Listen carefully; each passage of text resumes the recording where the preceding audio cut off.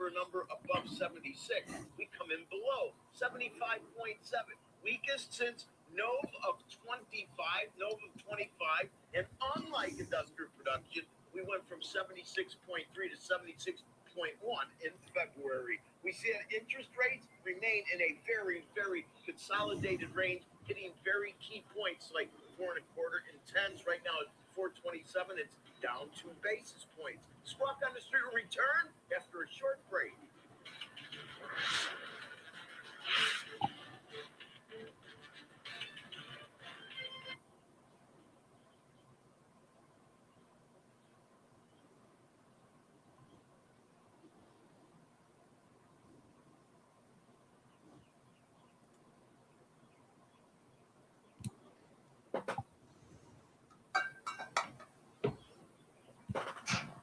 Okay.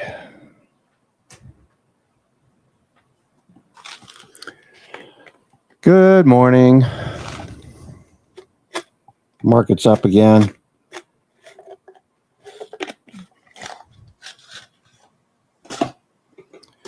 We were talking about yesterday how traders took positions off into the lows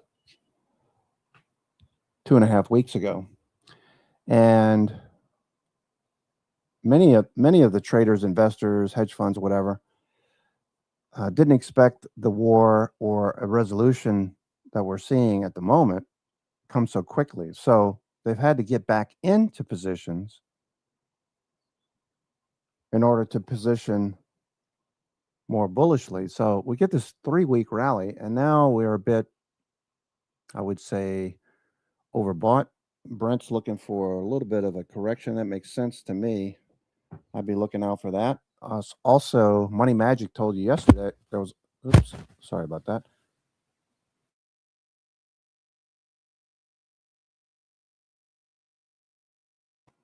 Money Magic told you yesterday there was a lot of puts being bought.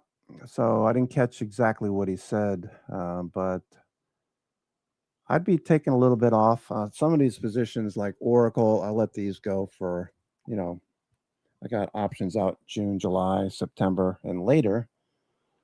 So I'm not really that concerned about that. Brent's looking for about 2%. The gamma was a little bit screwed up this morning. I think it had to do with his. It looks backwards. I might update that during the day. Okay.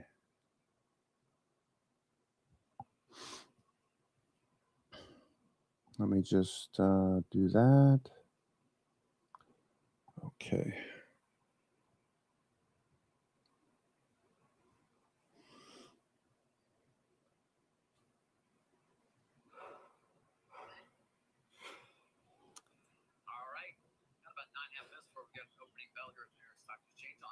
Thursday. Let's get a mad dash in. We talked a bit about the earnings from TSMC, but there's maybe one worrisome line in there that involves memory. Taiwan Semi's great quarter. You can see the stock is down. Don't worry about it. It's absolutely fabulous. But Taiwan Semi's down. Is that right? Someone asked about this memory pricing. Taiwan Semi doesn't give me the kind of performance that some of these other chip stocks do. It's very interesting. Okay, we're starting off the day. NASDAQ 100. AppLovin's the top of the list again, along with Datadog, Adobe, Team Atlassian, and Shopify. Those are the top 5. I find that if you're a day trader, first thing I usually do is look at what stocks are moving. Okay, so you can do that with the S&P 500 market movers. Look at these, and you go to, like, say, Robinhood. Go to the 1-minute chart.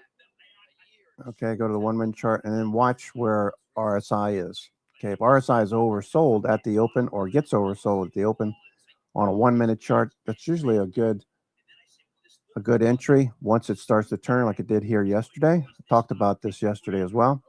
Once you get RSI oversold at the open or sometime during the day, start to look for entries. We did that with AMD yesterday, if you recall. AMD was a nice entry. during the day. Okay, so you had this pullback, then you had a higher low. I believe we entered on the higher low around 220. 220, right around 254 or so.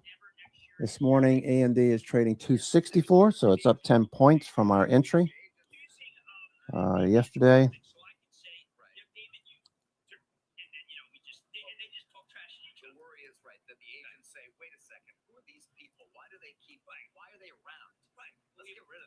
Let's just get, Charles Barkley, right?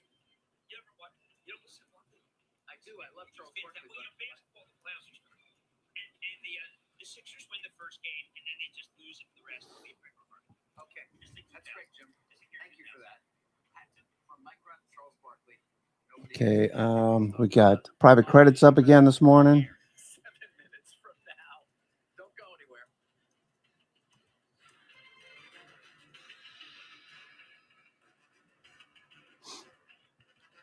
Okay, we got 7 minutes to go. Mic check, mic check. S&P, NASDAQ on the left.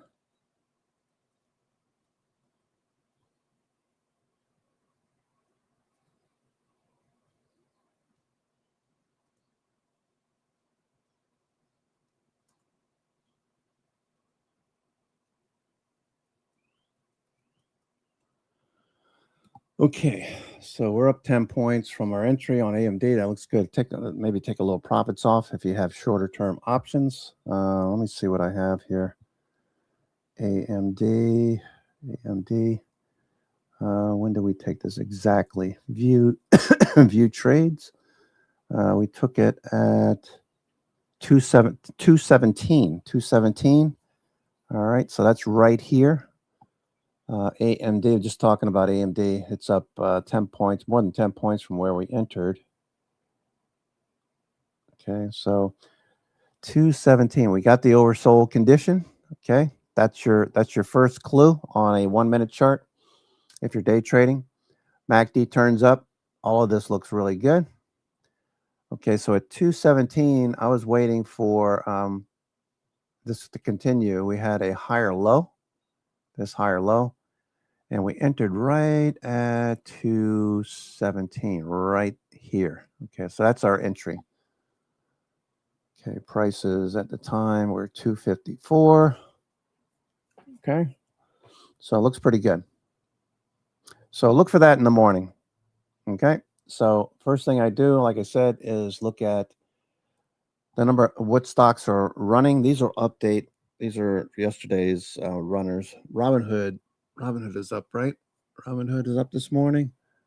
Where's my Robinhood chart? Where did I put it? Oh, it's over there. Okay, Robinhood. Yeah, it's up again today. So let's get ready. We have 5 minutes. I'm going to grab my coffee. I'll be right back.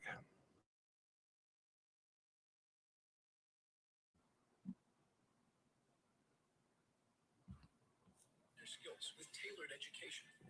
Get an expanding library filled with new online videos, webcasts, articles, courses, and more. All crafted just for traders. And with guided learning paths, stacked with content curated to fit your unique goals, you can spend less time searching and more time.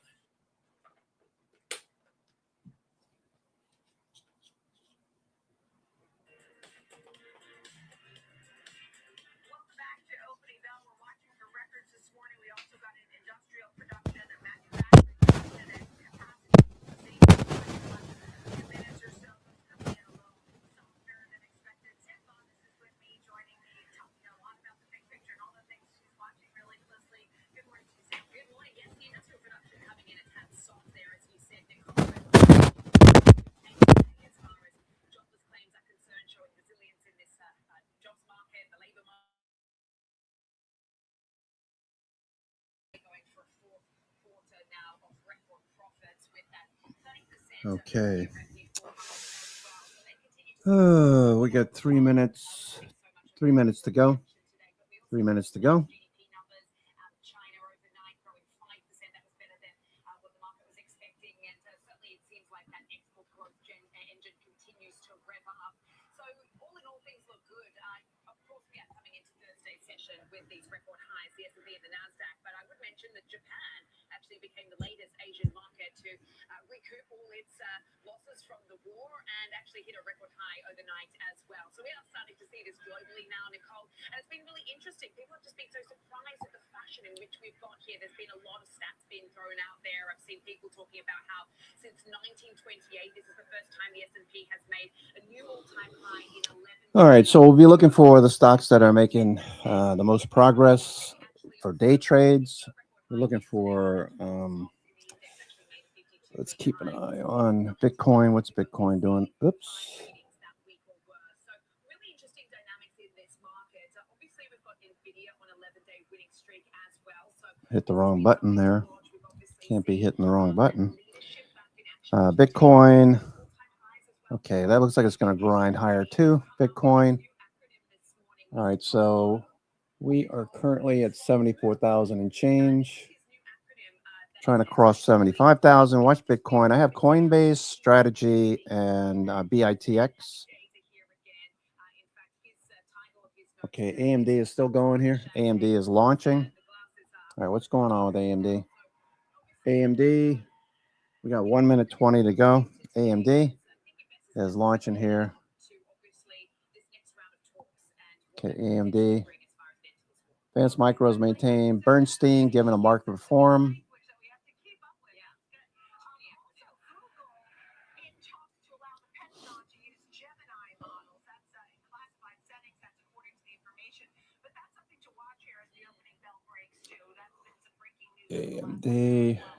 AMD, for those of you who are trading AMD, looking good.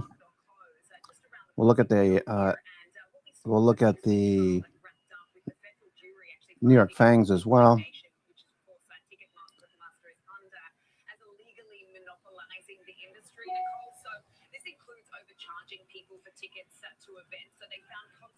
Okay, we're about to open here. About to open.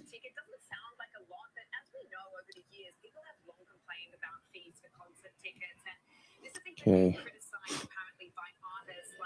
All right, AMD. Let me get my finger on the trigger here on AMD. 260, 270. Okay, looks good. 260, 270 for AMD.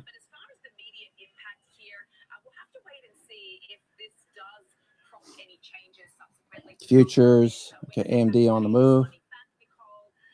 Okay, we're approaching 270.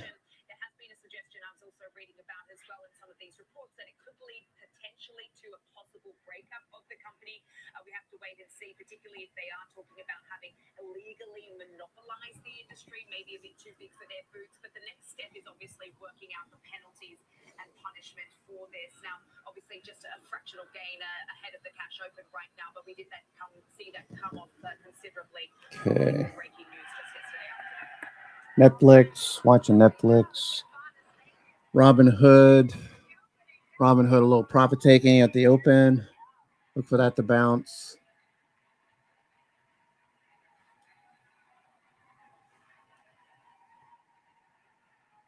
Okay. Robinhood backing off towards recent yesterday's highs. Robinhood. Okay, yesterday's high. Okay, so profit taking, people taking profits, short-sighted. Okay.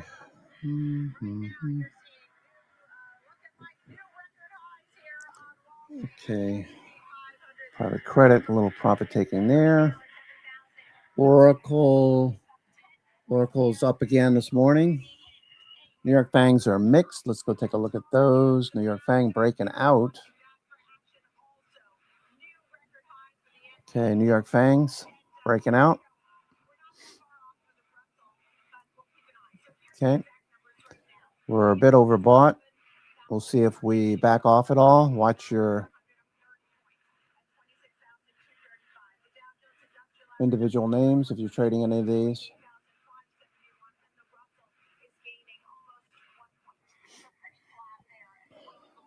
Oh, I see what I did. Okay.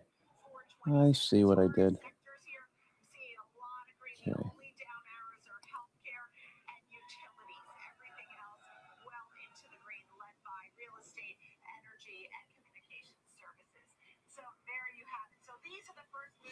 Okay, New York Fangs. Tesla's down. Microsoft is up, but seeing a little profit taking. Futures are hanging out. Let's see what futures are doing. Hedge flows. It's early. Give it a few minutes for the markets to settle down.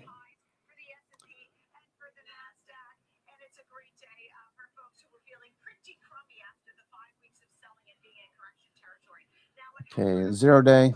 You can see mostly purple on the screen. We got 70 as resistance overhead.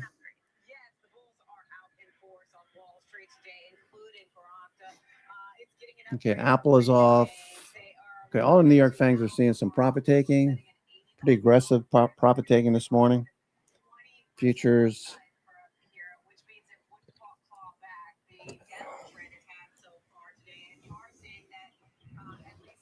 Let the market settle down. We'll see if we get a trend in hedge flows. We're still up 10 handles at the moment.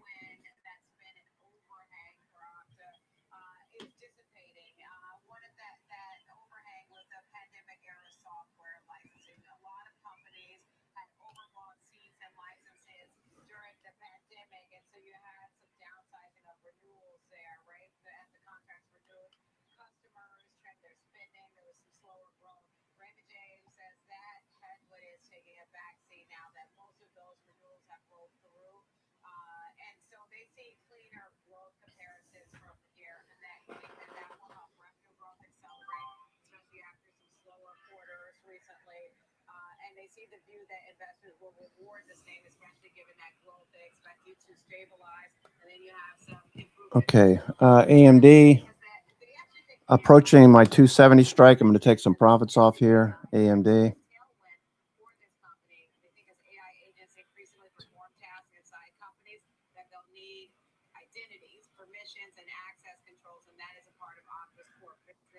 Meaning engaging who or what gets access to the data, so they think that they will actually be able to lean in there. So again, you can see the stock rewarded right now, and part of this again is evaluation, given that they think the headwinds are dissipating and that there is some tailwinds now. All right, and what happened to Flutter? You know, I thought gambling was hard, but we have pause here. Yeah, I mean, listen, this is all about 270 is the max profit zone on AMD. If you took that yesterday.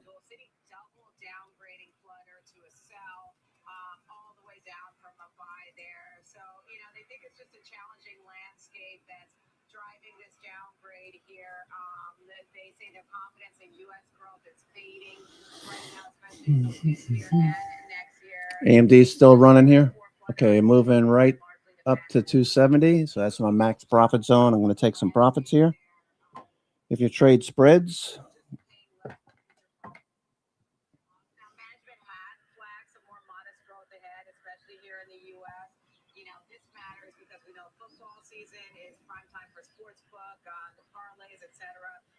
engagement during the NFL season is not great. Investors will obviously pay attention to that and walk back their bets, pardon the usage of the phrase there, on this company. And so the prediction markets is a challenging place because the question for FanDuel is it an opportunity or is this a challenge for them, right? They have the competition from the college market, the policies of the world, but then they are trying to lean in prediction markets. These platforms, we don't let, individuals wager on outcomes of real world events. So it's not just elections, though. There's sports happening there. Now, there's been some pushback on those prediction markets about that segment, especially for sports. Okay, VIX is up to 18. That's up a quarter. Okay, everything's looking good. 70.33 on the S&P. Okay, S&P.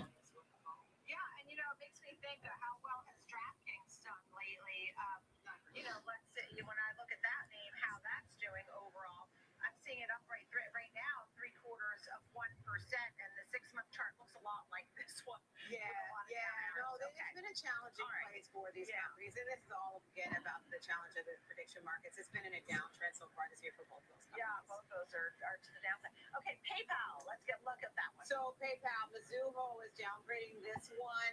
It's not like this Citigroup downgrade. They're just going neutral on this one from outperform, and this is about the competitive landscape here. They cut their price target to 50 from 60, which is around where it's sitting right now. So they essentially believe that the value is baked in to where it is right now. And the competition for digital payments is not about the traditional players here, right? Because, we know they've got PayPal, they've got Venmo, so, strong footprint, but they think rival wallet, the same peer-to-peer payment user. It's a challenge for PayPal, and this is really about Twitter X as a growing threat. They think X is pushing into, they notice that X Okay. financial services, Pushing higher. peer payments, and digital wallets. AMD. Okay, Robinhood. All right, a lot of stocks profit taking in the morning. Not surprising.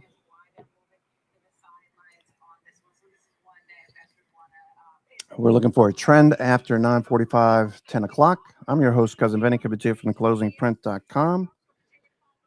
The day after tax day, if you file taxes yearly, congratulations, you made it for another year working for the IRS. ARM Holdings. Okay, that looks okay, ARM.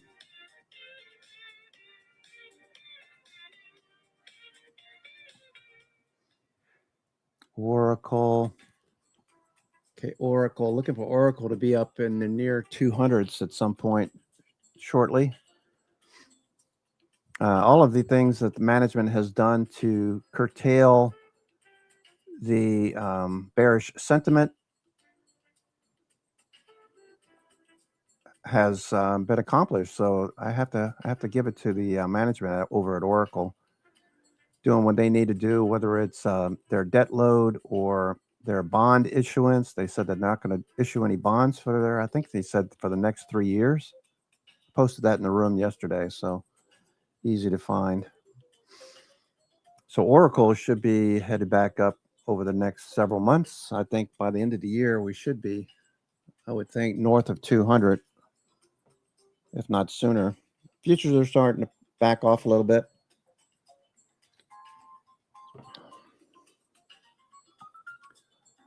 We've got financials. I took a spread on financial. Let's do this real quick. Let's see. JB Hunt is up. Okay, looking at some of these. Okay. JB Hunt, JBHT, JBHT. It's still very early here, so I'm not going to do anything just yet. Okay, JBHT, 1 minute chart. You see it's overbought already. JBHT on semiconductor, 1 minute chart. Okay, overbought. Albemarle.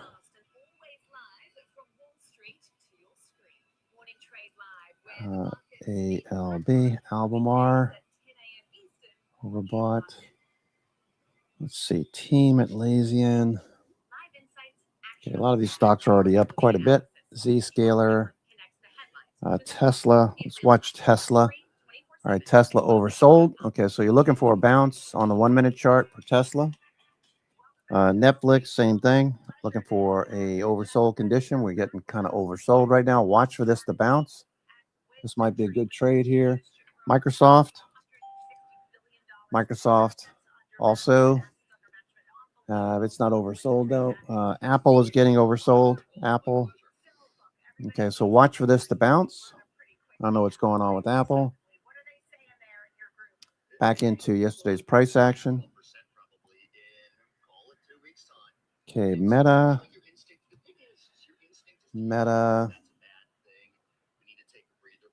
Okay, overbought, oversold, bouncing. Meta starting to bounce. AMD, nice little pop up to 270. I took my position off the 260, 270 calls. Spread took that yesterday at 2:17 p.m. Stock was at $54 right here at 2:17 right here. Okay, so we were at 254. Nice 15-point move. Thank you very much. Okay, so we're starting to fade a bit right now. Let's see if that is what the theme of the day is going to be, a fade or what? Probably just profit taking, I would think. First thing this morning, profit taking. We'll see if institutions step in. Okay, let me look at financials, XLF.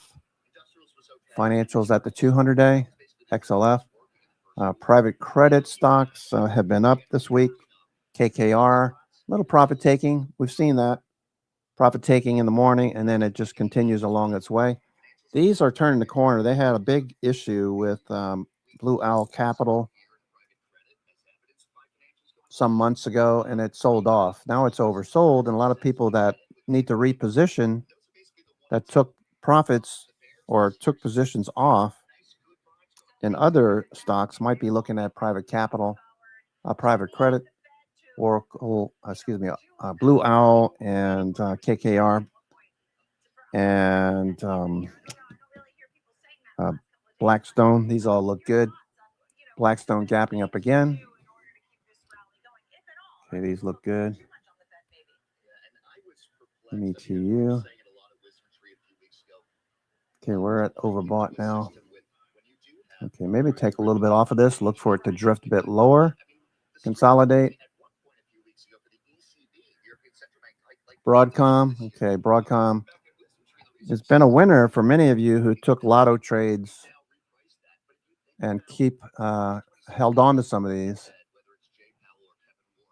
All right, watching hedge flows. All right, so this is a fluid market right now. So waiting to see what happens with this hedge flow.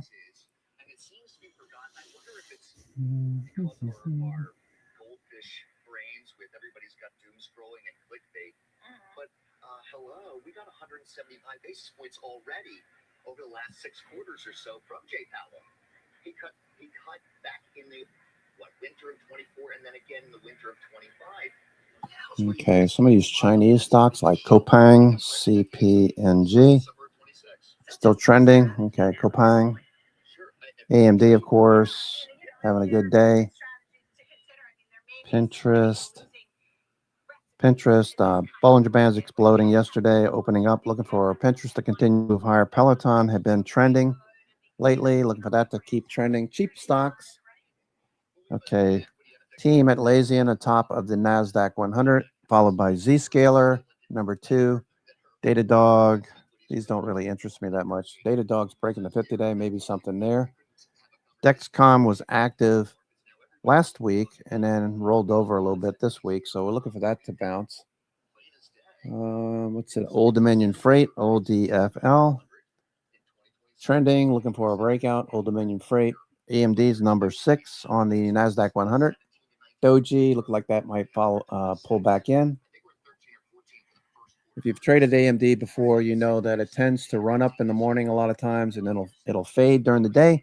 Buyers will come in. We'll look for AMD to set up again. Okay, watch your RSI. Okay, RSI will get oversold. I know many of you were asking me about this particular strategy. Okay, even Broadcom with a nice rip to the upside. Still going. Apple, we're looking for these to turn. Apple, they're oversold. Now watch this Apple setup here. We'll see what I'm talking about. Apple. Okay, we're way oversold. Let's see if buyers come in here or not. They come in. Okay, S&P is starting to bounce. S&P is starting to bounce.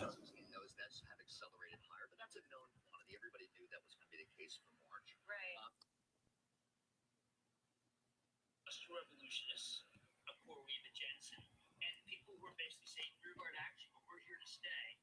Snowflake, which is actually here to stay no matter what. Salesforce, let's see how they're getting the Salesforce. Okay, no bounce yet. No bounce yet. Let's see what Netflix looks like. Netflix. Okay, Netflix is starting to bounce. Didn't get quite oversold. So Netflix, looking for that to get, obviously has earnings tonight. Netflix, I'm out of my position in Netflix. I told you that yesterday. I plan on doing a strangle about 2 to 3 points on either side of price. Maybe even a long iron condor where I take strikes that are close to the money. like 2 points out of the money either direction, and then go 5 points on either side in the other direction. For the wings, You know what? Jackson did not talk enough about his own GM, his own production. Yeah. I think it's so it'll look something like this. Okay, so if I take an iron condor, okay, these will be, the green lines will be long. Okay, so the green lines will be long. All right, so I'll do like 110, something like that, and then I'll take a put. That's about, okay, 2.5 points. So 2.5 points would put me down here. And then I would take the wings and go maybe 5 points or 10 points out of the money either direction. Okay. And these would be colored red. These are the ones that I'd be shorting, which creates the iron condor. In this case, we're buying it, not selling it. Looking for a big move outside of the 5.6% that they're looking for. So these two are longs, okay? So this is a put long, a call long, a call short, and a put short, okay? So long call, sell this one. Buy the 110, sell the 120. Buy the 105 put, sell the 95 put. All right, so I'll keep an eye on that for later. Let's see how this adjusts. Yes. Put this here. Netflix, Condor. Actually, you know what? Let me put it in the appropriate folder. All right. So that's for later. We're just watching the S&P. I'm your host, Cousin Benny, coming to you from the closingprint.com. It is 9:49. 6 hours and 10 minutes to go in this trading day. Okay, Microsoft's pulling back a little bit. So let's see if we can find some nice 1 minute charts, day trades. All right, so let's look at Microsoft's turning down. Microsoft. Okay, almost oversold now. Watch Microsoft. This might be a good trade. Microsoft was super strong yesterday, so it was obvious institutions were buying. People are taking profits right now. So we'll wait for this stock to get. We'll wait for this to get oversold, and I'll flip back and forth to the S&P to make sure we can coordinate these two. So I'd like to see the S&P turn back up when Microsoft gets oversold. RSI, if this turns out, be nice, coincident if it did. Okay, S&P is still fading a bit. Excuse me. All right, so we got some support right in this area.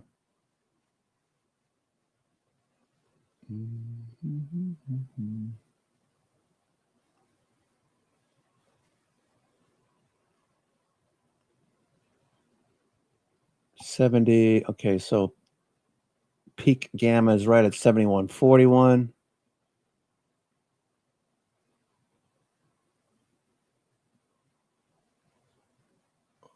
Combo strikes.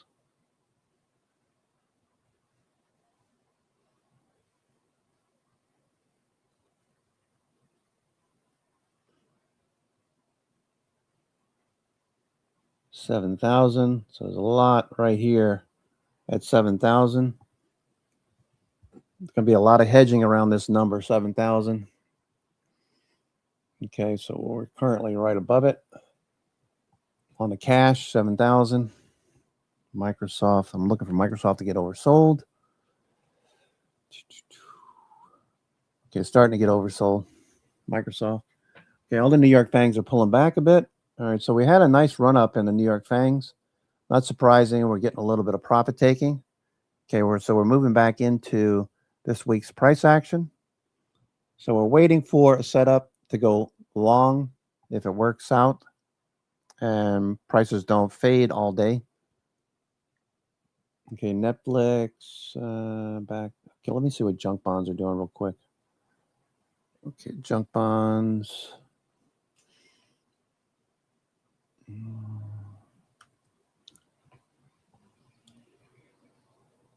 Okay, junk bonds. Need to break above these levels, 97, 98. Well, CEO's going to be a guest later on. Money Movers, that'll be the 11 a.m. hour Eastern. The 200-day is right overhead at 97. So that's what we have to hurdle. Yesterday we had breadth backing off a little bit. So we're expecting that we could see a little profit taking. We got the gap up first. Now we got the opposite of what I was anticipating. All right, so we get some profit taking here. This is what's making me think it's profit taking. We got the indices moving backwards right now, and yet hedge flow or the advanced decline is rising. So let me go see what the number of stocks above the 20-day looks like. I think it's important to do your analysis the first half an hour. See where the money's flowing. See this number of stocks above the 20-day? That's moving higher, not lower. So the S&P is doing something opposite right now. It's the what do you call it? It's the New York FANG stocks. That's exactly what it is. You got the equal weight rising while you have the S&P moving lower. Okay, so why would it be? Why would that be the case, Vinny? Because 33% of the weight of these top 10s, 33% of the weight is in these names. So S&P, equal weight. All right. So that makes sense, right?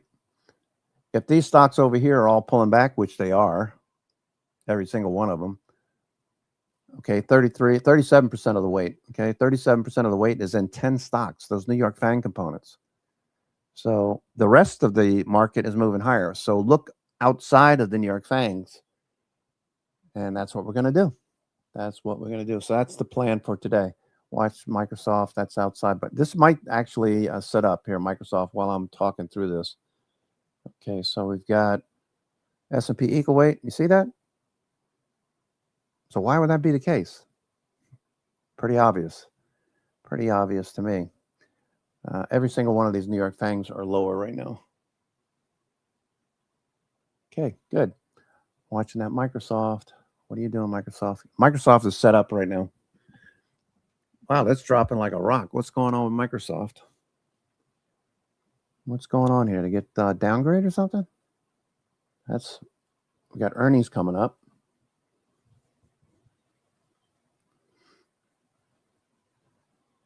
Rallied 10% in 3 days. Yesterday was a big day on Microsoft. Oracle's pulling back a little bit. Okay.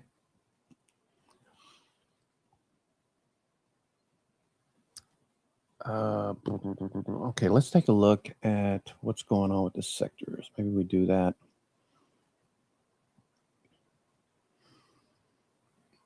Okay, see where the strength is. Okay, so yesterday a couple of people mentioned Walmart seeing some action, that some money shifting into consumer staples. And while I'm thinking about it, Money Magic, you had mentioned yesterday you saw lots of puts. Can you just let me know again what you saw that on, just so that I'm up to speed with what you were seeing? If you're listening, Money, appreciate it.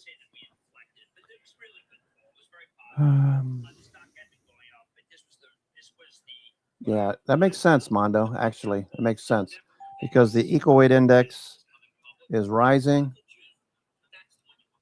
So you're not exposed to the New York FANGs here. I would think that this is going to, okay, you're oversold right here. Okay, so watch for a bounce. Mondo looking to get long right here. Speaking of excited, what do you got tonight on the show? Don't forget, Okay, nice bounce there, Mondo. Oversold. This could run right back up. IWM. I like the trade. 270s you're trading? 270s? I might join you, actually. IWM 270s. Not taking anything today. Sometimes you got to be you. All right, I'm looking forward to that. Stay tuned. The Investment Club. Would you take Friday? Of course, S&P touching touched a new record, but we are down about 1/10 of 1% right now. We're back. Okay, backing off a little bit. Okay, what's Microsoft doing? Microsoft. Okay, Microsoft, there's your oversold condition. You see that? You see Microsoft? Oversold condition. day traders are in this. It looks like Microsoft. I have a position in Microsoft, right? Microsoft. Yeah, Microsoft.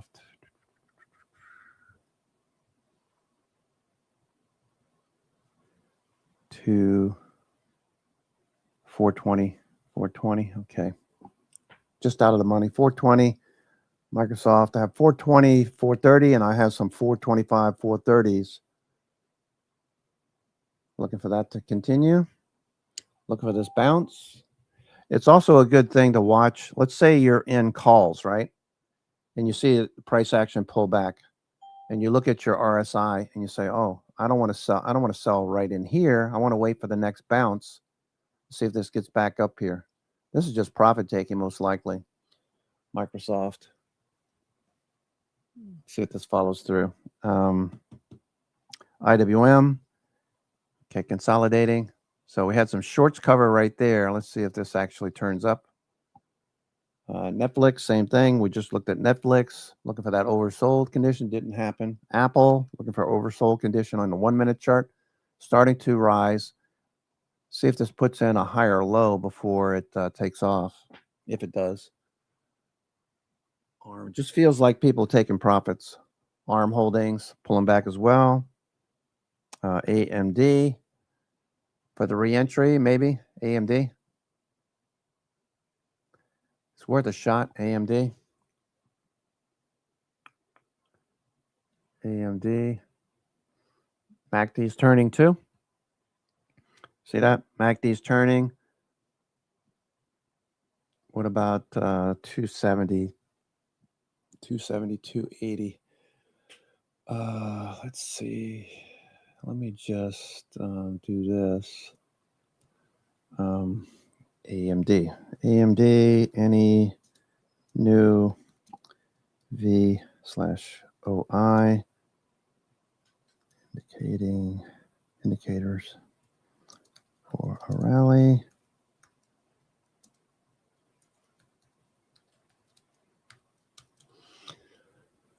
Mm-hmm.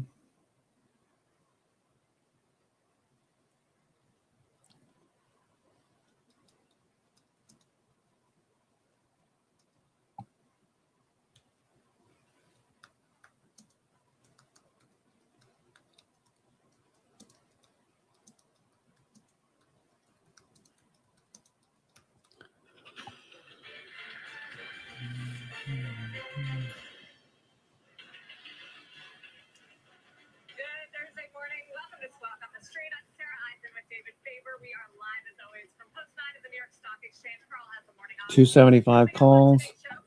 AMD.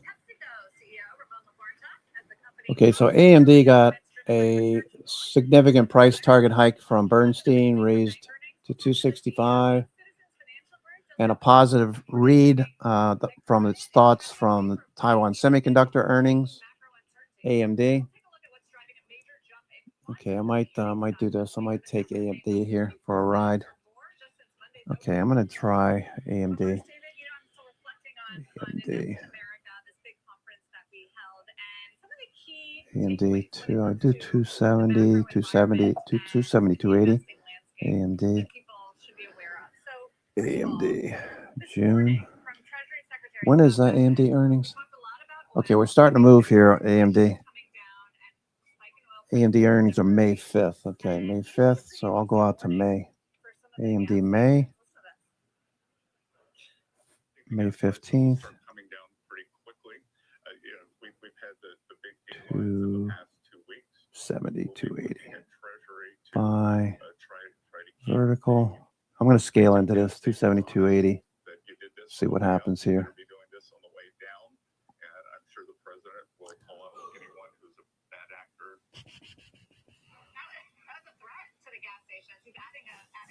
Okay, I'm going to wait for this to get oversold. I'm going to wait for it to get a little bit more oversold. I might miss out on a trade, but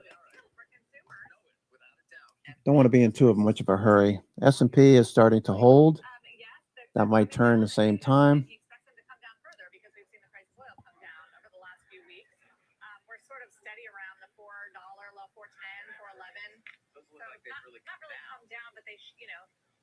They should be, because look, where's the price of oil? Yeah, the Right price of now? oil has, but my point is, he said they're coming down. 90? They haven't yet come down. They will come. I think he was mentioning the fact that oil prices have come down 20% over the last few weeks. 280 is a 40 delta, by the way. Filtered through. Then filter through into the gas prices. Also got a chance to talk to the FedEx CEO. We got a Philly Fed regional manufacturing survey today that was a lot better than expected. And FedEx is it's a window into the industrial economy. Yeah. All right, AMD starting to bounce. AMD, if you're watching it, AMD, if you're trading it, watch for this to continue.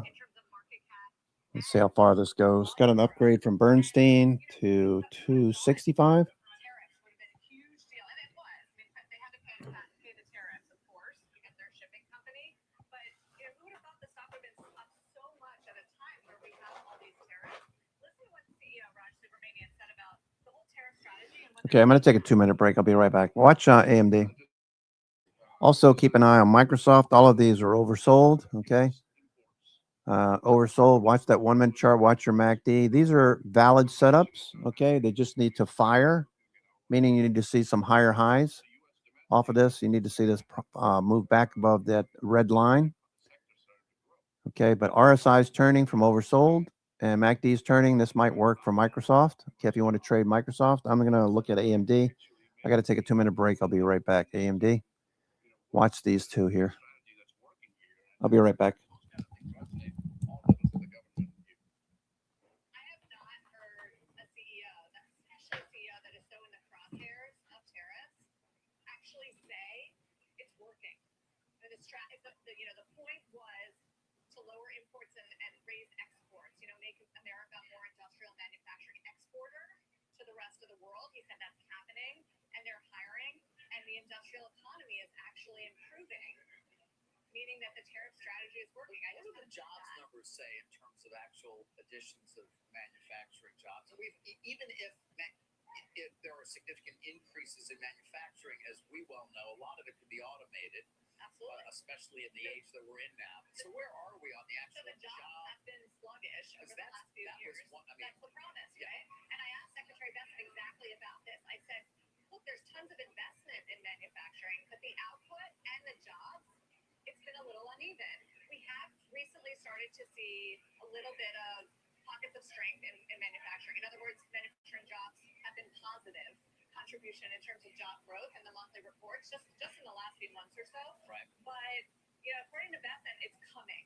At first, you see it in the construction jobs, which we certainly see. That's a big source of job growth. With it is. A lot of that's data centers, which is kind of its own thing. But he says, these are investment cycles. This is not just, he compared it, to my background in foreign exchange. It's not just like you buy it instantaneously. This is a long cycle of investment, and these things take time. When it comes to building plants and factories, it's over 5 years.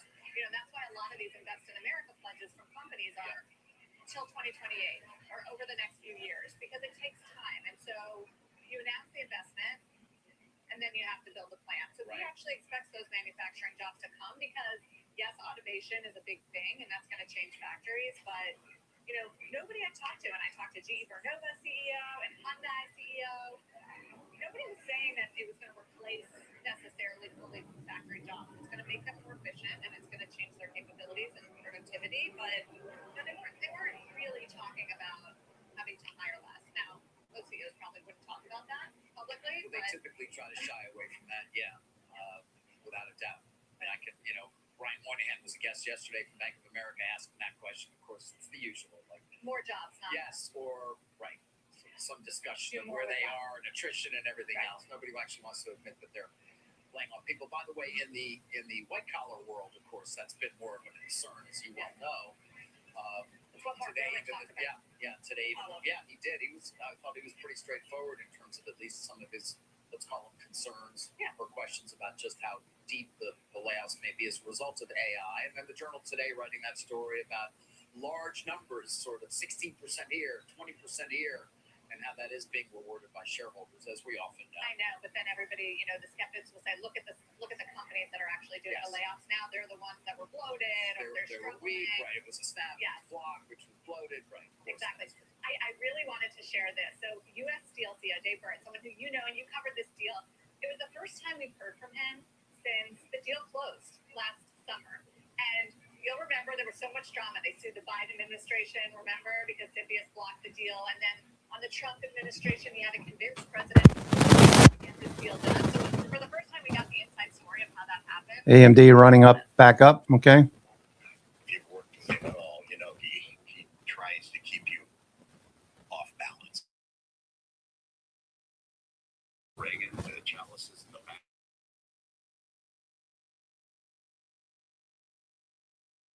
All night long, our meeting was delayed, waiting for me to give them the update. Okay, nice move here so far with AMD. Basically, he said, you know, with you, Mr. President, and this is not flattery, this is the truth, you can get 10 times what's on the table. And certainly he heard that and he responded to that. He gave me a little steel medallion. He said, would you like a picture? And then Mark Zuckerberg comes in, and the high point of the whole meeting was he introduced me to Mark Zuckerberg as that good-looking guy from U.S. Steel. I figured that this had to go well. By the way, it didn't. There was a whole lot of stuff happening in between, but mostly it was he understood the workers wanted the deal. He understood that this strengthened economic security, job security, and national security. So he came around, but he's just Mr. Negotiator. Let's just face it. I was going to say, it sounds like actually, like the hidden story here is that it was your good looks. You know, I've had that said. Never. Okay. UK's GDP actual 0.5%. Forecast was for 0.1%. Let's take a look at EXU. That's the UK. EXU. No. EWU. EWU. EWU. All right, so that's okay. GDP was better than expected by 0.4. S&P is starting to turn. AMD looking for more upside. Microsoft, we talked about Microsoft, the oversold condition on Microsoft. That might be worth a shot. You can see RSI starting to rise. There goes price. Mondo looking at IWM. Okay. RSI watching this, looking for that decisive move.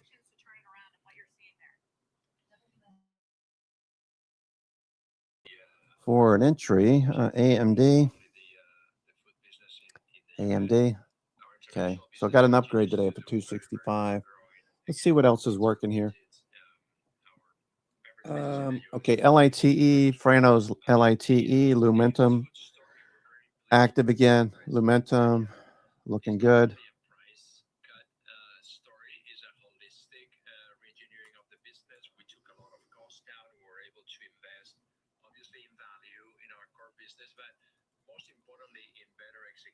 More space, better field rates, and also transformation of the portfolio. A lot of innovation into permissible and functional spaces, and that part of the business is also growing 2.5 times the base business. Our away from home food business in the US is growing 2.5 times more than the core business. So it's a holistic strategy execution that we started. Okay, it looks good. We're very pleased with the progress. We grew volume 2% in the US. AMD.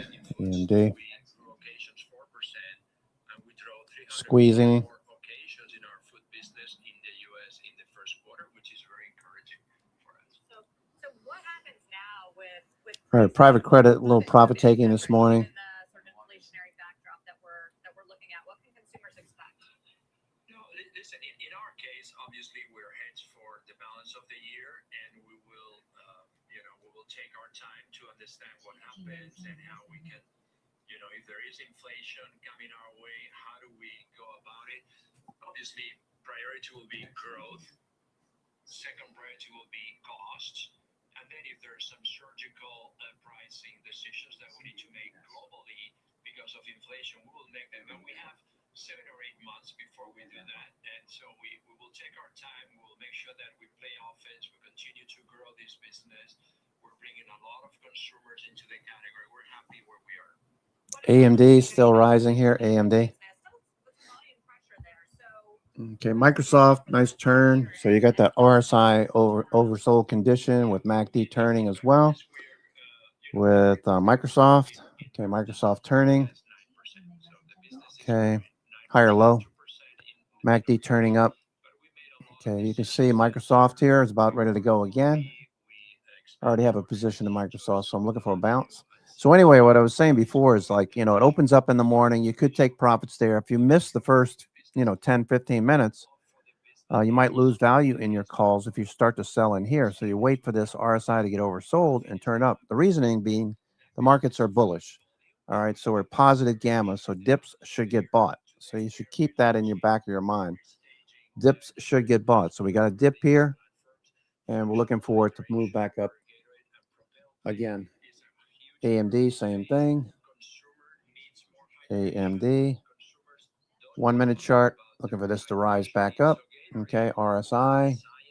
Moving in the right direction. I'm looking for Apple to do something too. AMD. Okay, AMD, Microsoft. Microsoft turned as well. Here's Microsoft. Okay, looking good. MACD turned up. RSI. Looks good. Looks good. S&P. Spiders. Okay, oversold. Positive gamma. Okay, you see all the purple. If I show you the trace chart, you'll see all the purple here. Okay. All this purple in the background means positive gamma above and below. Right now we have some negative gamma to deal with right in this area. Okay, let's see what Hero is saying. Hero, rising. Okay. We're going to have the World Cup in the summer. We're going to be doubling down on Lay's as the main brand for that huge occasion opportunity to grow more penetration and more frequency. Now, Tostitos is the next one, and Gatorade is we're actually starting right now. Quaker is coming in Q4. Okay, AMD.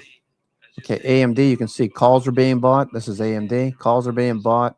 Puts are being sold as that blue line rises. That's what it's telling us.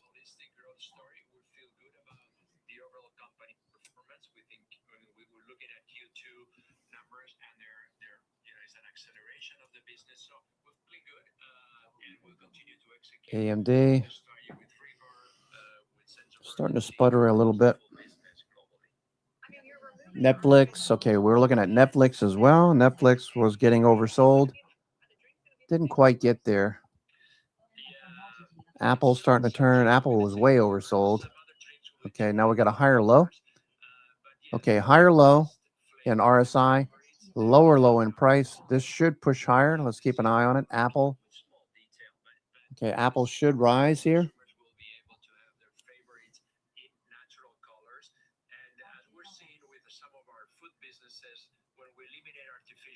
Some new consumers come into the brands, and that's an opportunity for growth. Clearly, the consumers are becoming more aware of the ingredients in food and drinks, and that is something we're leaning in, and we're being successful. I know it's early, Ramon, but just in the last few weeks or so, since the war began, and we've seen gas prices around the world. All right, Rocket Labs on the move. Okay, cool. Rocket Labs. Looks good, Frano. Okay, RKLB. Okay, breaking out. Bollinger Bands opening up top and bottom on Rocket Labs. Thank you, Frano, for the heads up.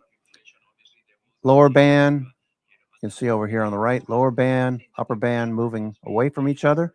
That's telling you look for a fast move. I would say this is probably headed to 100. RKLB.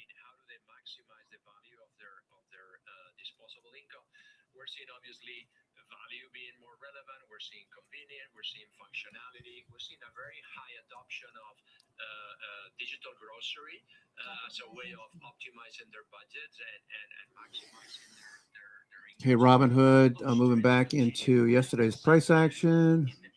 Starting to find some buyers. Here's another example. Okay, we're watching Apple. Apple for the turn. Let's look at Robinhood. Robinhood, people took profits. Okay, RSI got oversold.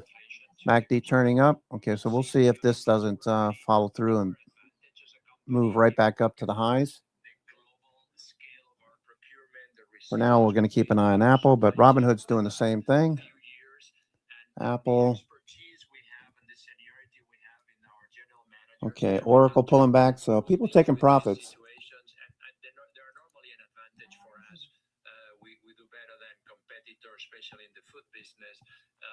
Broadcom holding up very well. Okay, AMD as well. AMD holding up well. All right, starting to put in a lower high. AMD. Oh, let's see. What is working? Okay, let's see some of these other names like Walmart.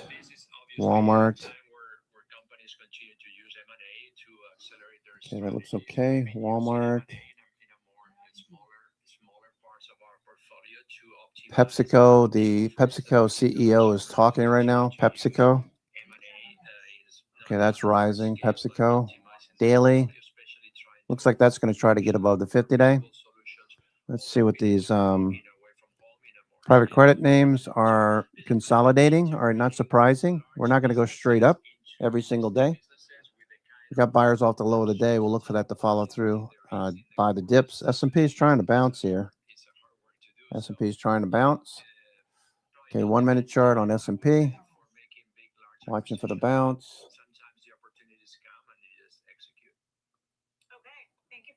Okay, so people took some profits there.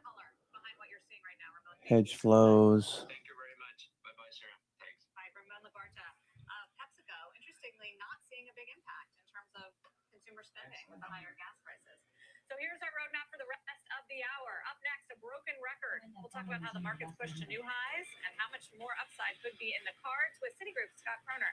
Plus, the CEO of Citizens Financial Group will be with us this after that bank posted solid earnings. We're going to get his read on credit, of course, and consumer as well. And a big new warning about jet fuel in Europe.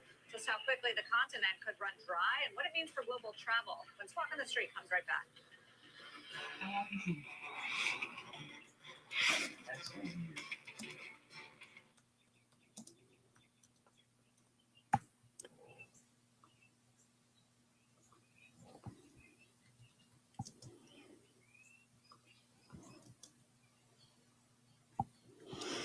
Okay.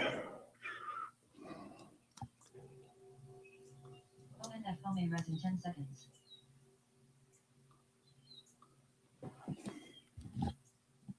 IRDC.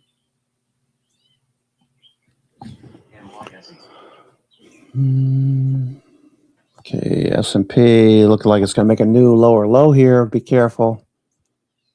Watch your stops. If the markets roll over, it's going to be the New York Fangs that are probably leading it lower at the moment. Okay, New York Fangs. Rocket Labs. Other stocks. There's plenty of stocks that are moving here. Frano just alerted you to Rocket Labs. So just because the New York Fangs aren't moving doesn't mean other stocks won't. So the New York Fangs are taking a break. Sellers at the high, buyers at the low. We're right inside of yesterday's price action, the top half. So we'll see if this continues or if we're a little overbought and need to get a little bit back. Probably the latter, a little bit overbought, right? We've had a tremendous rally in this group over the last 3 weeks, 2.5 weeks. So not surprising we're pulling back a little bit.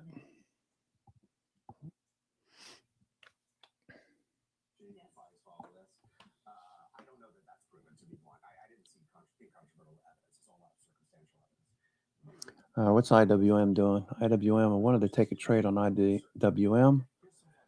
Let's see, here's the S&P, IWM. Okay, I made a new lower low. All right, so RSI is hanging out about the same level. Technically a slight divergence, not enough to really write home about. Watching for a bounce.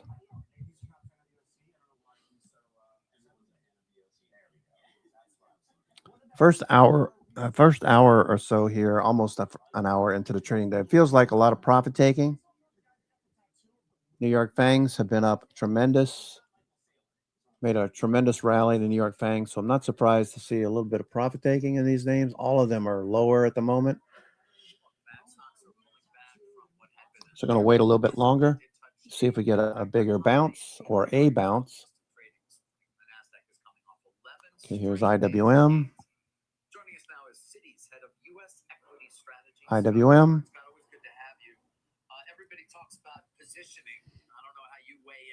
Faber was talking about this morning as well. That was a good catch by him this morning. David, I think you hit the nail on the head. I mean, over the course of March, as we navigated the Iran conflict, I think you saw a negative positioning dynamic, whether it was on the long short world or long onlys, where okay, so this did play out. It played out in April, late March, early April. We were looking for this seasonal move that stocks usually show us between March and April. And it just happened to coincide with the war, the conflict in Iran. Okay, so now that that's taken care of, hopefully we can rally some more. All right, IWM is still drifting lower. is that you begin to get a repositioning, which is how you get indexes higher, as we've been looking at for the past couple of weeks. And so what does that mean? I mean, especially given the violence of the rebound, certainly this week, things are coming off a little bit. Microsoft not up quite as much in the session now as it was earlier, but nonetheless still up, 13, 14%. Oracle's move this week is truly historic, 29%. What does that portend for next week and for, the time to come, if in fact... Yeah, we're not going to move up every single day, but stocks like Oracle, I would expect So I think what happens make higher highs and higher lows. It gapped up twice this week. Gapped up Tuesday morning, followed through yesterday, gapped up again this morning. We're fading a little bit. We're not going to go up every single day at the same intensity. So a little pullback here does make a lot of sense on Oracle. People taking profits. So I'm just sitting here waiting for these setups to materialize. I'm not going to buy something until these get oversold. Apple oversold. You can see here. Okay, Apple oversold. RSI. We make a lower low, higher low. So this should trigger along pretty soon. Let me just keep an eye on Apple at the moment. Apple. What else is working here? While we're doing this, I'll come back to this in a minute. Let's go to LITE. That's trending. LITE is trending. Here's the 1 minute on LITE, making higher highs, higher lows.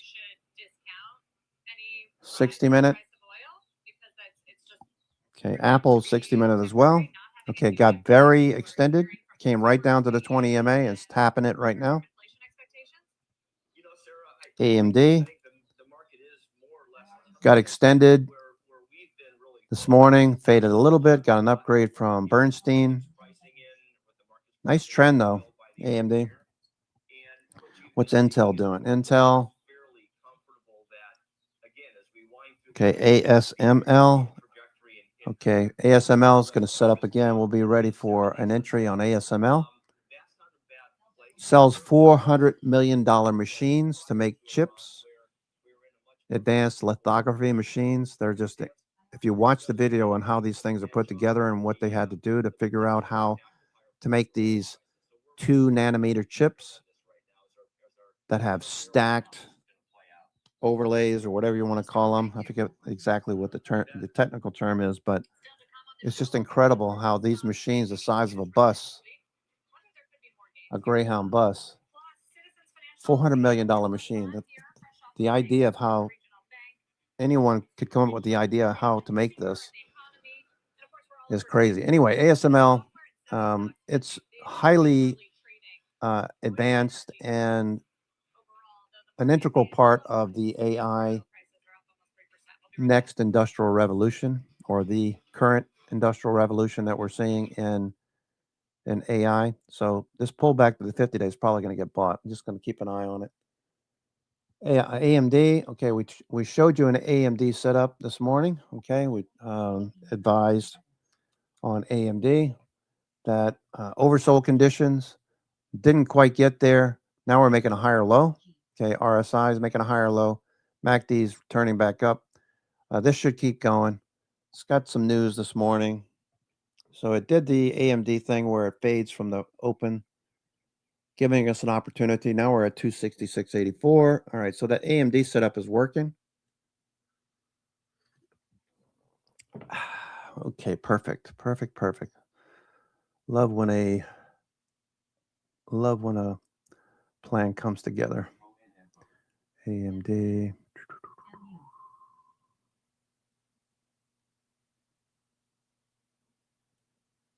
Oh, you guys are pretty active today. Pretty active. Okay, AMD's moving a bit higher now. Hey, Cayman's in the room. Okay, Cayman. Yeah, I took bull shares yesterday.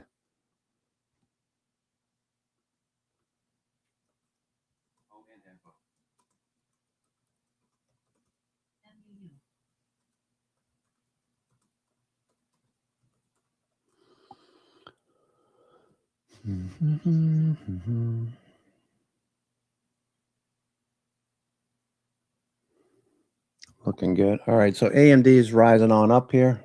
So if you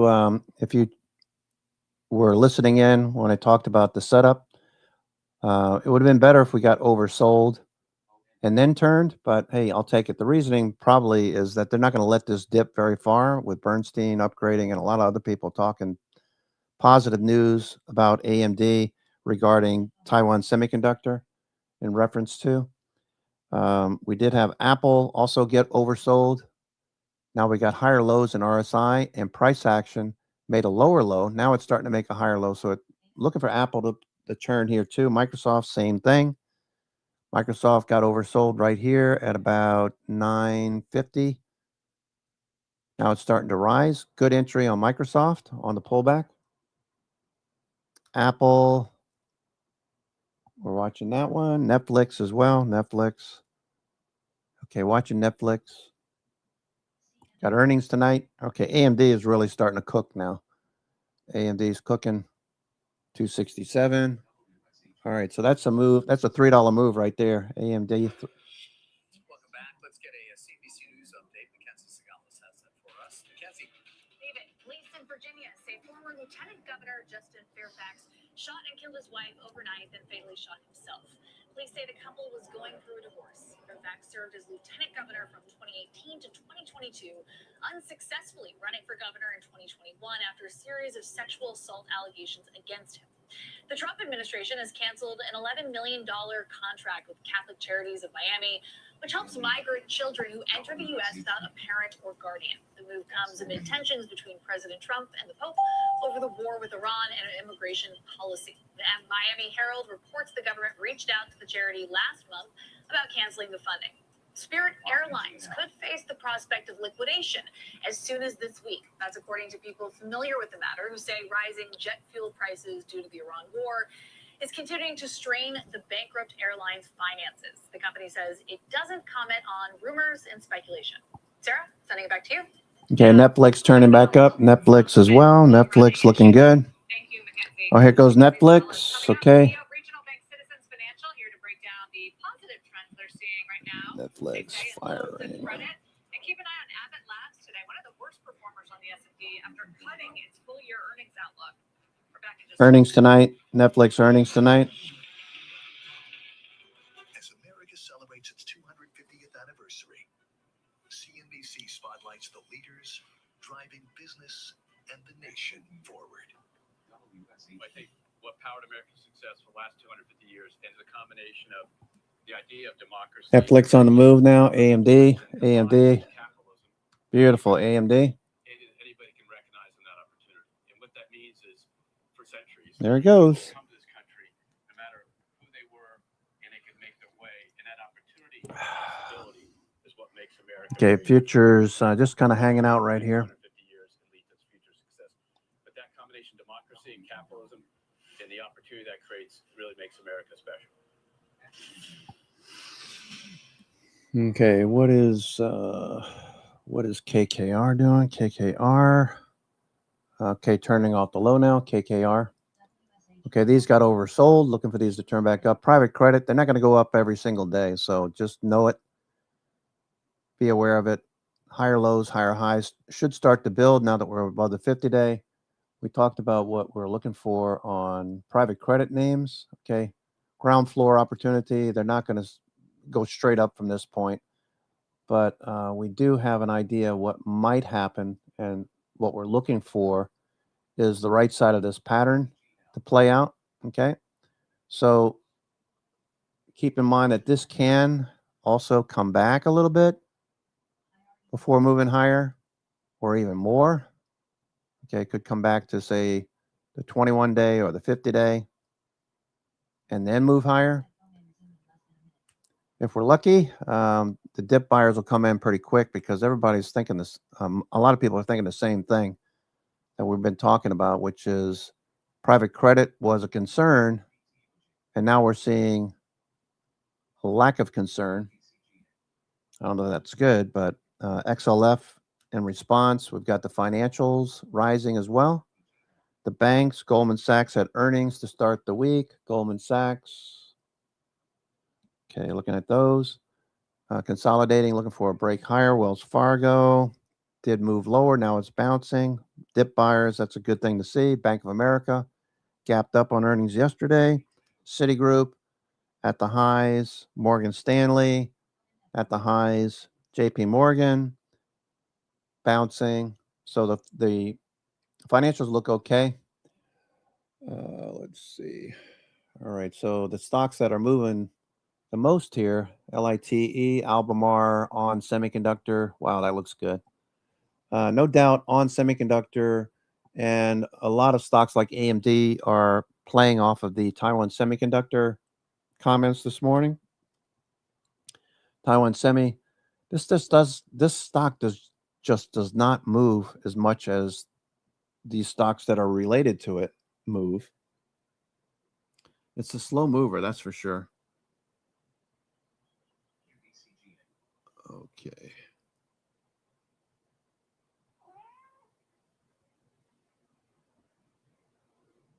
What's up, Goose? What you need, baby? Here you go. Want some catnip? Here. Smell this? You know what this is, right? You want some? There you go. Have you some catnip. That should be flying around the house. All right, AMD. We talked about AMD, how it was setting up. Here's Apple starting to set up as well. So if you're day trading these, check these out. AMD, nice rally back up. Microsoft, Netflix firing, starting to move higher.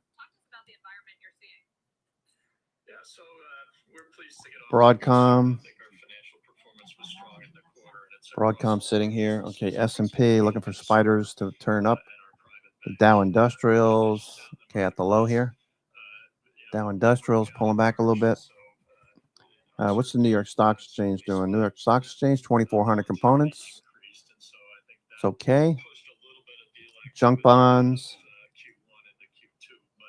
Consolidating. Netflix rising some more.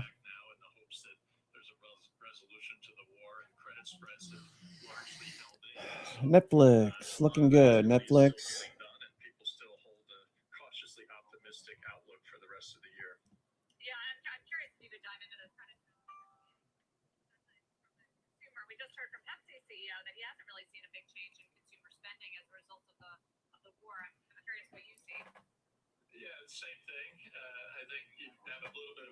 Netflix on the move, AMD on the move. All right, so keep in mind that we are in a positive gamma regime. All right, you got to keep reminding yourself, if need be, whenever you see purple, predominantly purple on the screen. Yes, we have a little bit of red down here, but that's later in the day. Okay, so at the moment, there's mostly purple on the screen. 0 day. Okay, noted by 0 day up here.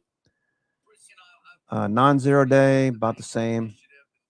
looking forward a couple of days, let's see what it looks like. Let's look to Friday. OPEX. Okay, we got a huge level overhead of high intensity potential movement. Okay, out towards next week. Out towards tomorrow, rather. OPEX tomorrow. Got a lot of purple up here, a lot of positive gamma. So there's going to be resistance at 7,000, 7,150. Well, I can't believe we're talking 7,100 already. Resistance overhead. Okay, AMD still going almost back up to the high of the day. So if you bought the dip when we mentioned it, looking good. AMD. Okay, so there's a nice little higher low, almost getting ready to make a higher high. So anyway, the point is that when you see a lot of purple on the screen, look for dips to get bought. You know that dealers are going to buy dips. To be very clear, what I'm trying to tell you is that if you're going to trade something like AMD, all right, AMD very strong this week. If you look at the daily, okay, if you look at the daily on AMD, the fact that we have positive gamma, look at the rip here. Most people would think, oh, I don't want to buy up here. This is crazy, right? The likelihood is AMD, the dips are going to get bought. Okay, so if we go out to, let's see, the next chart, you can see that since we've been rising here, every time this dips, it gets bought. Why? Because it's a positive gamma regime right now we're dealing with. So you should expect the dip to get bought. And I want to look at RSI oversold as a condition for me to get in on a 1 minute chart for day trades. Okay, for day trades, just talking day trades right now. You can see we're almost back up to the high now. So from 262, 263, that's up 5 points now.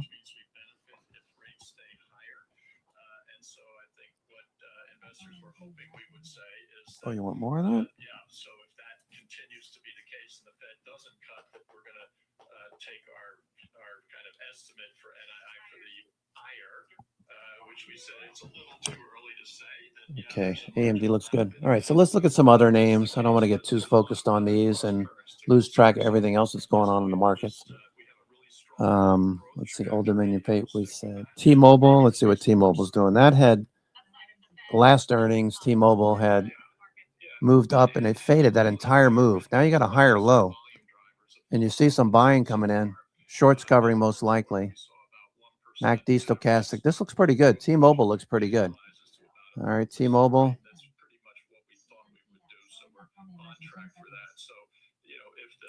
T-Mobile.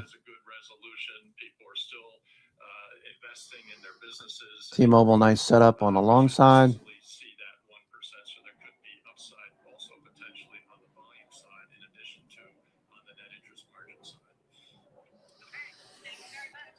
T-Mobile, okay, looking good here. T-Mobile, higher low. RSI is oversold on the daily. Let's see what the 1 minute chart looks like. All right, so look for a B and C pivot. What they say is its most capable model yet for the general public. This is called Opus 4.7. It's that Claude suite of models that has really gotten to be known for coding and some of its work with agents. The company, though, saying, despite it being the most powerful for the broader market, it is not as powerful as Mythos, the cybersecurity model that we've been talking a lot about in recent weeks. They say here, though, it's a okay, so T-Mobile, that looks good. I'm just going down the list on the S&P 500, LITE, on semiconductor, JB Hunt, transportation, breaking out, JB Hunt, JBHT, breaking out. What's Old Dominion Freight look like? ODFL. Okay. They do reiterate here that Mythos is still going to just be for that small group of companies. They're saying it's released on a limited transportation stocks breaking out. They don't have plans yet, from what I'm hearing, to roll this. Ooh, what was that? Sorry about that.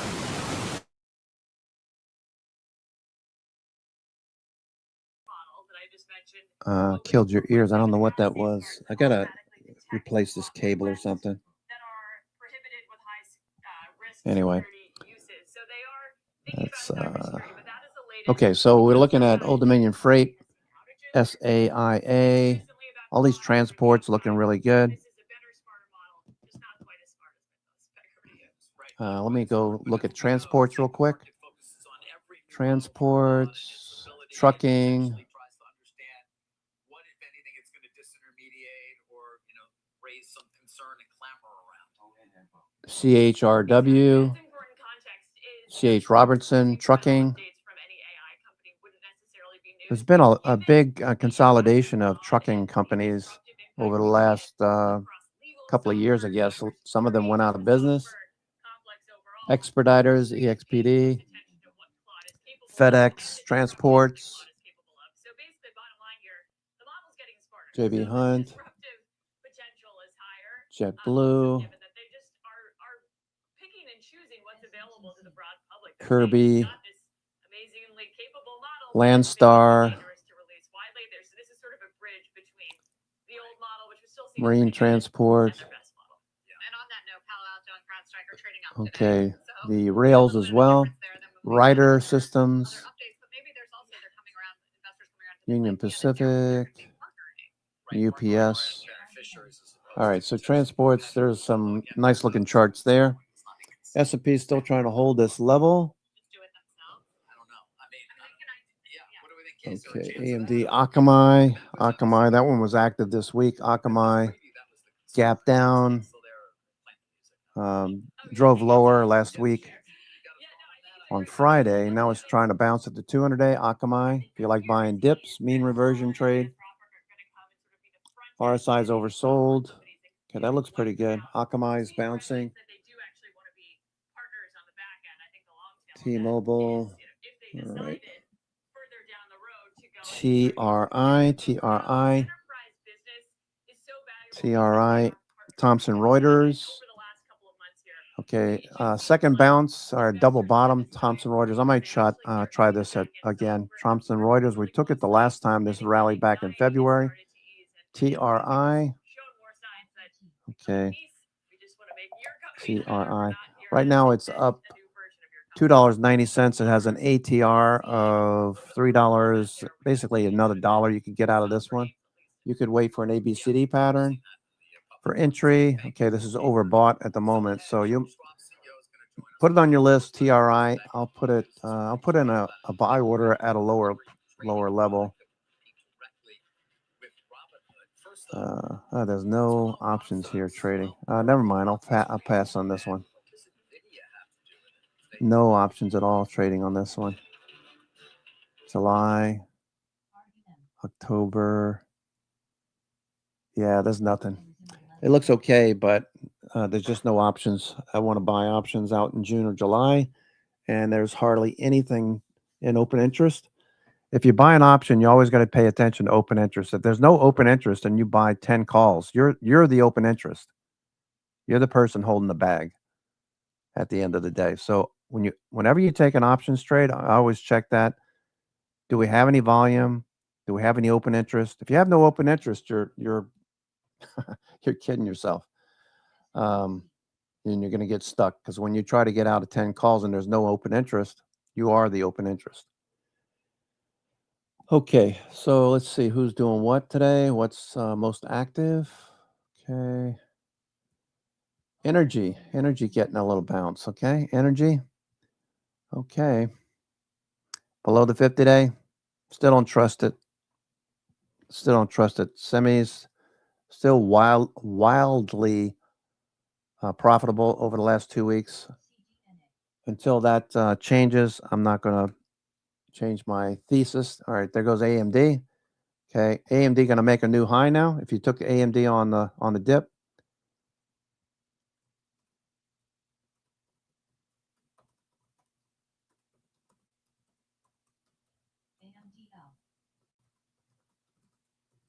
Okay, that was a nice move. $7 move.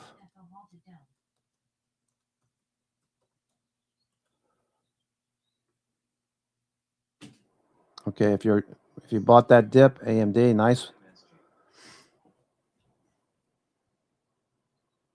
$7 move off the low of the day. We just made a new high of the day for AMD. Very nice. Very, very nice. Okay, let's see.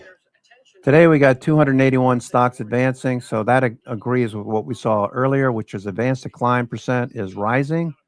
We need to see at least like 400 stocks advancing by the end of the day. That's what we saw Tuesday a week ago, I believe it was.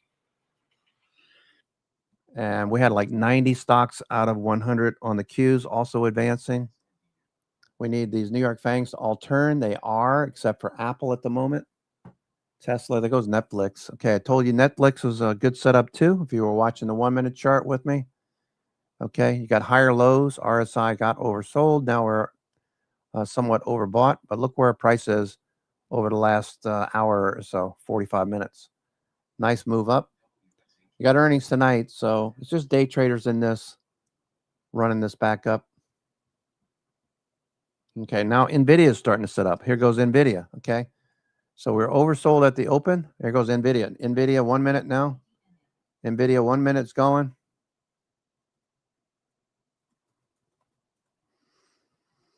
Okay, there goes AMD. I mean, NVIDIA. This is a beautiful day. Another beautiful day. We got the dip first, so that's telling us that the New York FANGs, a lot of people took profits off. Now it's turning back up. Look for S&P to turn back up as well. If you're thinking about an S&P trade, you got a pretty good setup right here. If it starts to turn, we'll be watching Trace. I want Trace to turn up. It is. So that's confirming what we're seeing. If you're trading IWM with Mondo, let's go take a look at IWM real quick. Here's IWM. Okay, so they're buying calls, the orange line. They're selling puts, the blue line's rising. That's creating positive gamma, which is what you want to see if you're going to trade IWM or any stock. Okay, looking for a dip to get bought. Okay, so there's your RSI oversold, more or less. Starting to turn back up. So if you're going to buy IWM, that's where you want to do it. Do it, do it, do it. AMD blasting off here.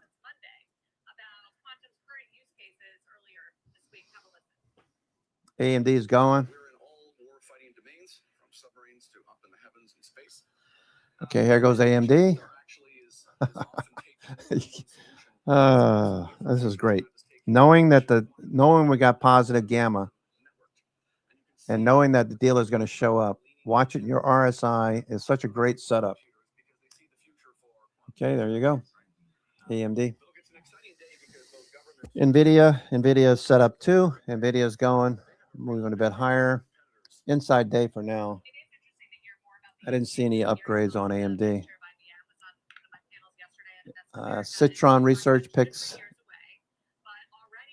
inflection over Rigetti as possible winner, highlights quantum market mispricing.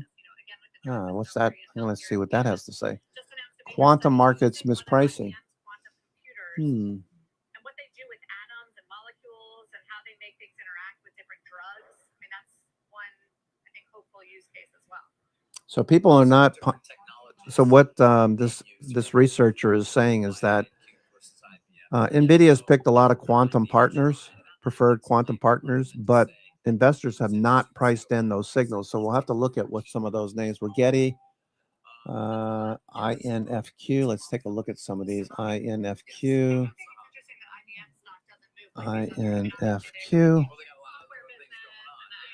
Okay, Rigetti, RG. What is it? Rigetti, RGTI, I think it is. What is Rigetti, RGTI? Okay, Rigetti.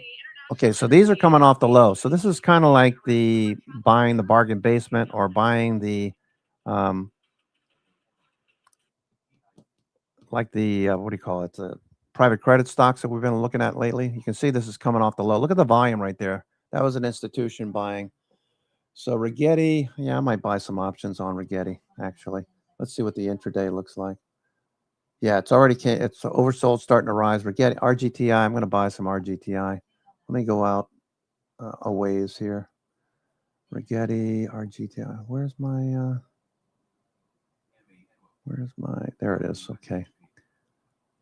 RGTI. I'm going to buy options. RGTI. Let me go out to say end of the year, October. Let's see where all the options are. Rigetti. Let me just do a little bit of researching first. Rigetti, RGTI, any new vol versus OI.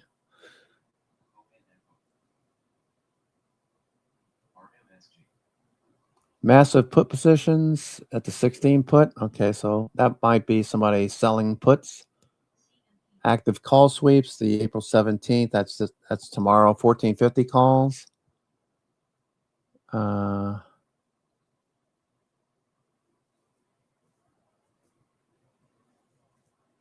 Analyst outlook: benchmark and Mizuho recently trimmed targets to 25 to 33, respectively. Both maintain buy outperform ratings in Rigetti. Okay, this is Rigetti. Active calls, I'm not interested in that. Put call ratio is 31, so okay. Recent accumulation, okay. Fintel reports that 471 institutions now hold roughly 161 million shares of Rigetti. Major holders include Vanguard and BlackRock. Okay, so this looks pretty good. Let me just look at some options here. Let's go out to December and see if there's anything out there. December, Rigetti. Got some open interest, a few trades here.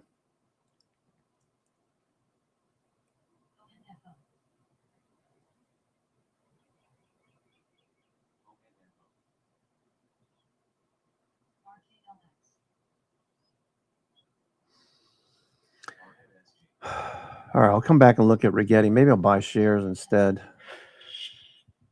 Planning to vacation in Europe this summer? Well, it might be time to make backup plans. Phil LeBeau's here. He's gonna explain. Phil, yeah, you like that? What's happening, Phil, to my European vacation? Well, it could be challenging, to say the least. Look, there is, according to the executive director of the International Energy Agency, just a 6-week supply of jet fuel in Europe. Okay, so we'll look at Rigetti. We'll come back to that. NVIDIA's on the move, though. NVIDIA's on the move. In terms of the supply of oil coming through the Middle East, we're going to have real problems in terms of the NVIDIA. Europe this summer. In his warning, he says, okay, looking good. NVIDIA, AMD making new highs. dire strait now, and it is going to have major implications for the global economy. And the longer it goes, the worse it will be for the economic growth and inflation around the world. And specifically, he goes on to talk about, at this point, there's just a 6-week supply of jet fuel in Europe. Now, that could be augmented from shipments, maybe from here in the United States. Maybe there's some additional refining that could come out of Africa.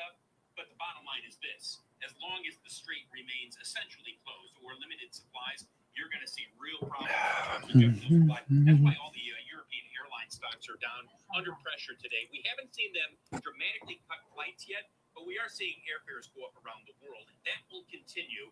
Take a look at the 4 U.S. airlines that fly into Europe as well.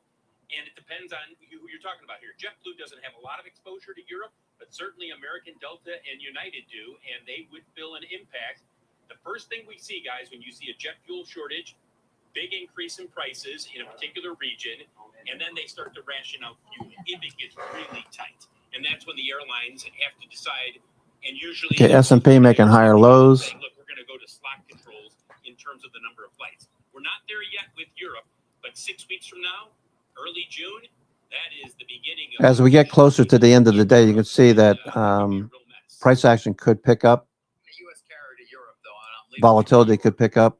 Right now, we got just slow price action. Dips should get bought. I don't think you're going to see people being stranded. I think what you're going to see is they're going to start to bring down... ARM Holdings, dip getting bought. ARM Holdings, dip getting bought here on ARM. Okay, here's AMD. Here's AMD, ARM Holdings. Ooh, ARM. Yeah, well, that's good. That would be chaos. You can take a boat back. It might take a while. Yeah. Phil, ARM Holdings ripping off the low of the day here.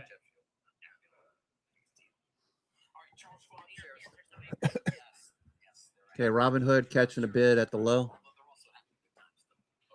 Just profit taking, it looks like. Chevron, Valero, those are getting a bounce. AMD making new highs, looking good. Okay, Netflix, Nvidia, AMD, Broadcom, all of those bouncing. Apple still looking for a bounce. Microsoft gave us a little bounce. Okay, Nvidia looking good here. ARM Holdings, big move on ARM Holdings off the low here. All right, lots of volume, so there must be some news or something. We'll check that out. ARM Holdings. Okay, let's see what kind of news we might have here. ARM. That's yesterday. 2 hours ago. ARM Holdings maintained positive by Susquehanna. Okay, there's got to be something else. Somebody's positioning on ARM. ARM, they're looking for the breakout. ARM.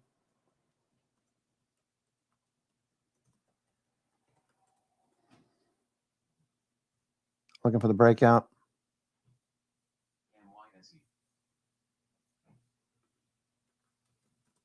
ARMG.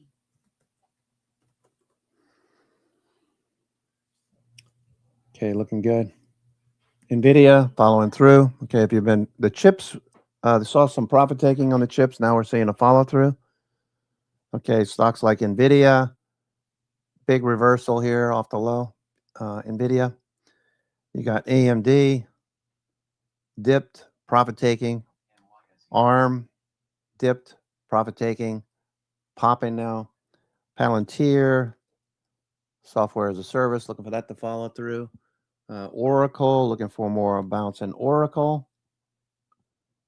Okay, and NVIDIA we talked about. Netflix, we're looking for that setup on Netflix. It fired, pushed higher. Now we're looking for higher lows, higher highs.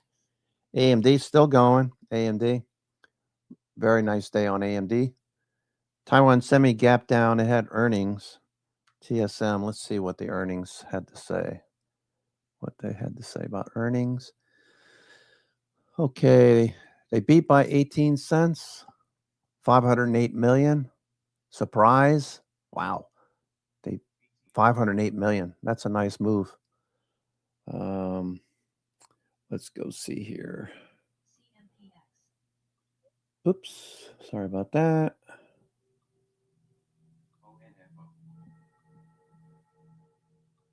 Sorry about that. I keep clicking the wrong button. Taiwan Semi. Okay, let's see what they had to say. They beat expectations. The stock gap down. Earnings growth 64.6%, 40.6. I don't know. I don't have much luck with Taiwan Semi. I know some of you have it, but I don't have much luck. It doesn't move the way you would think it would move. I've tried a couple of times selling iron condors or taking long iron condors for earnings, different things. Doesn't seem to work out. Taiwan Semi, TSM, that gap down this morning. Maybe it bounces. I don't know. But let's see what earnings say. Earnings say year over year, first quarter revenue increased 35%. Net income, okay. Operating margin was 58%. Wow, that's huge. Gross margin, wow. Gross margin 66%. That's crazy for a chip company. Well, not so much chips, I guess.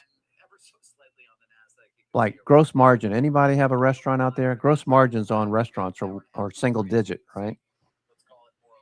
All the work you got to put into making a profit, and then you get the customers that are a pain in the ass, right? To make your life miserable. Just go into manufacturing chips. You got a gross margin of 66%, probably about 60% more than you're making in your restaurant. Anyway, Taiwan Semi looks good. The benefit is that a lot of stocks are moving thanks to Taiwan Semi. AMD taking out the high of the day. Example, Nvidia making new highs here. About to take out the high of the week. Nvidia on Semiconductor broke out this morning. Oh, look at on Semiconductor. That was a beauty. That is crazy. Okay, Rigetti. I talked about Rigetti a few minutes ago. Rigetti's already up. Okay, Rigetti's starting to move here. As opposed to, we have two companies that are going to be at 150, but that is a very different level of breadth than we've seen in past earnings seasons. So you've got the tailwinds of macro and breadth supporting it, and then the biggest bearish story out there is still the price of oil and the long-term macro effects, not only in the U.S. but especially outside of the U.S. in terms of what that could mean. Yeah, I mean, the market seems to have said over the last, I don't know what you want to call it, week or so, or that's not an issue any longer. Do you agree? I think that is, markets tend to overreact, especially when you have such low exposure and such shorts on. So I think that the pendulum swing to the downside was probably... Okay, looking good. Our market's moving higher. IWM, good trade on IWM there, Mondo. Starting to go. IWM. Okay, Webull yesterday. Bought some shares yesterday. I'm back to break even at the moment. Looking for that to follow through. Webull and Robinhood. Robinhood bought calls yesterday. Need this to move back up. Okay, ARM Holdings is ripping here. ARM Holdings. Holy smokes. Yeah, I think this is a little bit different, and I think, again, it's from, are these fundamental buyers or risk-taking back on yet? No. But what do we need to see that? ARM Holdings is ripping. We need to see oil moving through. We need to see sustained oil prices lower. We've had such good news. We have ISM manufacturing in the expansionary field for the first time in 5 years. We have a precarious but potentially balanced labor market. I think what we need to see is probably April and May data that is really going to look at ARM go. Holy smokes, what's going on here? Consumers of these increased prices at the pump. I was in California 2 weeks ago. There was a point where I paid $8 a gallon. Right? That doesn't go away. Yeah, it's painful for the consumer ultimately. You're still expecting, what do you say, 17% earnings? 17% earnings growth. What's driving that? 11 for the year. So two companies in their own, Micron and NVIDIA, are 6% of that. Right. But there are also financials, which we've been talking about today and through the last couple of days. Wow, look at them moving ARM Holdings. That's going to continue. This uncertainty and volatility creates increased earnings for capital markets. Wealth management is robust. The regulatory environment is relatively certain. So CEO and executive teams can actually start to make decisions and investments in their business. That's a big deal. Materials we're seeing, starting to see some excitement and stabilization of healthcare. And I think when you said, what do we need to see? We need to make and beat the numbers this earnings season, given the price to perfection.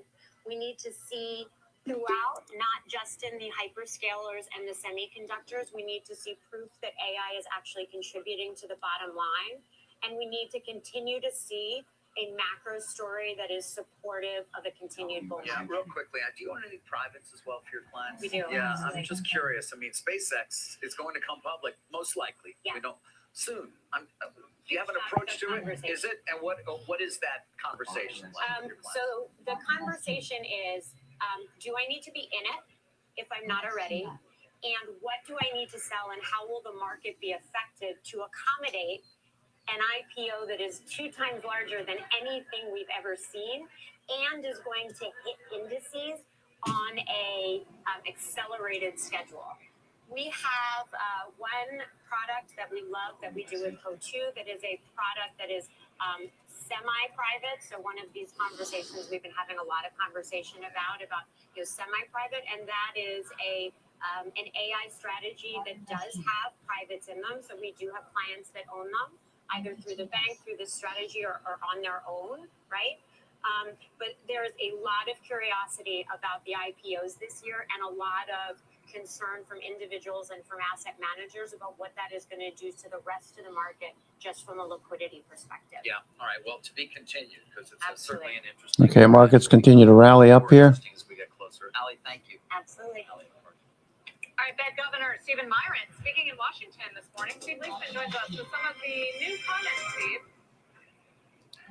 Yeah, so Fed Governor Steve Myron, one of the most dovish members of the Federal Reserve Open Market Committee, remaining dovish, but a little less so. He says that he might only see 3 cuts for the rest of the year, so it could still be 4, which was his dot in the last Arm holdings, nice. Summer of economic projections. But he hasn't decided yet, but it could be 3. He says the cooling trend in the labor market is not continuing, so he remains concerned about that. But he did say that even before the war, underlying inflation was getting problematic, and that's a reason for his reluctance, or a little bit less dovish stance now. He still expects, however, the Fed to hit the 2% inflation target in a year. So the oil price shock and what was happened before, Sarah, giving Myron just a little bit of pause at just how dovish he is, but he remains, I think, one of the more dovish members of the Fed. Yeah, it kind of reminds me of Treasury Secretary Bessent saying, I kind of get it if they're wait and hold now, even though he thinks they should be cutting because core inflation is coming down, which is a little bit of softening of the why is the Fed not cutting stance. Yeah, and there's stuff that has to work through. One of the things Myron talks about is the idea of housing inflation coming down a bit, and that's going to continue dragging. And also the idea of tariffs working through. As you know, Myron has a very different view on the impact of tariffs than other people, so he thinks that that's not a big deal. And again, he's focusing on the unemployment rate and on the job market. And, you know, it's been pretty steady at that 4.3%, but he talks about this gradual cooling trend. We've talked about it a little bit today, so there's mixed signals in the labor market. So that's something that can eventually move the Fed if it gets more decisive. But as you know, the jobless gains have been well controlled. Right. Yeah, that has been a constant. Thank you, Steve. Steve Leishman. Still to come this hour, the CEO of Charles Schwab, his first interview following results. Increased trading activity, a big profit driver there. Plus just announcing. Okay, Netflix making new highs. Nvidia's gone vertical. There goes ARM Holdings. S&P back up to the highs. That's coming up after the break.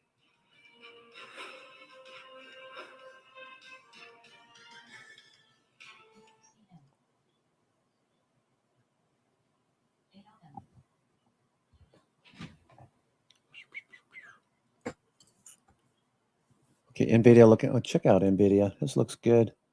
Nvidia's still moving here. Okay, so you saw your RSI oversold at the open. Nvidia gap down, started to move, created a double bottom, and then took off to the upside. You had a higher low. Okay, so good setup. Okay, oversold, higher low. Depending on how you look at it, higher low on price. Start to rise. RSI just keeps going. Take out the high of the day. Beautiful trade on NVIDIA if you took it. Okay, same thing with NVIDIA. AMD. AMD dipped.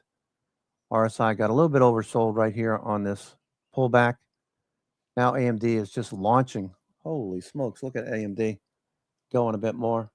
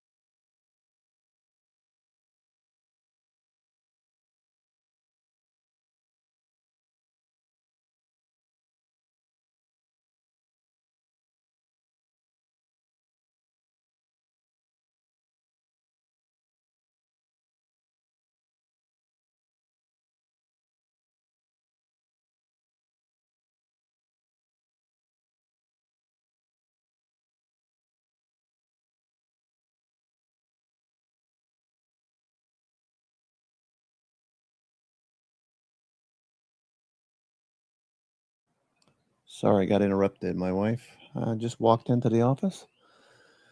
Okay. AMD, beautiful trade on AMD. Okay, so the condition is this. Positive gamma, we know that dips are going to get bought. Number 2, we know that chips are pretty active. Number 3, wait for your RSI to get oversold and look for price action to reverse. Once MACD, RSI, everything agrees, the fact that we're positive gamma and chips are rallying, we know that dips are most likely going to get bought. So put in your entry, put a stop in, and let it run. Worked on just about everything this morning. NVIDIA as well. RSI oversold. MACD turning. On semiconductor right out of the gate, just took off. And it's still going, by the way. On semiconductor, Marvell, looking good. Positive gamma is so much easier to trade. S&P 500, S&P, back up to the highs. Okay, so NIMO is at plus 60. Okay, wouldn't be surprised to see a little bit of a consolidation up here. So it doesn't mean sell everything. Like we were talking about yesterday, a lot of people were looking for a downside. Doesn't mean sell everything. It just means lift your stops up, take some profits, reduce your exposure, and let's look for a follow through. Or if we pull back a little bit and then bounce, we can add back. But we want to be safe because we've had a huge rally over the last 2.5 weeks. Okay, 2.5 weeks, 3 weeks, we're just like straight up. We're making new all-time highs. What happened here, we talked about, people sold into the drop, fearing a longer, prolonged war. When the war didn't turn out to be as long as they thought, the media kept pumping it up, making it sound really crazy. The president said it was like going to be like a few weeks, right?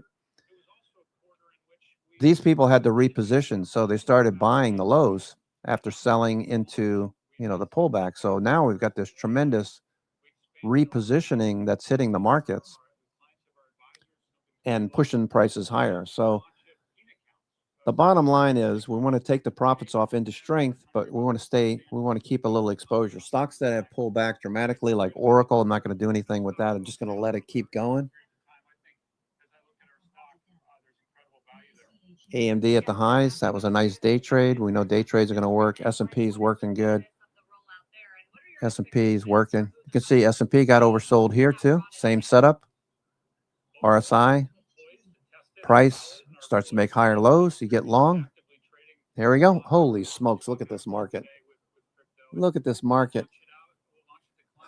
Oh, nice. Nice, nice, nice. It's existing clients at Schwab that want to hold crypto. They're already active in crypto through exchange traded products today. Okay, we're looking for these private credit companies. Like anything that's pulled back this morning, we're looking for dips to bounce, buyers to come in. And they've been asking to be able to hold it at Schwab at the institution they trust and the institution. Oracle, yeah, that looks good. VX, Firefly. Okay, Firefly, we bought the dip a few days ago. Firefly, we bought the dip. Okay, now it's paying off.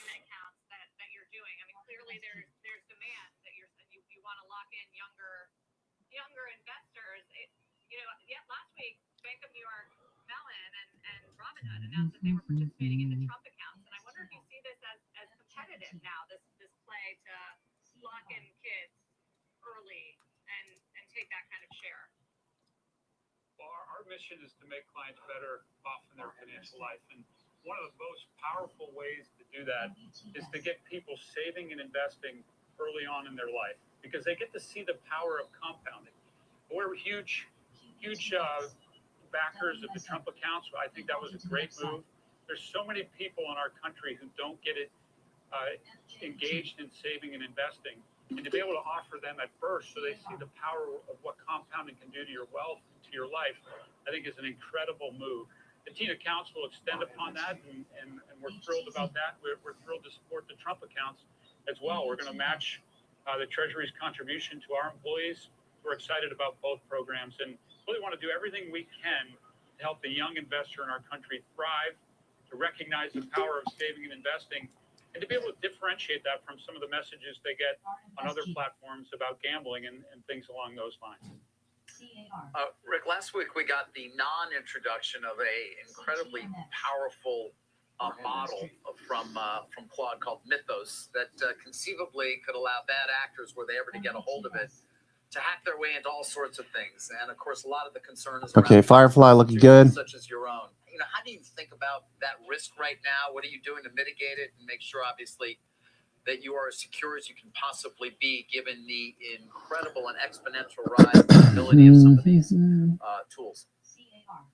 Yeah, our industry is built on trust, and our brand for 50 years has stood for trust, and that's why we have 47 million client accounts that work with us every day. And in order to maintain that trust, we've got to use every tool we can to make sure we're combating cyber attackers, and we're doing that. We're using AI in our cyber today.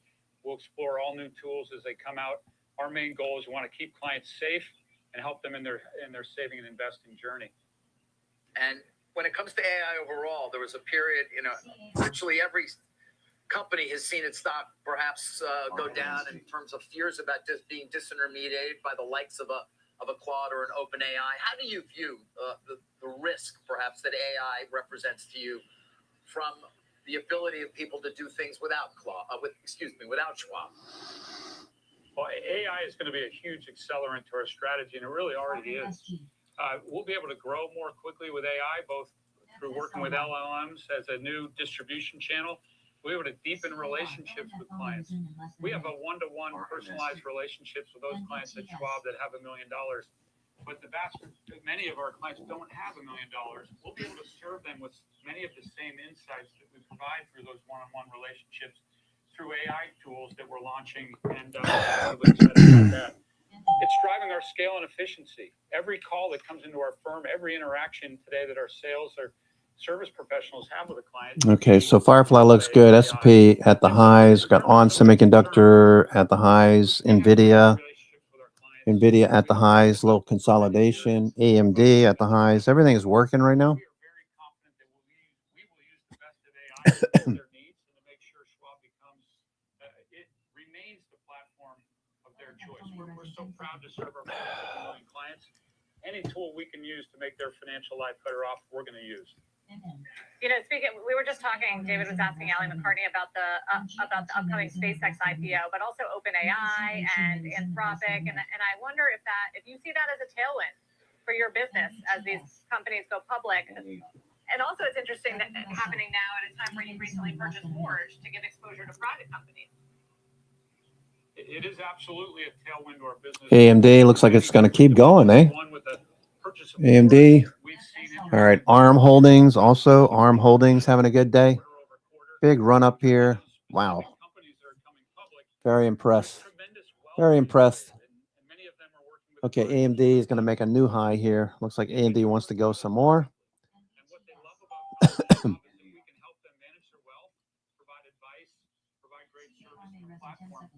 also lend against which are locked up, and so they want to be able to enjoy their wealth, but don't have liquidity, and they come to Schwab. You know, it's very easy to sound like a genius as a stock trader when the markets are bullish, when you got positive gamma.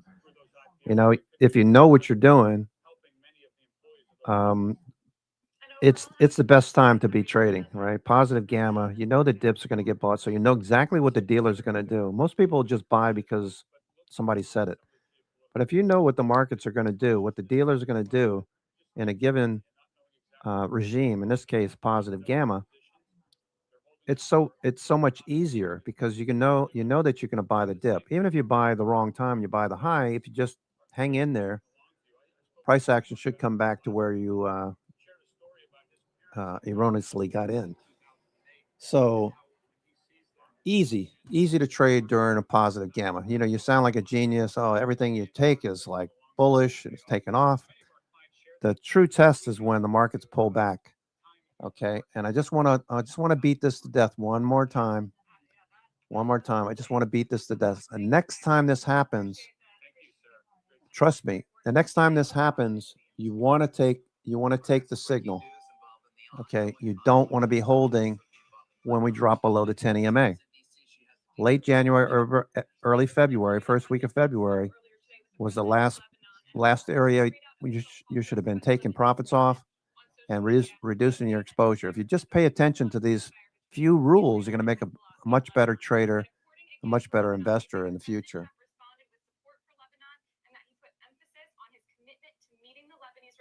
Okay, so here's the S&P weekly signal. You drop below the 10 EMA, start pulling the plug, take things off, right? Take some trades off. Wait for it to bounce. Same thing that happened in April of last year. A little bit more intense last year. Okay, AMD is looking good. AMD breaking out. Now, there are some reports just in the last few minutes, guys, that a ceasefire in Lebanon could be announced as soon as tonight. We don't have any confirmation ourselves on that, and nothing official. The language is that it could be announced as soon as tonight, but we have seen the market potentially moving a little bit higher. Okay, Intel on the move, IWM on the move, small caps looking good. Ooh, that's a nice little move there, Mondo. Nice move. Nice trade, Mondo. Up next, the future of Live Golf now in jeopardy as the Saudi Sovereign Wealth Fund considers pulling support. Plus, we'll get to a little Pepsi and what the CEO just told us about the war in Iran and the impact on the consumer. Oh, look at ARM go. Look at ARM going here. ARM Holdings. Look at ARM. Ay, ay, ay, ay, ay. Look at ARM Holdings. Something's up with ARM Holdings. Yo, ARM. Ho, ho, ho. Very nice. Very nice. ARM Holdings. Yikes. Jeez. Look at that volume.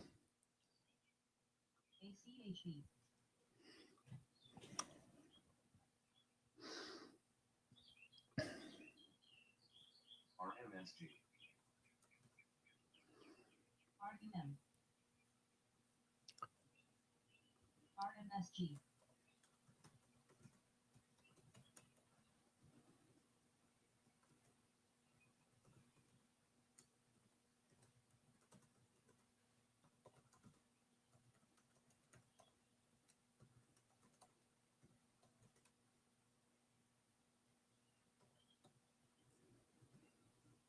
RMSG. FRMI. MRAL. RUM. BACHU may resume in less than a minute. ONFO may resume in less than a minute.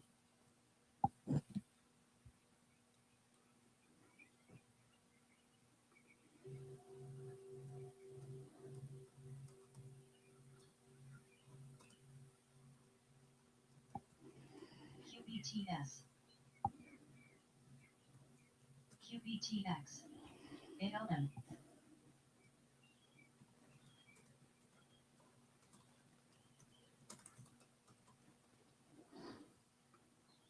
IONL. RUM. RMSG.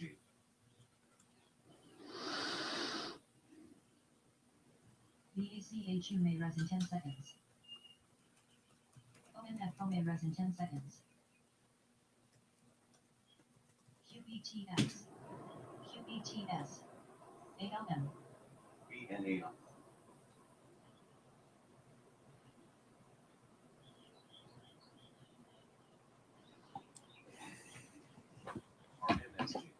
AMD.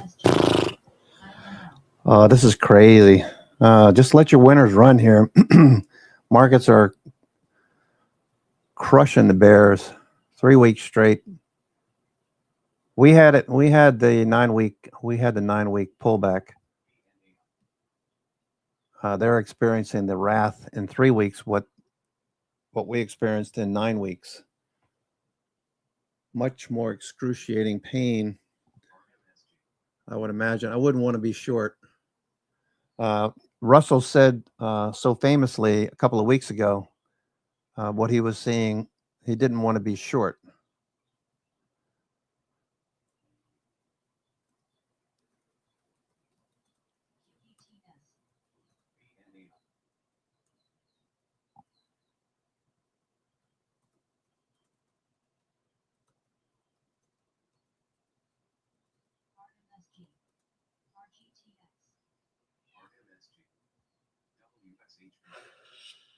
Welcome back. Big news in the world of sports business. The Saudi Sovereign Wealth Fund, PIF, is on the verge of cutting off funding from Live Golf. That's according to a person familiar.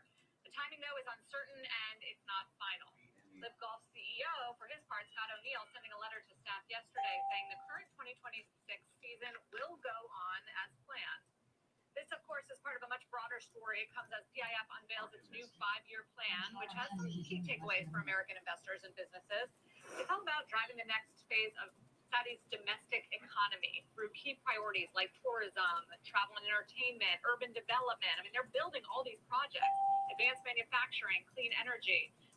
They've been working to diversify the economy away from oil for years now, and that's working. The fund will be more active, creating opportunities to invest, whether it's sponsors like private equity or operating businesses. And we've already seen deals in the last year from BlackRock and Brookfield, for example. The economy will also be more complex and dynamic to drive opportunities for American businesses to operate there, something I get to see up close at the FII conference. Investors and company CEOs attend that.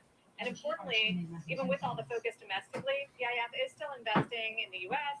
and globally to grow that nest egg. We're talking about an almost $1 trillion fund here. The absolute value has been rising of international.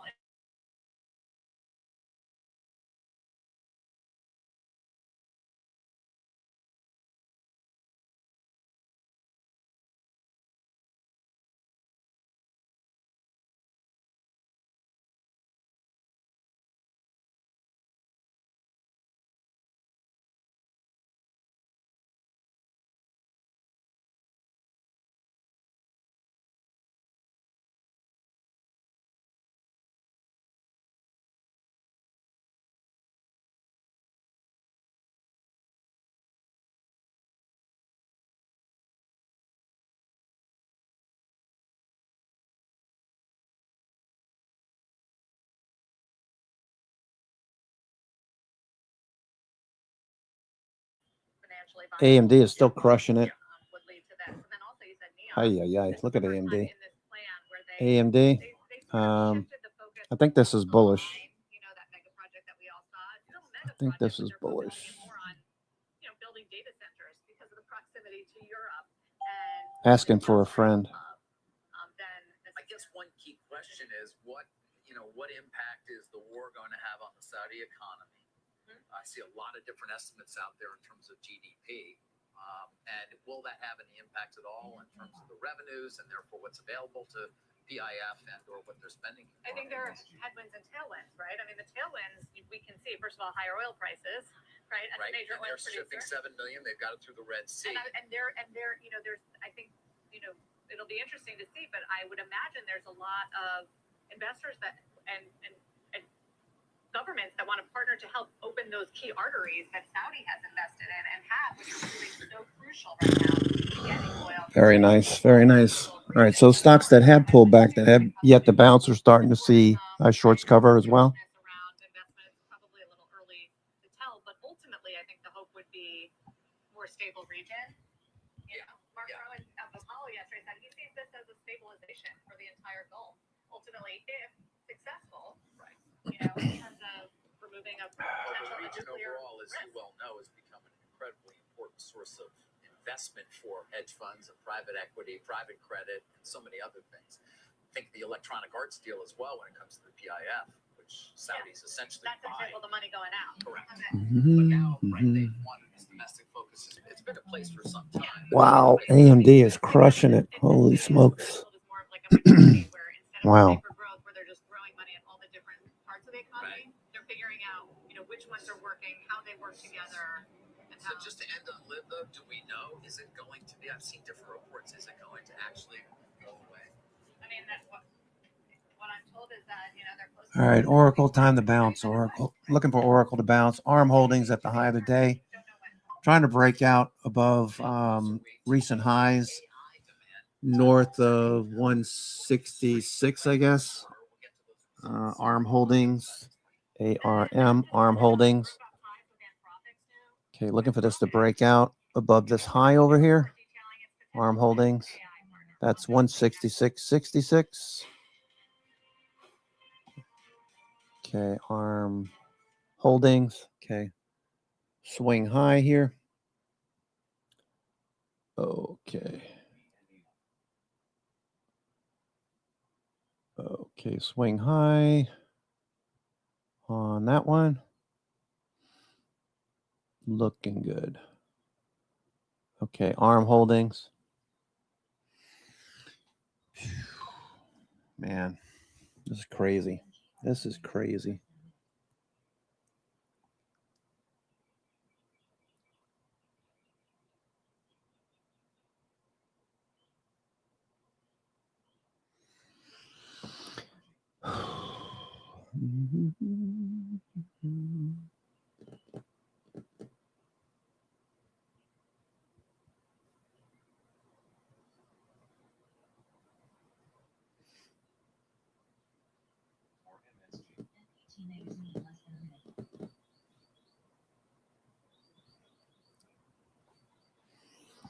Okay, ARM Holdings too.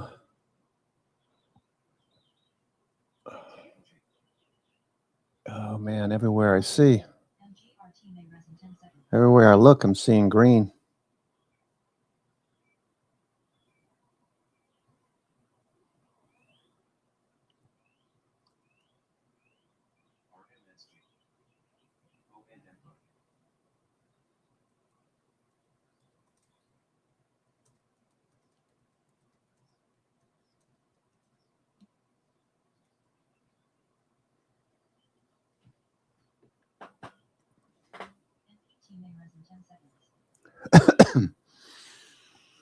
Wow. Very nice. Very nice. Getting a little overbought now. Maybe take some profits off in the strength. AMD. Holy smokes.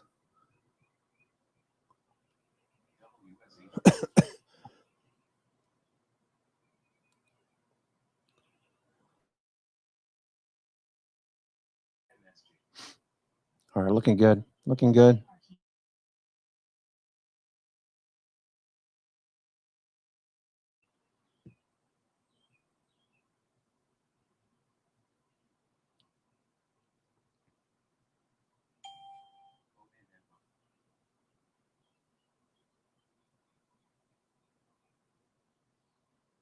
The general failure. From your viewpoint, David, do you think this is a failure of the company, or is this a failure of investors to properly evaluate it? It's a failure for investors to properly evaluate it. It should never have been an IPO. It should never have gone public. Should have never taken all that money because all that money effectively just went away, right? I mean, think about from a $4 billion valuation at its peak to a $40 million asset sale. So one penny on every dollar. And I think look, people have to recognize that Wall Street isn't always aligned with it. I mean, Wall Street's job is in the business of making money, which means selling stock. Not good advice. Selling stock. That's where they make their biggest margins. That's the goal. Those are the profit centers. So if you're in the business of selling stock, just like if you're in the business of selling used cars, you're going to try to make that stock or that used car look as good as possible.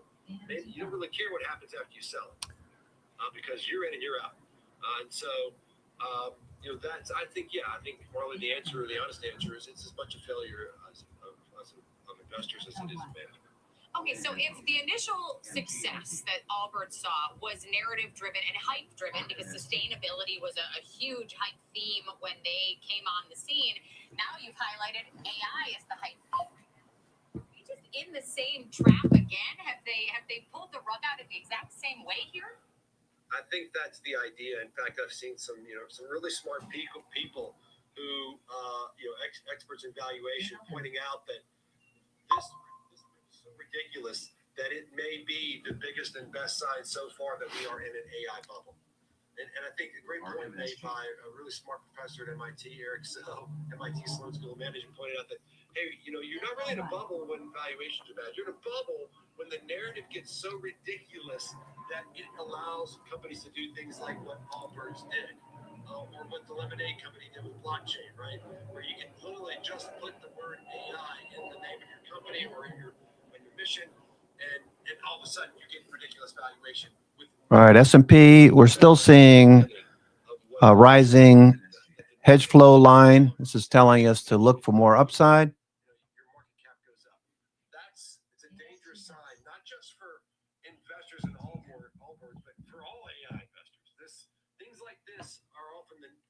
needle that pops the bubble. And so, David, as you look at Allbirds, and we saw this, I think at one point it was up more than 700% on this shockingly unique pivot, I guess we'll call it. It's only pulled back 28%. S&P. The market cap right now is almost $105 million. I think when I looked yesterday morning, they were worth about $21 million. What are the markets missing right now? What are investors missing that is allowing this narrative to hold on? If to you it's so clear that there's no flight here. I think the investors are missing the truth.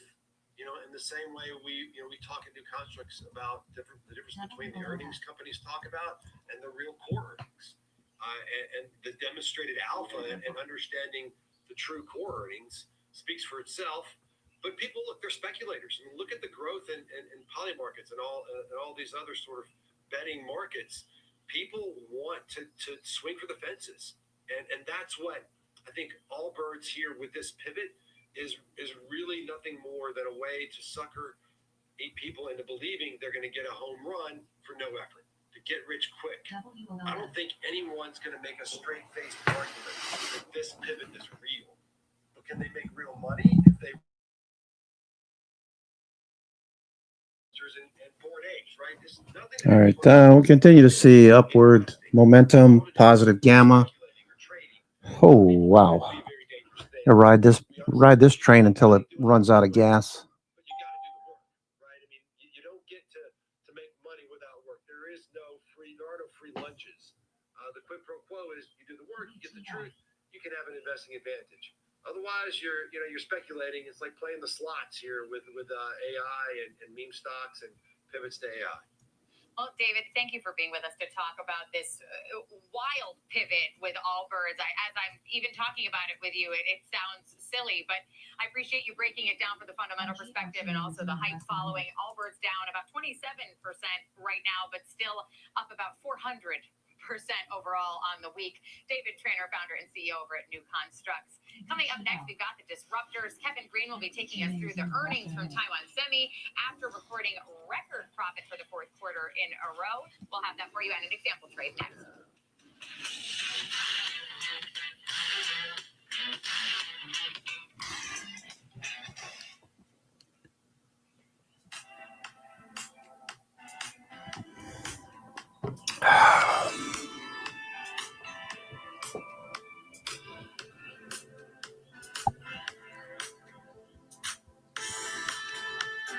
Arm holding still going.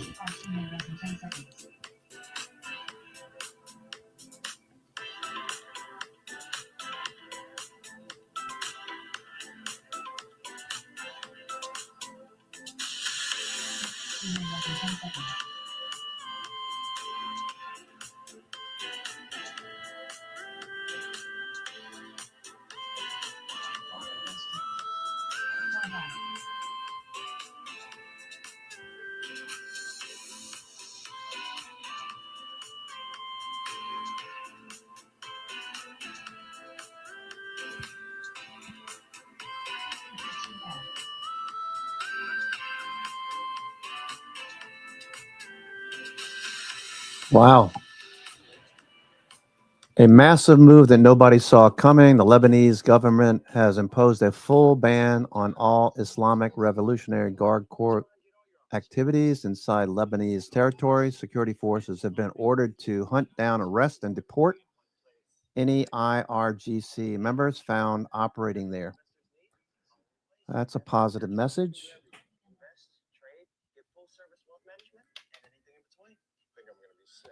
Wow, that's pretty impressive. Invest your way with Schwab. Welcome back to Trading 360. I'm Marley Caden here at our Chicago headquarters. Let's head up to the New York Stock Exchange for a check on the markets. Welcome in Nicole Petalides, host of Opening Bell. Okay, NVIDIA, we're at almost at 200 now. This time we were talking about a new intraday high. Now we've got a record-breaking day on the books yesterday and another one today.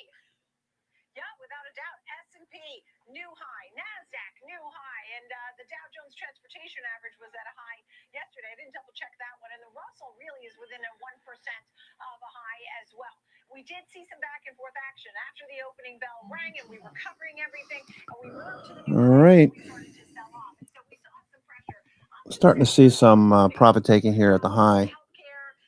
S&P. Hope everyone's having a good day. I'm your host, Cousin Vinny, coming to you from theclosingprint.com. Almost noon already. Wow, the time is flying this morning. Okay, ARM Holdings looks like a little profit taking up here on ARM.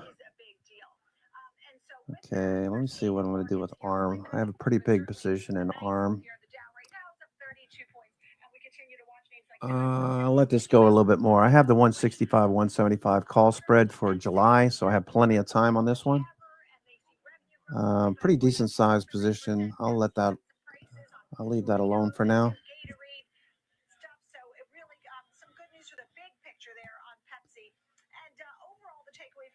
Oracle. Okay, Oracle showing signs that it's going to start to tick higher, it looks like. Okay, we got higher lows on Oracle. Okay, so Oracle is one that I'll swing most likely. Unless something changes, Oracle, I'll be swinging this for at least another year, I would think 6 months to a year. It's probably going to build a base up here somewhere near the 200-day, I would think. So let's just take a look at the weekly time frame. I'll just share with what I'm thinking. Okay, so you know what? Let me zoom out a little bit on this.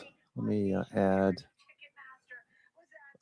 extra bars, about 50 extra bars. All right. So with Oracle, I think what's going to happen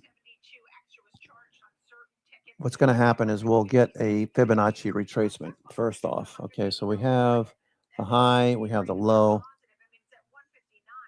Okay, so 50% would bring us back to 238. It took 6-7 months for us to get down here, so it's going to take at least 3 to 4 months to get back to 213. So I'm thinking mid 200s eventually, but lower 200s in the next few weeks maybe. So what I'm thinking is going to happen is price action is going to run up, over the next several weeks. Maybe not to this degree, but we're going to hit this level at some point, and we're going to consolidate. We'll consolidate a bit, and eventually we're going to break out above this level. And I think we're going to head towards 50%. Okay. So, and then we'll, do the same thing. We'll pull back a couple of weeks. I'm going to attempt to not look at this so much, because eventually I think we're going to get all the way back up to this area up here. Okay. So that's my visual of what I'm thinking is going to happen. And eventually,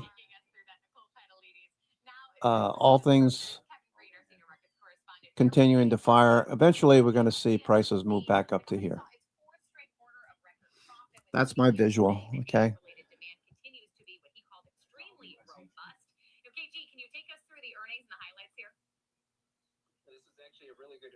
Announcement outside of maybe one comment coming from the executive team, but the company reported revenue at $35 billion. That did beat the street's expectations. They raised their fiscal year 2026 revenue guidance to above 30% growth for a year-over-year basis. Now, when you're looking at the net income, it actually grew by 58% on a year-over-year basis, and this is because of the artificial intelligence theme. They are still okay. So that looks good. Margins, and as you talked about, the demand is very robust at this point in time. That's also causing them to increase their CapEx spend moving forward over the next 3 years. Okay, so you can see over here into 2027, right? So that's what I'm thinking is going to happen. It's going to take a while to get there. It took 6-8 months to get down here, so it's going to take at least that long to get back up to the highs. PC market is the fact that memory chip prices are increasing, and they are actually maybe seeing some demand destruction because of that, but it's only a small slice of their overall portfolio, not the major theme that we have been trading on, but something to keep your eye out on. So we are seeing the shares kind of gyrate here for today, but this was a good earnings announcement. The top line growth beat when it comes to revenue is not really a surprise. We get the updated revenue numbers every month, so that's really not a surprise. But the margin expansion is something that you would like to continue to see moving forward. And obviously, if that's going to be the case, they're going to be able to boost overall profitability. So really decent quarter for TSM. Yeah, really decent quarter. Still seeing that 2% pullback, though, in response to those numbers. So, KG, if you were looking to trade this for example purposes, how would you structure a trade here post-earnings with the reaction that we saw? Well, once again, it was a good earnings announcement, but we have seen this type of reaction before, even with Micron. And if you're looking at a daily chart, you could make the case that maybe a double topping pattern could be in place, at least for now, and potentially a pullback in the near term. So I'm actually looking at the May 15th 360, 330 put vertical spread, buying at 360, selling at 330, doing this for a debit of $9 even. So the max loss in this trade could be up to $900 with the max profit potential of $2,100. Now the break-even point, $351 even. That also does align with some key areas of support for this name. So this is a little bit more of a bearish take rather than a bullish take. But this could be a situation where we have a buy the rumor, sell the news type of an event, and a pullback could be warranted, and maybe a rotation out to maybe some other companies within the semiconductor space. Oracle, okay. Behind over the last 3 or 4 weeks. All right, well, Taiwan Semi right now at 230.30, again down about 2% on the heels of those record earnings. Kevin, thanks for being with us. S&P is consolidating. Right there, that's Kevin Green. S&P consolidating. Time for our 360 round. We'll dive into the earnings we got this morning from PepsiCo. That's next.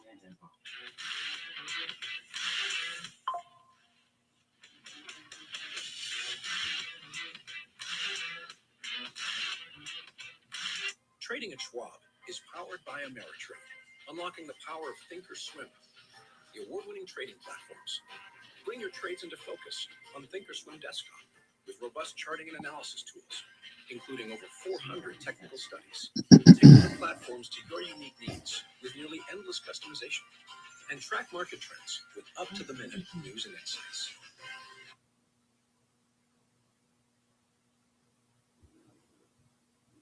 I'm Alex Coffey. And I'm Jenny Horn. This is Next Gen Investing, where we track the trends shaping tomorrow's market. From tech to energy, crypto to consumer, we focus on what's driving investor sentiment right now. Clear analysis and forward-looking market coverage every trading day. This is a make or break level for this stock. That could certainly be a short to near-term catalyst. Next Gen Investing, 1 p.m. Eastern. Only on Schwab Network.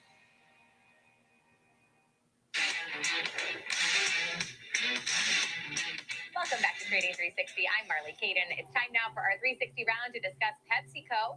Pepsi reported adjusted EPS of $1.61, which beat analyst expectations, looking for $1.55. Revenue came in at $19.4 billion. Looks good. Also topped the expectation for $18.9 billion. The North American food unit saw volume growth for the very first time in more than 2 years after price cuts on snack brands.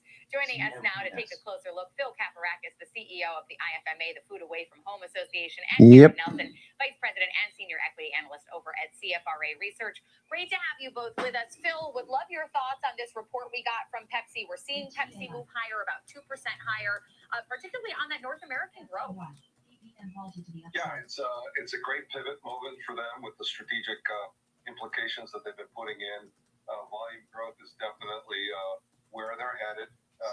Big play moving out of pricing. They're adopting to the consumer and the value consciousness of what's taking place. It looks like the pressure from Elliott management is starting to pay off. This is a real proven quarter for them, and it looks like the work they're doing not only in pricing but promotion and then move towards good for you food is going to pay off for them. Thank you, DRAM. Appreciate it. Yeah, the kid is something else. All right, ARM Holdings. All right, so we're hitting the highs of the day here. So we do know. Okay, so you can see that RSI is starting to taper off here. Okay. So probably a good time to start thinking about taking some profits off. Let's see what ARM Holdings looks like. ARM Holdings. Okay, starting to taper off a little bit. ARM. Got plenty of upside left in ARM Holdings. Was really driven by the top line. Their revenue came in more than $500 million above expectations. And that was really driven by the food and snack division. And it was really, if you look a little closer, really driven by some of the international markets on the food side.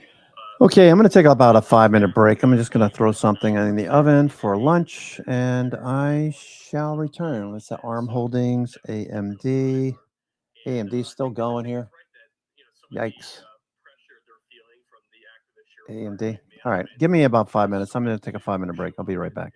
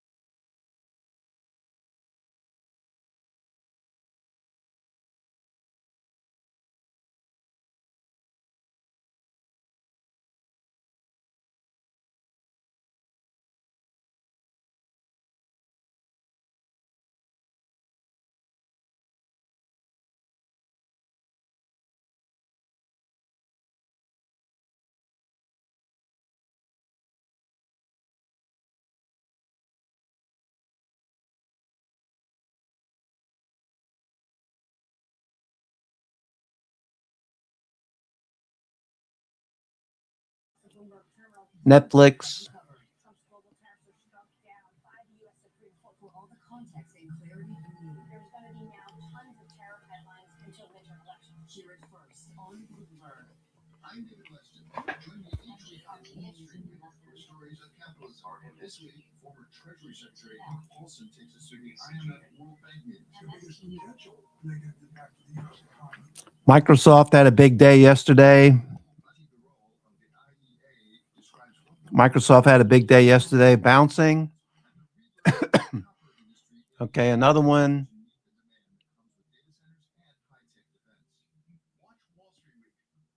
Another one we identified early.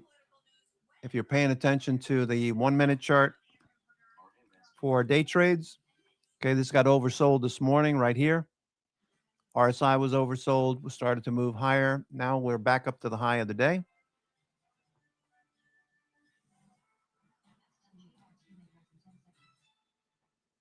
Welcome to Bloomberg Markets. I'm Scarlett Fu. In just the last few minutes, we learned that there is a deal between Lebanon and Israel. This was according to a social media post by President Trump. He wrote, quote, that they have agreed that in order to achieve peace between their countries, they will formally begin a 10-day ceasefire at 5 p.m. Eastern time.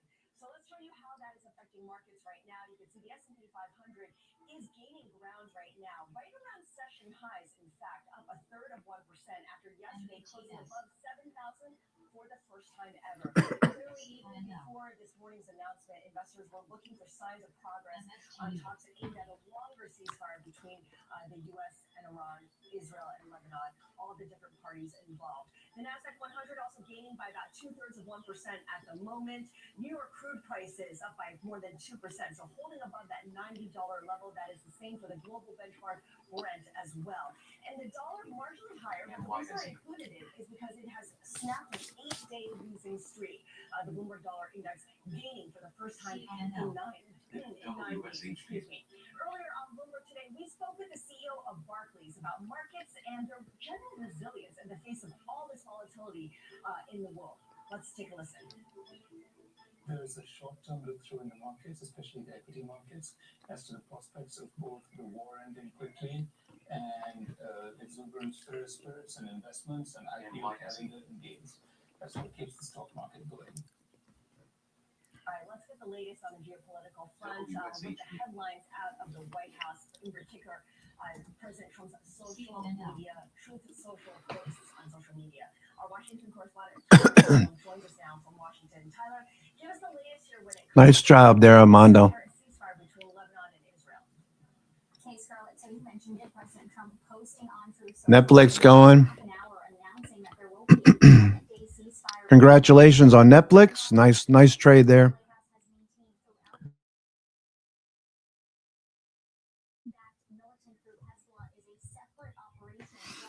All right, they go. Oh, wow. Look at Microsoft going.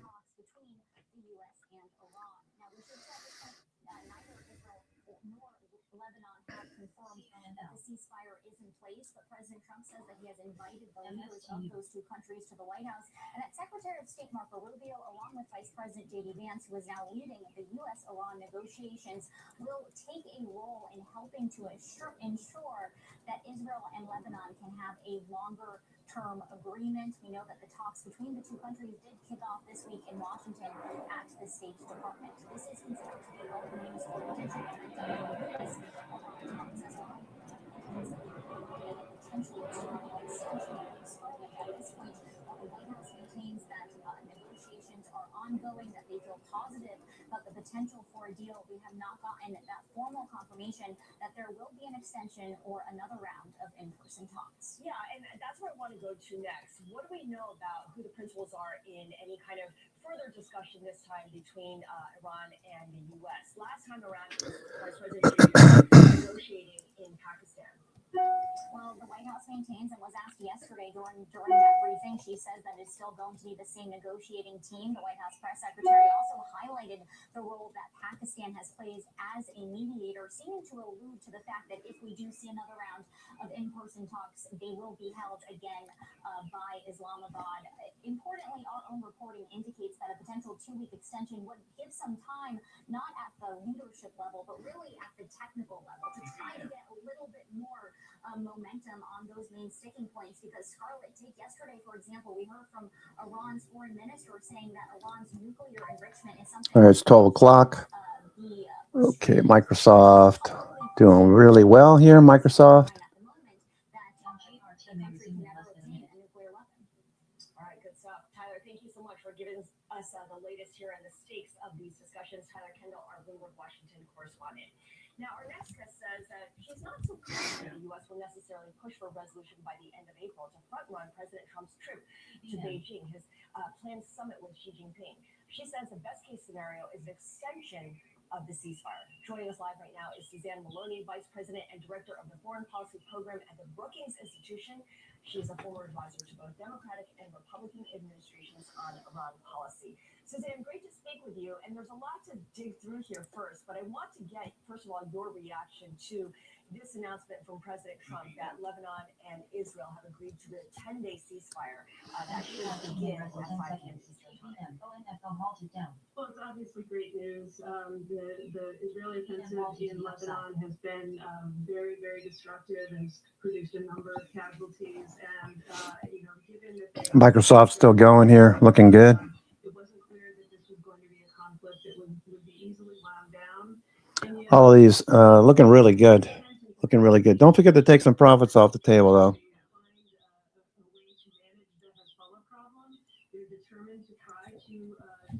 Okay, Microsoft on the daily.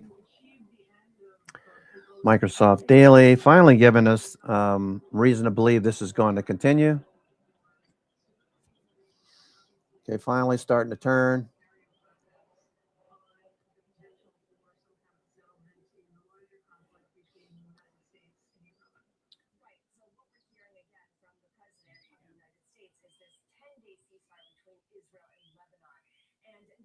We're waiting to see if there's any progress made on extending the current ceasefire right now between Iran and the U.S.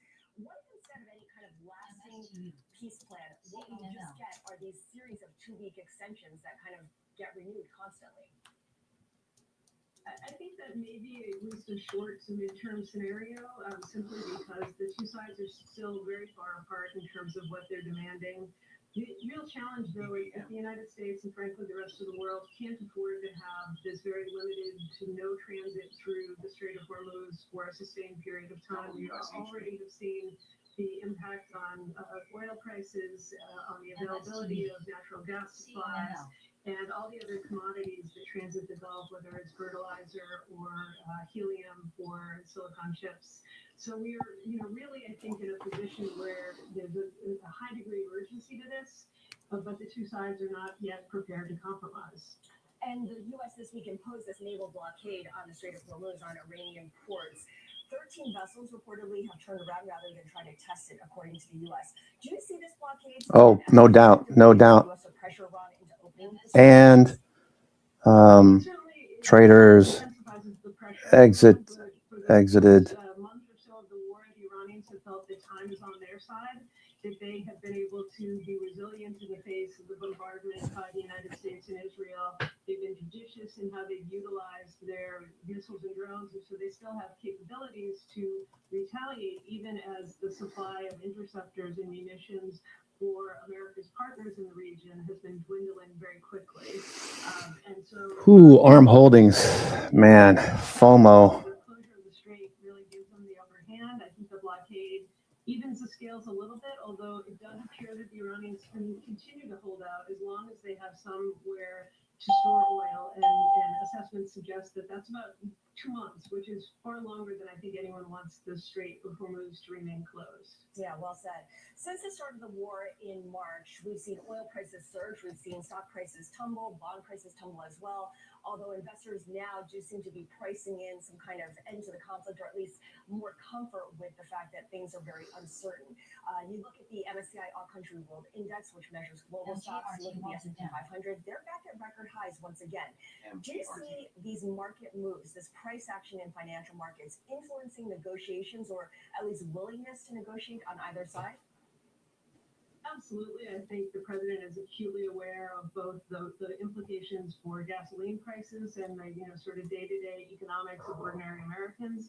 But he's also watching the stock market very, very closely, as he always has. And I think he recognizes that there is, some pressure here in terms of time to get this done. Right now, the markets are fully pricing in the possibility of a really long-term disruption, simply because we've never experienced anything like this in the past. This is the largest disruption to energy supplies in the modern era. But I am quite confident that the White House is watching all these metrics very closely. Suzanne, thank you so much for joining us. Suzanne Maloney from the Brookings Institution in Washington. Now, coming up on Bloomberg Markets, bank earnings are underway, giving investors fresh signals on the state of the U.S. economy, on the state of lending. Cheryl Pate of Angel Oak Capital Advisors will join us next to discuss what she is gleaning from the latest results. This is Bloomberg. A few moments later.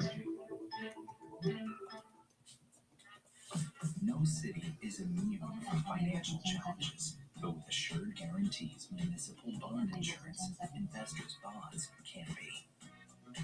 Assured Guarantee, a stronger bond. My friends call me Sam. I naturally hold a lot of stress in my digestive system, as a lot of women do. When I travel, I get constipated, I get really food shy. When I started taking DSO1, I immediately noticed how much lighter I felt, vibrant, alive. It really helps me stay regular, and you're not bloated at all. I honestly recommend DSO1 to everyone. Hurt on the job, just call Joel. What does it mean to be a provider?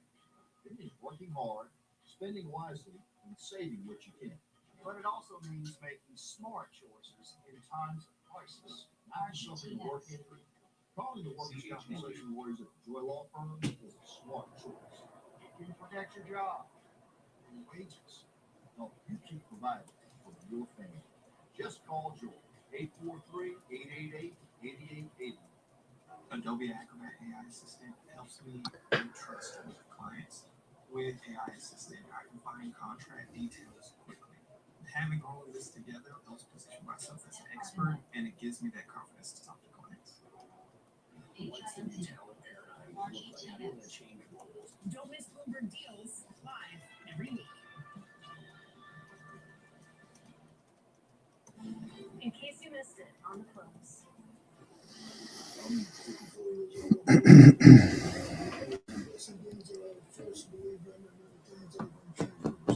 All right, Apple turning the corner. Finally got Apple starting to turn. Okay, so earlier we showed you stocks that we thought might turn first. Apple was, sorry about this. There's something going on with my connection.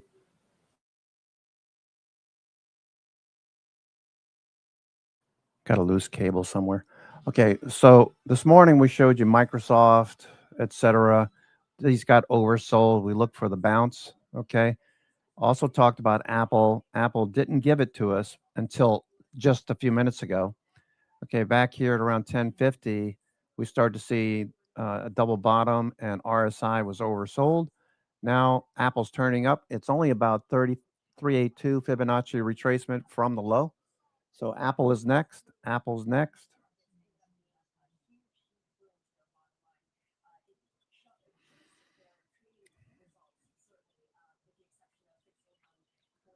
Okay, if you're using the 1 minute chart, use the 1 minute chart to your advantage.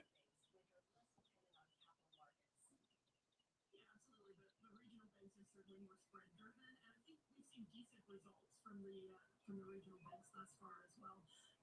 Good quarters. I think more inline results versus the big beats we saw from the big banks on capital markets revenues. But I think spread income is holding in. Operating leverage is ramping up. We saw the biggest buyback ever from MTB, which has been a theme that we've been looking for across the banking sector in terms of deploying that excess capital. And part of this has been strong. So I think there's a lot to like in the regional banks too, despite less of a blowout quarter relative to the big guys. And of course, a lot of the banks had anticipated we'd get lower interest rates this year. That has not come to fruition. Rates have stayed higher for longer. How's that showing up in the results in what they're forecasting going forward? Yeah, I think that would be the one thing I would point against that, I think we're seeing a lot of guidance being maintained, and that's been a little bit surprising. JP Morgan didn't raise their guidance.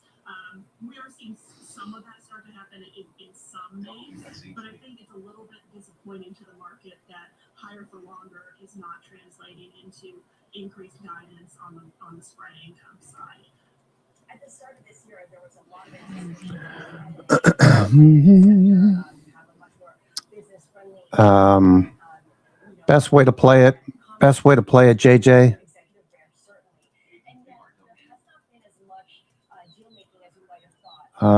Tighten your stops and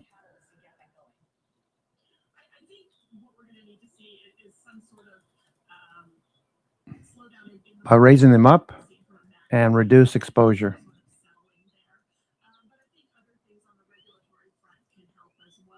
Okay, so tighten your stops and reduce your exposure as we push higher.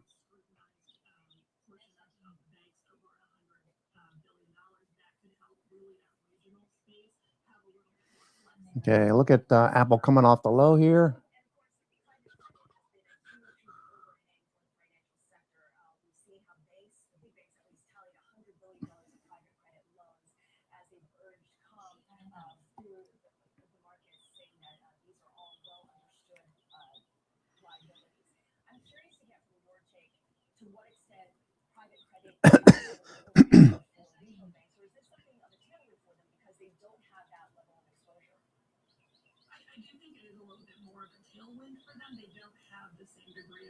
Just given the size, they're not going to have those types of exposure to the largest private credit funds out there. So that has been where we were probably more concerned about commercial real estate exposure a year ago from the regional banks. I think we flipped the script here a little bit, and private credit is a little bit more top of mind. That's really going to sit more with the big banks and really help the regional banks.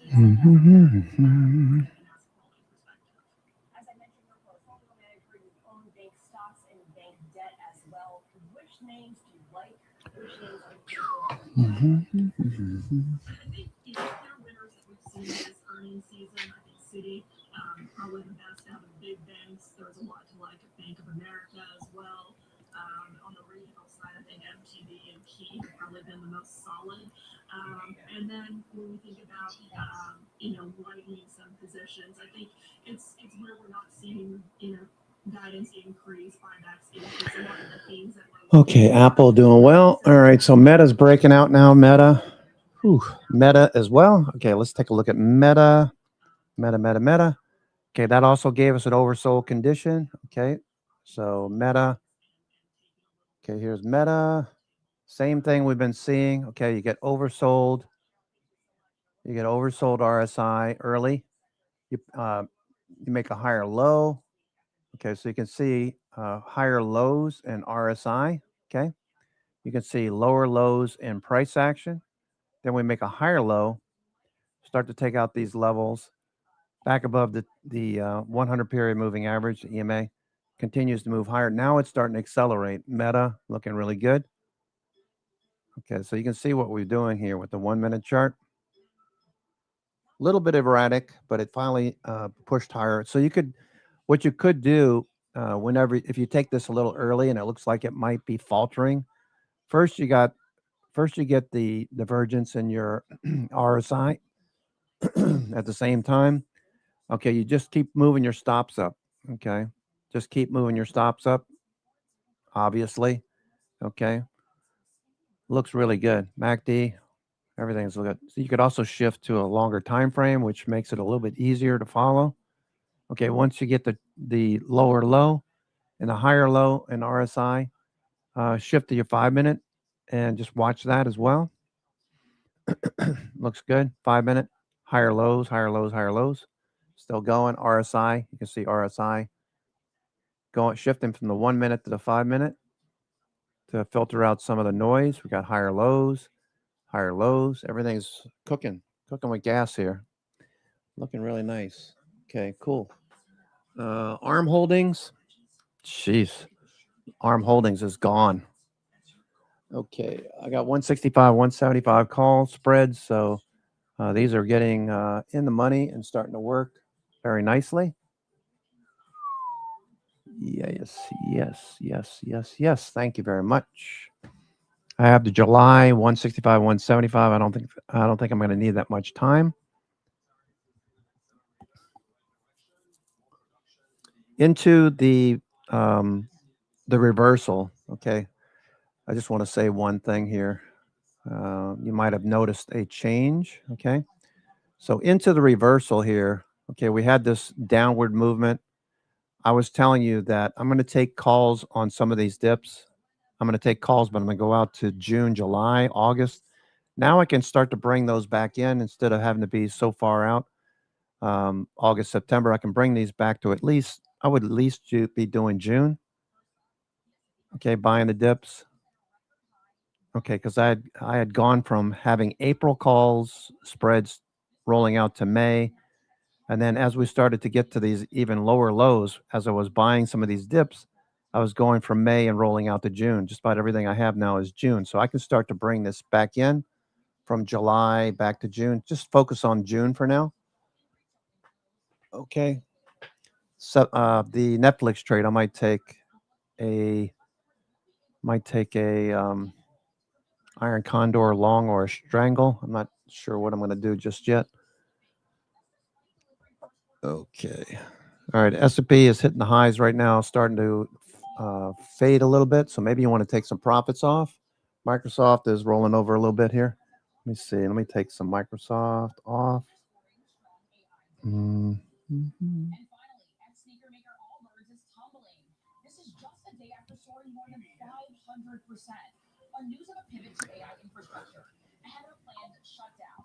Okay, I reduced my exposure in Microsoft. I still have a call fly and some spreads. Just reducing some ones that I have here. The 420s. I have 425, 430s. I'll hold on to those. 425, 430s for June. Okay. ARM Holdings looks good. Let's see. Watching the private credit stocks, looking for those to turn back up.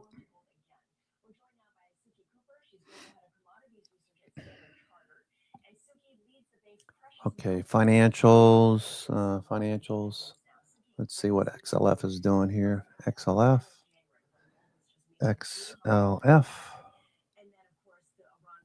Okay, dipping and starting to turn back up. XLF.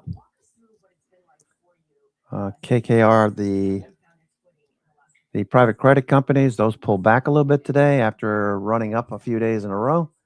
No worries here. This is probably just going to keep building these higher highs and higher lows. You know what we're going to do here.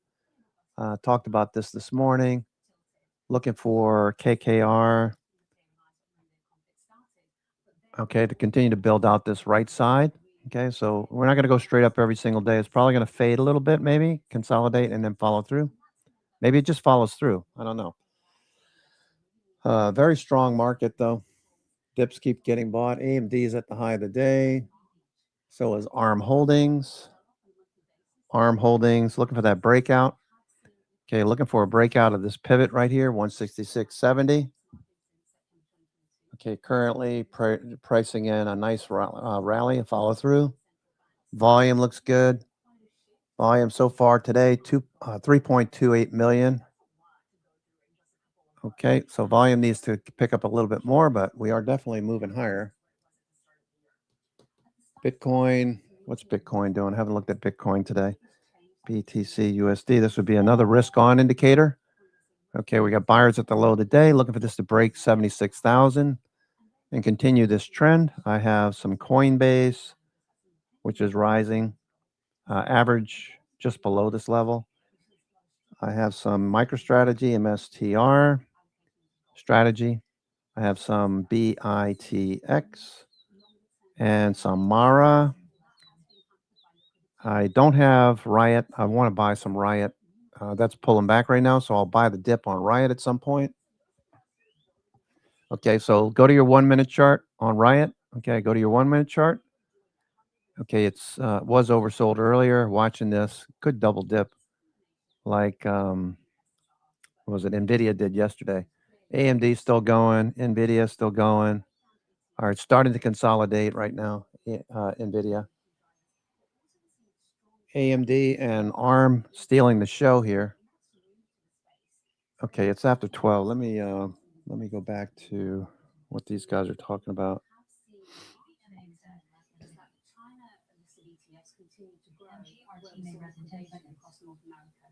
Okay, of course, gold is its own species. There's a lot of central bank demand. That doesn't necessarily extend to silver, but in many other ways. This is now, Senator Warren is essentially saying, well, he already said he's super rich, but he's even richer than super rich. So we need more information on his richness. This is rich, by the way. And some details on the richness. That's what she's trying to say. So stupid.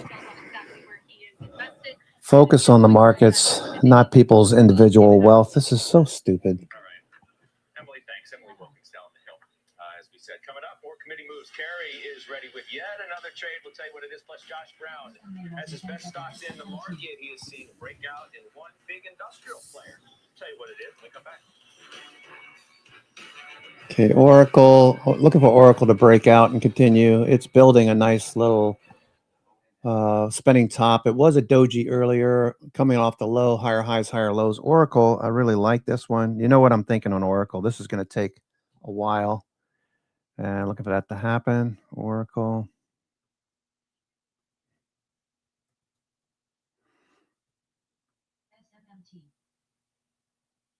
Looks good.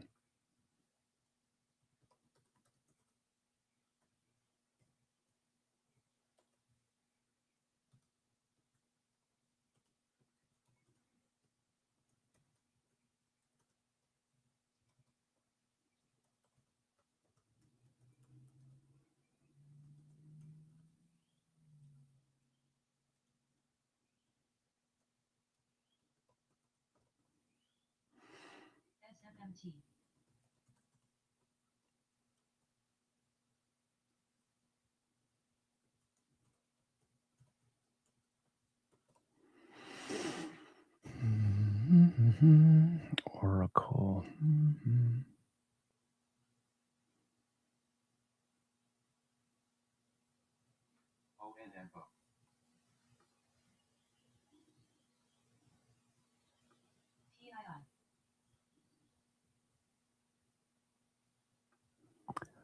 Oracle.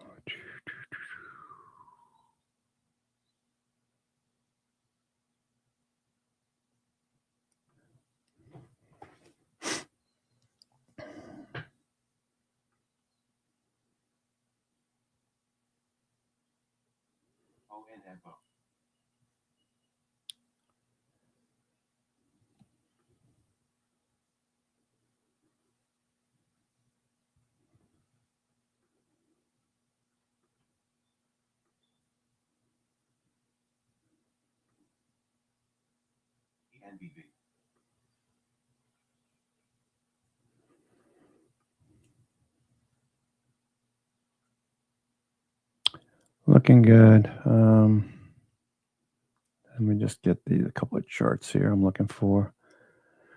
Oracle. Yeah, Oracle's going to do well. I just got a feeling. Not a guarantee, but a feeling that this is just going to continue.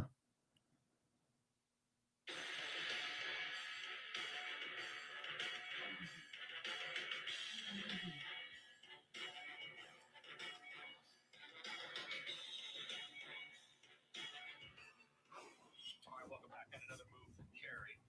Chip Web Tech, right? Yes. Why so? Well, unlike AMAT, it's not a semi company, and it wasn't up 300% in the last year, but it was up 59%. They're talking Webull? No, WebTech. Okay, WebTech. Robinhood coming off the low. Okay, ARM Holdings nearing the pivot high. We own it for a long time. They make rail cars, locomotives, rapid transit equipment, and Yeah, there's a decent run over the last year, right? yeah, very, very nice. But it's just trimming because the position became oversized. Okay, so we'll follow that. We're talking industrials. So Josh Brown's best stocks in the market is as well. The spotlight is on CAT, which hit a record high on Monday. I owe you a mea culpa. I owe everyone a mea culpa. This stock has been on the best stocks in the market list since, I think, June. Caterpillar. Okay. Caterpillar pulled back. And we just never got around to talking about it in the column. So nobody Caterpillar pulling back. and I never bought it. And it's Walmart. on the list. We wrote about Deere Walmart. instead. And this thing, Deere did fine, but this thing far outperformed it. So Walmart flat. Caterpillar. Caterpillar, a little fade. Looking for a dip to get bought. Looks like 2 days in a row, dips getting bought right around 760-ish. Caterpillar. There are 34 machinery stocks in the Russell 1000. 28 of those are positive on the year. It's just been a huge momentum sector, mostly because of electrification, CapEx build out related to AI. At 760, 770 in that area versus a 200-day moving average of 565, it's way overextended for an investor. But it is above its 50-day, and if you're a trader, you want to buy this low volume pullback here with an appropriate stop, of course. I would use that 50-day as a pivot at $730 per share. So long as the stock stays above the near-term, shorter-term bull market is intact, there's absolutely nothing stopping the stock from going higher. I just wanted to flag it with a small pullback and let people know there might be still be some room. Later this week, Judge, we're going to write about Deere again. We'll bring Caterpillar, and there's a third name in these industrial machineries that I think almost never gets mentioned on TV, about to break out. So I'm going to hit that one too. All right, good stuff. Carrie, what about the industrials more broadly? I think the industrials have had such a phenomenal run that they probably are a little bit overbought right here. So I would agree with Josh that you can wait and probably find another attractive price soon. What about you, Farmer Jim? You know, I've owned Caterpillar over the years. I don't own it right now, Josh. I'm listening to you. It's a great company. Tesla starting to see some profit taking. All right, profit taking is starting to hit some of these stocks. Okay. Nor the stock nor the machine. He has Japanese tractor. I told you. I got a Kubota at the time the yen was strong or weak or something. Meta. Jimmy, it's not always META. Meta at the 200-day. Probably going to consolidate a little bit in this area and then pop above the 200-day eventually into earnings. Meta.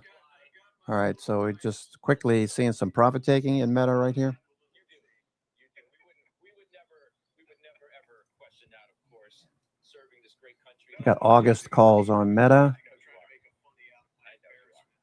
you are. It's all good. Are you done? Were you done? I took you off track there. I knocked you off the track. Are you back on, or are you finished? No, I'm done. I mean, look, I'm a little light in industrials. I actually took Waptec out of the portfolio. Like Carrie, Okay, ARM Holdings. I love what they do. You know, I love railroads, right? You know the book. However, I felt it was too expensive, and you know sometimes you just gotta move on and look for cheaper stocks elsewhere. Okay, all good. We'll take a break. We'll come back. We'll talk about a firm making a call today on a near-term winner. Tactical play. Well, Carrie owns it. We'll reveal the name and more next.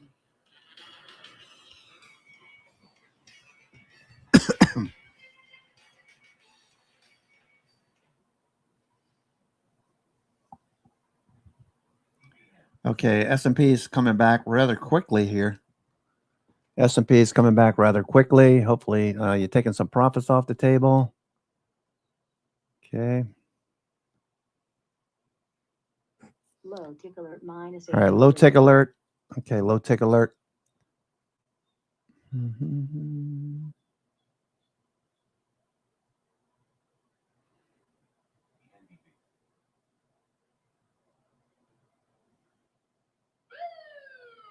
Okay, we got some news here. It sounds like Gulf and European officials see us needing 6 months for Iran deal. Okay, they don't know. It's all news.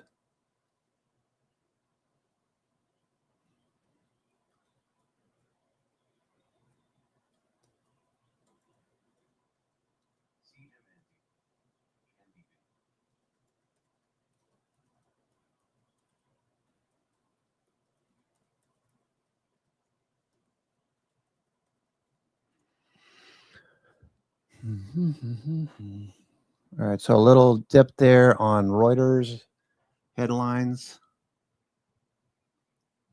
Chevron having a pretty decent day today. Got to get back above the moving averages here. Okay, ARM Holdings. Little pullback there. Arm. Pull your arm back. Arm holdings.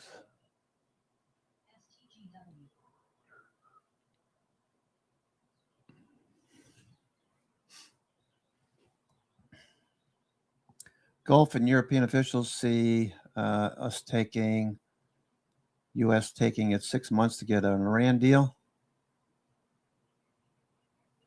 I don't know.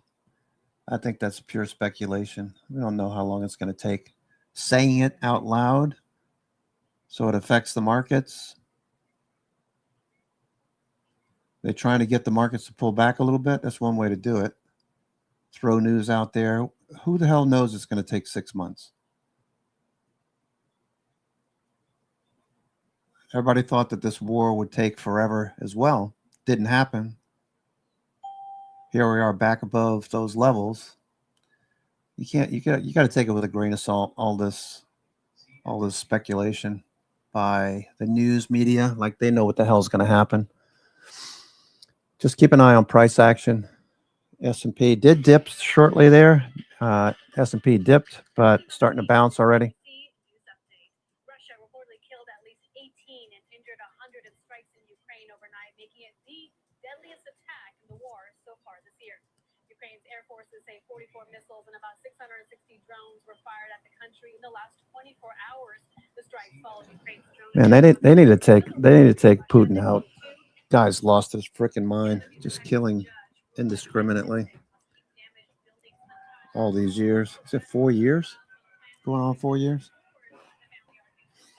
Okay, nice little bounce so far.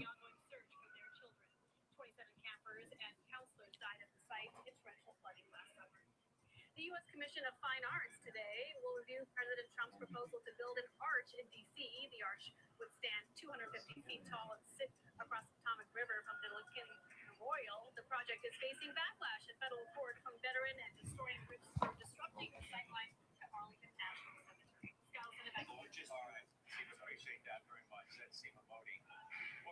Okay, GE still not getting much going here. GE. Most of the New York Fangs dipping a little bit over the last couple of minutes, looking for a bounce. That's the range right now, priced at 27. That was the high of that range. And I can just tell from some of the activity and the noise over there that it may do that ceremonial bell. This is the biggest industrial stock to go public in 27 years, Scott. Is that right? Well, it is. Wow. Basically the only one. All right, asterisk, whatever. But it's still an important day for the people, of course. A great leadership of that company taking it public here on the floor of the New York Stock Exchange. When you hear the bell, that's what it was all about. Let's do some calls of the day. Visa reiterated. Does that call today carry you on it? Yeah, I think that's a good call. The stock is down 15% from its high. It was hit by AI concerns. I'm not sure if we're all going to create our own credit card and network by using whatever chatbot we want, but I don't think so. And this is the leader in the field, and at this price, it's very attractive. Okay, American Express target cut by $10, 385 to 395.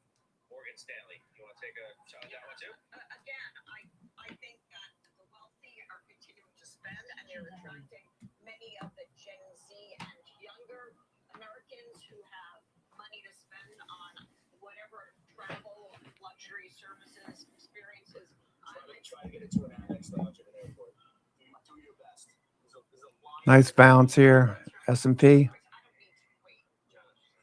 Dips keep getting bought. It is positive gamma that we're looking at.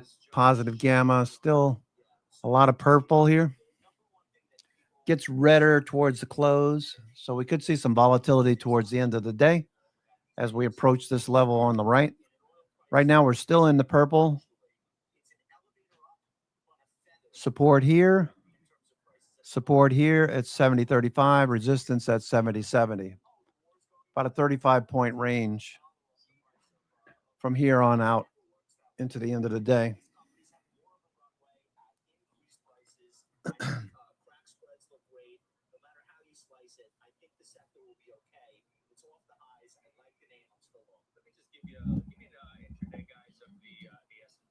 Apple. Or the Dow. I think they'll probably tell a similar story. Got a little bit of a pull down off of the best levels of this. Still early day at 12:40, obviously, in the East. There's some reporting, though, that Gulf and European officials see the U.S. needing 6 months for an Iran deal. Here's the markets just trying to process that after this incredible run off the bottom that resulted in closing highs for the S&P and the NASDAQ one day ago. So we'll watch that. Knee-jerk market reacts to a lot of different things, but that the wire services, and obviously, I think investors are looking out for everything that relates to the ongoing conflict over there. So we'll just keep an eye on that. Just want to make sure we're up to date to the minute on everything that's happening in the market. American Waterworks target 138. That's down a couple bucks at JPM.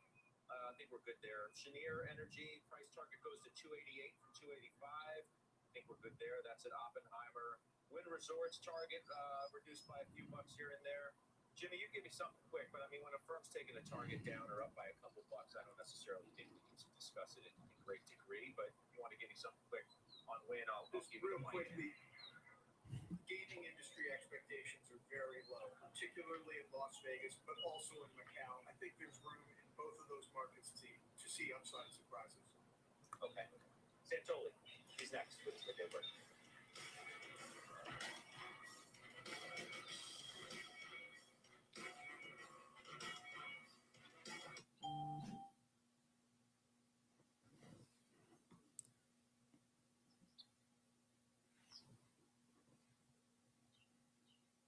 CMND. Taking him over, that was probably the best decision. I remember we talked about this. Netflix. Like, why are they doing this? The stock was Netflix. Let's see what Netflix is doing here. Netflix. I want to take probably a long iron condor on this one. All right, moving back down. Netflix. 107.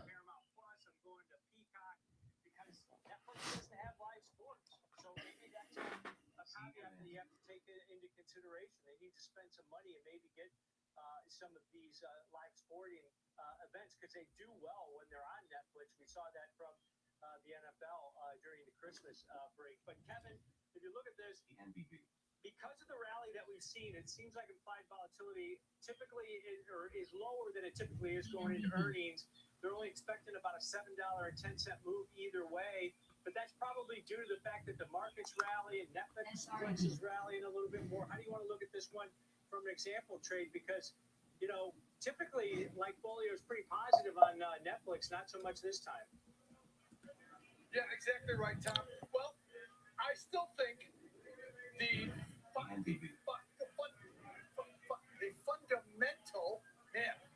fundamental look that you have to take at Netflix is to look at that front expiration at 150 vol and look at the second expiration April 24th, a 64 vol. That's a big discrepancy, Tom. So what I did is I took the expected move, I took where the stock is, I looked at the 1 week call calendar, just like we did yesterday in Pepsi for a very small number. By the way, that spread went to $1 that we put on for a quarter. And so now I'm looking at a very similar one, 35 cents for the 1 week wide, 115 call calendar, trading about 35, 36 cents. And this gives you, like I said, a max profit closer to, I'd say about 350, 360 on this if you get it right. So this is another one that can move nicely. It's got a pretty fair amount of daily theta, Tom. So I'm sticking with the edge on this trade. You still got to get the direction right. Make no mistake. If you're bearish, it might be the put calendar. But the strategy you should be looking at is probably something in the calendar. Just make sure you're getting the direction right, Tom. Yeah. This example trade sets up for that one standard deviation move that the option market is pricing in, plus or minus $7. Stock trading $108. 115 aligns with that one standard deviation move. You can see that buying the April 24th weekly options expire in 8 days. The 115 call, sell that same 115 call in the near term April 17th options that expire in just 1 day. 35-cent debit. You get upside exposure for $35 in risk per spread. So inexpensive, for that upside exposure. Now, you can see here for the risk profile, you want it to go at or near 115, but you probably got a range between maybe 105 on the downside, maybe 123, 125 on the upside to be potentially profitable on this one. So low cost entry point. It's just like the diagonals that we talk about, where you're buying one option series at a lower implied volatility than what you're selling in the near term options. You do have some assignment risk on that short option over the next maybe 28 hours or so until Friday's expiration. So keep that in mind. But this is one of those strategies that gives you exposure to the upside or the downside if you do the put calendar for an inexpensive risk entry point here as far as a dollar basis, $35 in risk per spread on this Netflix calendar, Diane. All right, that's we have got the breakdown coming up. Some of the shine coming off this morning after one analyst downgraded shares. That stock took a step back today. Fast Market will be right back.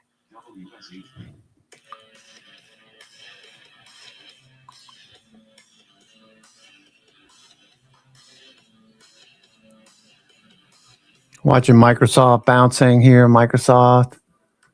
Apple's hanging in there. Apple. Microsoft. Okay, Doji over there on the right. Long-legged Doji, Microsoft. Okay. We're trying to get above 420. That's the level that I've been watching for 6 months, 420.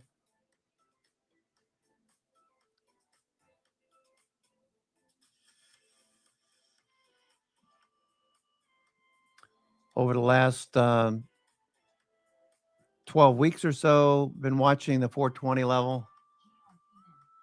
This pivot right in here. So we're above that level. Looks like we're going to keep going. Microsoft, the volume picking up.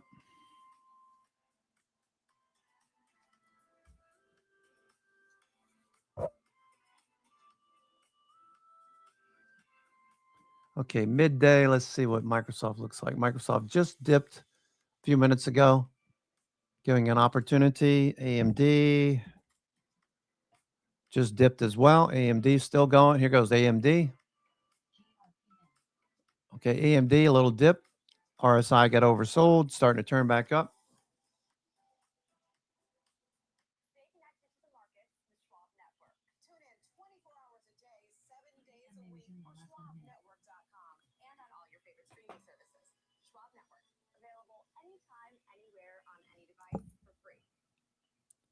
Whether you're an experienced investor or just getting started, Charles Schwab offers a webcast that's right for you. The Platforms and Tools webcasts are designed to help you broaden your knowledge of platform features and resources available from Schwab. You'll learn tips and tricks to help navigate Schwab.com, thinkorswim, and book-based platforms. Best of all, you can ask questions by chatting directly with an education coach. It's interactive learning at its finest. Tune in live or watch on demand. Watching ARM Holdings, trying to take out the high of the day. ARM Holdings. ARM Holdings. Little dip. Okay, AMD looks a little better, right? AMD. AMD looking a little better.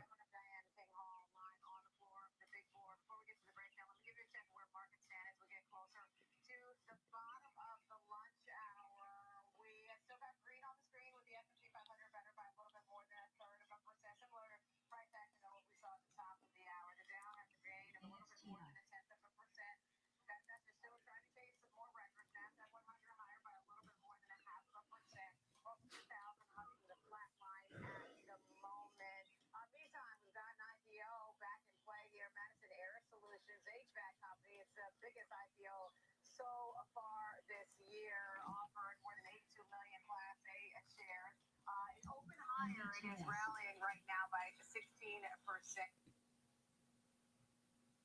EBM. Out the gate, so good time to go public here at the stock exchange with the wind at its back thanks to some of these records. Meanwhile, on the flip side, some of the glow coming off of morning today after a downgrade of shares. JP Morgan Chase reducing its view to neutral while actually raising its price target. The firm says it's taking a more cautious view on optical names. Heading into earnings, now Corning remains a key player in fiber optics, specialty glass, and connectivity infrastructure. Investors may want to see how much of the growth story is already priced in. Shares are already up more than 80%. But now for the breakdown for that, let's welcome in Kevin Green, senior markets correspondent, Shane Facebook at Corning. All right, KG, so this was interesting to me. I mean, they raised their price target, but lowered their view. Walk us through how you're looking at this. Well, you're seeing the shares down here a little bit off of this, a little bit to the downside because of their rating on the shares. You have JP Morgan coming there, rating to neutral from overweight, but they did raise their price target to $175. That's up from $115 here. They're actually cautious on the broader industry when it comes to optical communication companies, and especially heading into earnings season. When you're looking at the multiple right now, it's trading at a very big premium compared to what we have seen in the past. And that's the concern that they have right now. And they believe that it's fully priced in for earning out for 2028, and it's really hard to really justify the stock price, given the fact that there's so many cyclical issues that we can see between now and then, which is why they actually do see AMD looking really good here. Looks like it's going to keep going. AMD.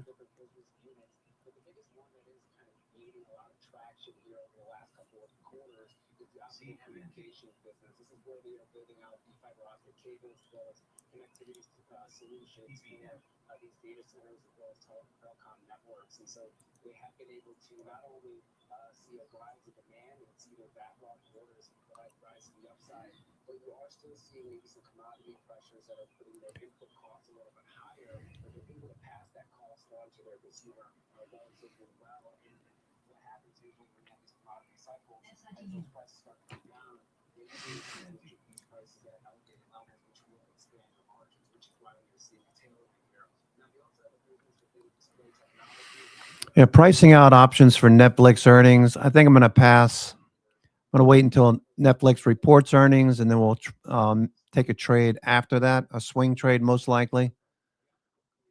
So I already took profits in Netflix yesterday, so missing a little bit of this upside today. No worries. It was a good trade. Netflix, probably going to wait until after earnings. I'm thinking they're going to beat the market, but I don't know. I just don't feel the options just don't price out the way I'd like to see it.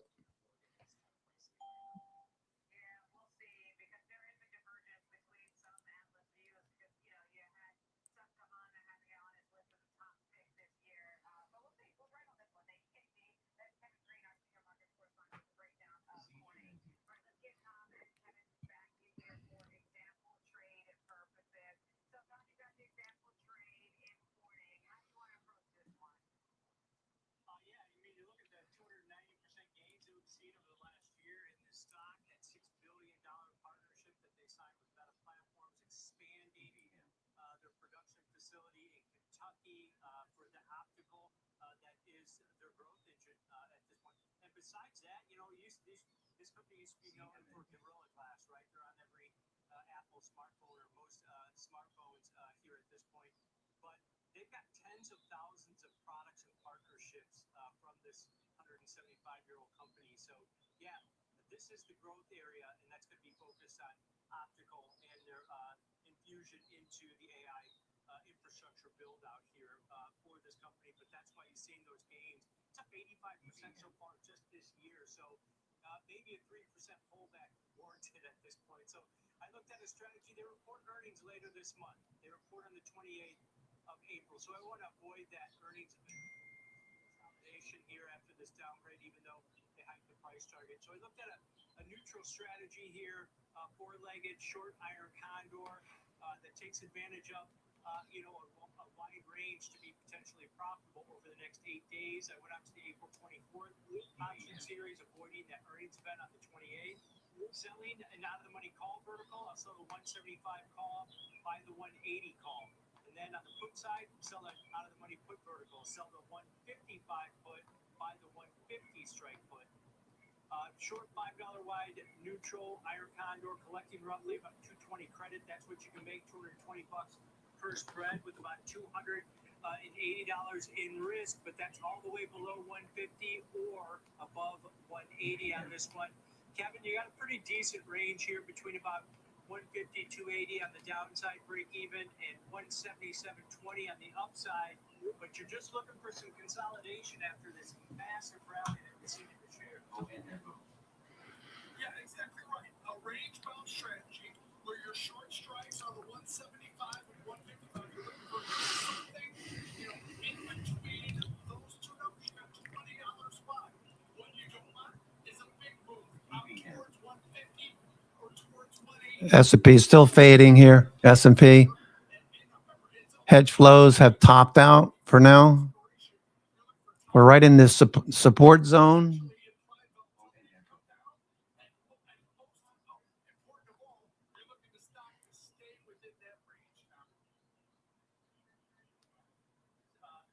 Ideally, you'd let this just go off wordless and it remains between those break evens where you just get to keep the 220 credit. But as time decay works in your favor, and if this thing contracts in price, if the market's open, you do have that potential to maybe close it early if it starts to contract in price on this one.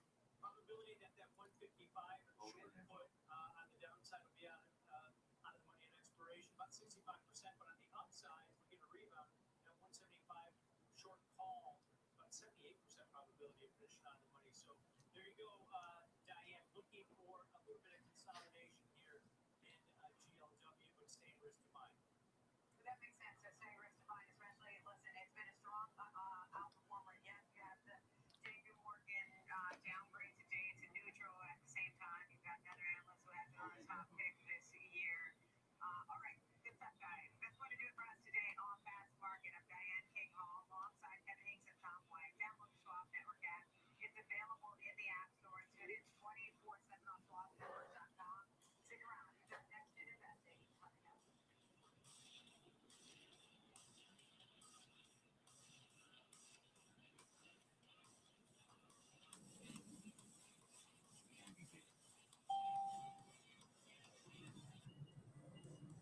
So what is unique about Schwab Thursday?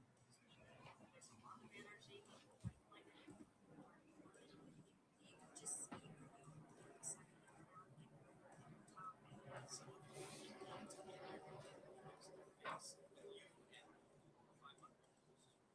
Some clients like to be the privacy of their own home on an online workshop, but still having that live interaction with the coach. As I'm talking to questions coming in from that live audience to help me fill in those gaps as an educator. People learn differently, but all those ways we can teach it all come back to the point of making a difference, helping people grow. And so that means not just giving you theory, it means giving you the practical application using our platform. So we want it to be fun, we want it to be informative, and most of all, we want you to walk away with a skill set and independently be successful in achieving your goals.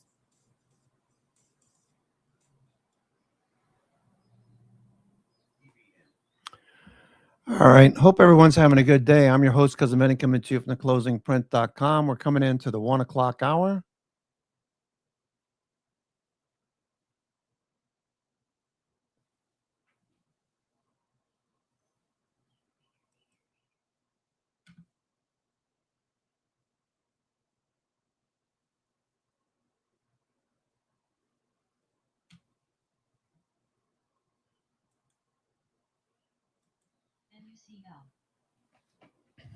AMD just off the highs. Apple starting to fade a little bit from the highs.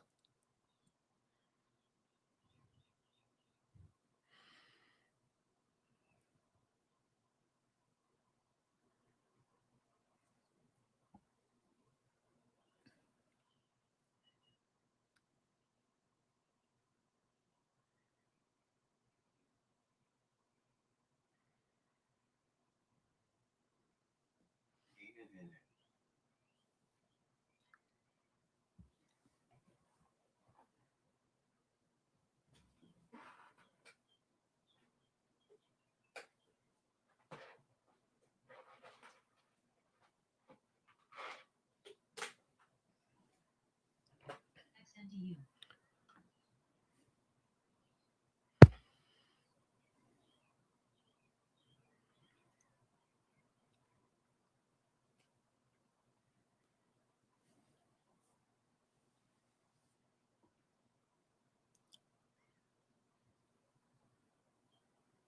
ONNA. All right, what's the problem? Sorry, desserts. That was my final trade. I said ice cream. Said ice cream. Desserts. I said I like ice cream. Farmer Jim, what do you got? Qualcomm, it's up on a downgrade. That's a good sign. Jerry. Amazon, it's up, and we think it's going a lot higher. You my wingman on that? Yeah. I'll eat a vanilla cake with you. A shack and a soft serve? We know that. Riding Netflix into the earnings. I'll help us. I'll see you in a bit. ONFO. Alrighty, guys. I do like ice cream as well. Thank you very much, Scott. Welcome to the exchange. I'm Dominic Chewin for Kelly Evans this Thursday afternoon. Stocks are higher at this hour with the NASDAQ and S&P hitting fresh record highs again at the start of the session. The NASDAQ is now on pace for a 12-day winning streak. Big tech is mixed with Tesla and Apple, your Mag 7 laggards so far in the session today. Software stronger again with the IGV software ETF up more than 12% just this week alone. And memory also outperforming more broadly. The prices are up 3% today, but still 2-week losing streak, believe it or not. It could run out of jet fuel in around 6 weeks or so. But we begin with the markets and some seismic shifts our next guest says are underway and will drive market performance from here. Joining me now for that conversation is Travis Prentice, the Chief Investment Officer at the Informed Momentum Company. S&P pulling back a bit. Because that's big, that's important. It could be S&P still exactly is that shift that's going on in the markets underneath the surface. still coming back a little bit. S&P, you've got a doji up here at the highs. A pullback to 7,000 or below 7,000 wouldn't be surprising. RSI is overbought. Volume looks good. Institutions over the last few weeks. Okay, we're starting to fade. We're getting oversold again. We could get a bounce out of this S&P.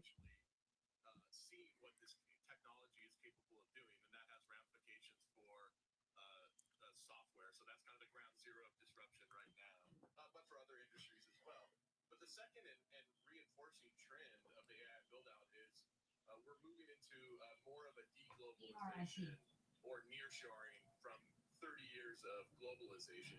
And so those two mega trends, those structural shifts, have profound implications for what's working in the market and what's not. Travis, we've seen some of those big themes play out in certain parts of the market, but I wonder from your perspective, what types of stocks, what types of companies are the ones that you are seeing the most profound performance-related kind of ripple effects coming from? Yeah, I think what we're seeing in the market and at Informed Momentum very focused on trends, so momentum, focused on companies that are outperforming at the intersection of both price trends, but also fundamental momentum trends. So it's that intersection. And if we look at the world through that lens, we're seeing very strong trends as we shift from more of a software-driven world or virtual-driven world to much more of a physical infrastructure, because the magic of AI is happening in hardware. So if you look RSI getting oversold. tremendously well, what you'll see is more hardware-oriented technology stocks. Oracle looking for much higher. Oracle. Like Micron, SanDisk, Western Digital, semiconductor capital equipment companies, semiconductors themselves, but also a broader participation across many more industries. So things like utilities, materials, energy, and broader industrials, which are necessary to be involved in this AI data center build out. So we see a big broadening out in terms of what's working in the market and a big dispersion between the winners and losers, at least so far. And what about the favorite parts of the market that you have with regard to some of that AI build out and kind of the onshoring, nearshoring trade as well? We've talked about some of the second order, third order effects, the kind of derivatives of the AI play. Where are you seeing that AI kind of momentum being built up in places that are not directly related to, say, semiconductors and software companies? Yeah, sure. I think you see it. I mean, you can see it in actually the performance, and I mentioned the broadening out trade. When you look at the Russell 2000 so far this year, versus the S&P 500, it's a pretty wide performance gap, about 700 basis points. And also the gap between large cap value and large cap growth is about 800 basis points. And what that's that suggests is that there's a broader participation in industries and sectors that are necessary for the build out. So AI adjacent sectors. XTI. Yeah, it looks pretty good, Prano. Up $14 now. Okay, looking good. AXTI. Bringing manufacturing home and the AI build out that we're seeing requires this broad participation of many industries, many sectors to make AI work. So I think this is all we're seeing what's happening as far as dispersion between styles, sectors, and industries, and value growth or what have you. And so I think we're seeing the implications of this structural shift. But I would say these shifts are not like a blip on the screen. I would imagine that these are much more of a longer term trend, and certainly that's what this. All right, momentum is part of your company name, so we know that you focus on that as a factor. But let's say you put in some other factors into the mix as well to try to get an idea of a more complete picture of some of these names and just how much runway they have. Do valuations concern you with regard to some of the S&P still fading. S&P, we're right back down to the 12 o'clock, 12:30 low. 12:30 low here. Recently they've been extended, so it is normal within a trend to have a consolidation phase or a give back of recent gains. And I think you're seeing that in the market a little bit now after these stocks have all hit some pretty solid near-term highs. So some consolidation is warranted. And I think from a discipline and risk management standpoint, though, even being a momentum investor where we'll ride the trends as long as they're trending and have the discipline to move on when these cycle, because everything does cycle. So a disciplined momentum strategy should ride the trends but move away when the cycle changes. So expectations are high, and so I think you just need to maintain the discipline, monitor the fundamental trends and the price trends, and be willing to change your mind if the data changes. All right, we'll keep an eye on those momentum names for sure. Thank you to Travis Prentice with the Informed Momentum Company. We appreciate it, sir. Thank you. All right, let's go down this memory trade. The memory names were down sharply yesterday, but are still massively higher for the year so far. Leading the pack is SanDisk, with shares up over 270% just this year alone. And our next guest says he just initiated an outperform rating on that stock with a $1,200 price target, though his bull case sees the stock hitting $2,600 as demand surges.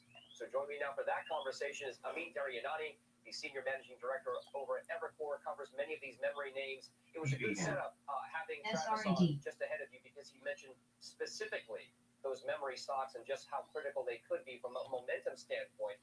So from a fundamental analyst standpoint, just how important could they be, and what kind of performance can we expect given the things that we've seen out of AI so far? Okay, stocks doing the opposite of what the S&P is doing.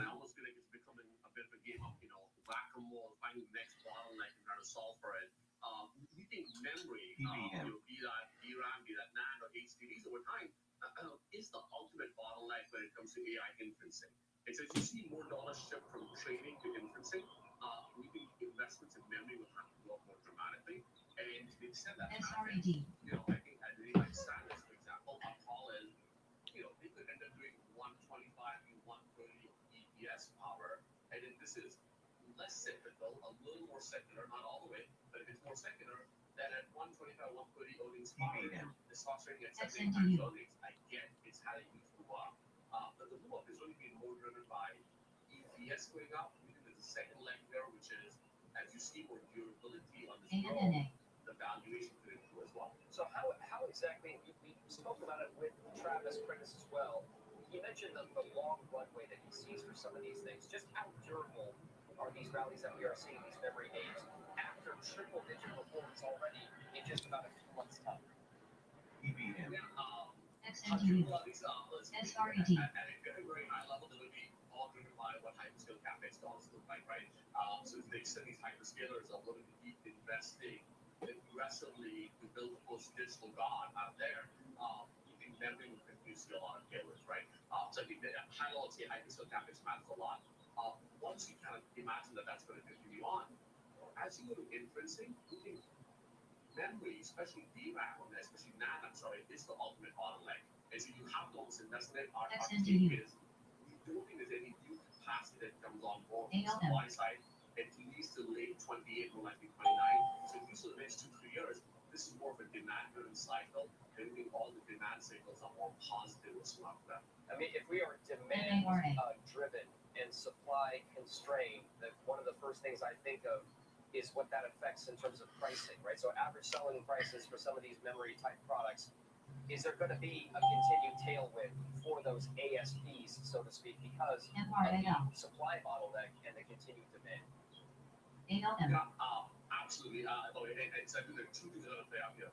One is the pricing itself will keep going up, now maybe not as dramatically as the 100% plus price increases we've had in the last 6 months, but I do think 30 to 40% price increases for memory, especially for NAND, is very logical as we go forward. I think HDDs, maybe in the mid to high single digit price increases, I think you will see price increases sustained for the next couple of years. The other part that's happening that's somewhat unique right now in these companies is they're engaging in, there are different versions of this, but longer term agreements or strategic contracts with their customers where they are getting some of that. AXTI look like it's going to keep going, Frano. Okay, looks good.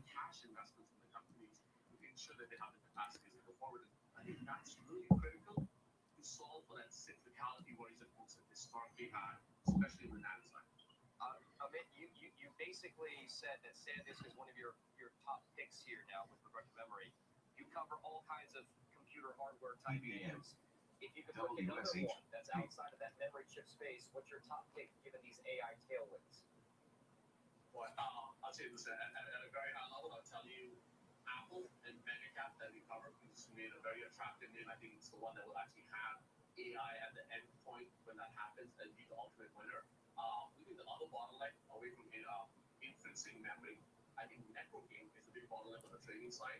We think a name like Arista and Apple would do very, very well in that space. I'd say Apple, Arista, the three names that we would go, and then SanDisk on the memory side.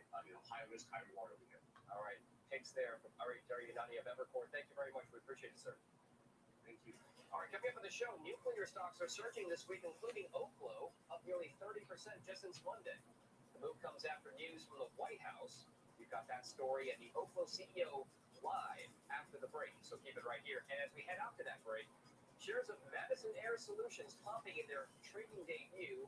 Shares of the HVAC company are pricing at $27 a share at the top end of the range. They opened at $32 a share trading. Just below that now, but still up 15%. S&P still drifting a bit lower at the moment. S&P, spiders off the highs of the session.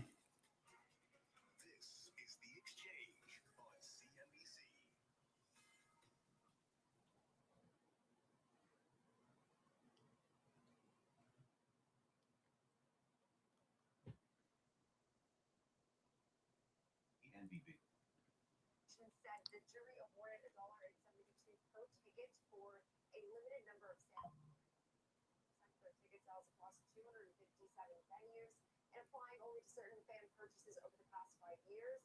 But they've already accrued roughly $280 million related to this Department of Justice settlement, and any injunctive relief will be determined by the court. But it does seem like right now this is still a looming threat because, of course, even beyond the developments we've gotten just in the last 24 hours, there's also the fact that while many states did join the Department of Justice in the settlement, more than 30 pushed forward with the trial, leaving, of course, to Wednesday's jury verdict. So they did say that this is, in a statement released Wednesday, this is not the last word of the matter. Pending motions to determine whether the liability damages will withstand. So seems like the saga is not yet over, but at least climbing back today, so showing that definitely an appetite for some dip buying here. We pulled back about 6.3% yesterday. Yeah, I guess the standard disclaimer, I'm not a legal expert. I have no idea what the outcome will ultimately be, but it does seem like if you're lying, all right, pushing a little bit lower at the moment. Rolling down the hill with some momentum from becoming too much bigger, and just try to, take what you can in terms of whatever the damages are going to be and whatever remedies they're going to face, because this seems to be one of the most unifying things that there is in the landscape of sort of. All right, just letting this back off a little bit. Looking for B and C pivots. All right, so once we get a little bit oversold here, we'll look for something in the afternoon session. Meanwhile, I'm your host, Cousin Benny, coming to you from theclosingprint.com. It is Thursday, April the 16th. Looking for BNC BNC pivots to set up.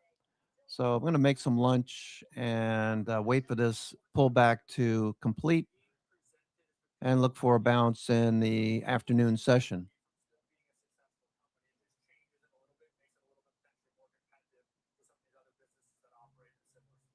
Yeah, that's true. And I think that that's also a very good point. What I struggle with is like what's good news for us as consumers, what's good news for competition is not good news if you're, of course, looking at specifically Live Nation. But today, again, shaking this up relatively well. We will leave it there then for the top of our show today. Now, coming up next, time to dive into some charts in CoolWeave and Nebius. CoolWeave, of course, a consistent outperformer this year, still up 63% and nearly 15% this week, although now modestly lower here in real time by about 1.3%.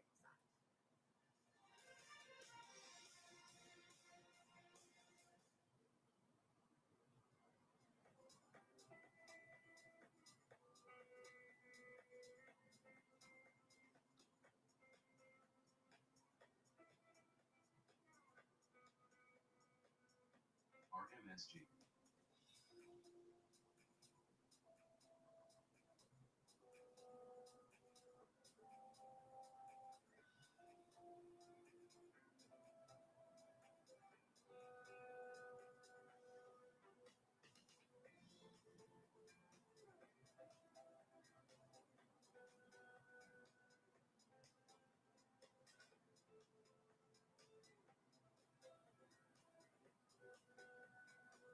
RMSG.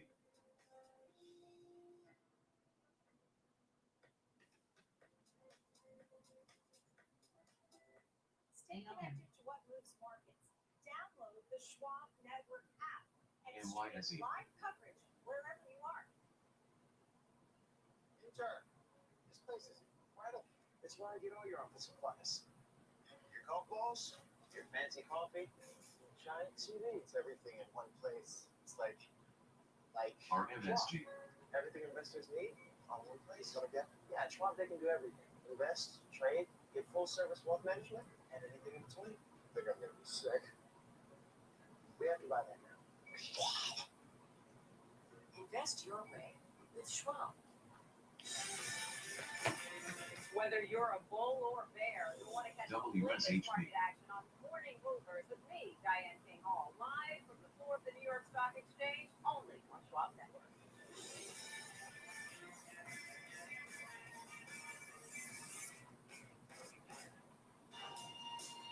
Welcome back to Next Gen Investing. It's now time for the Chart Master. So joining us to help us break down some key technicals is Rick Ducat.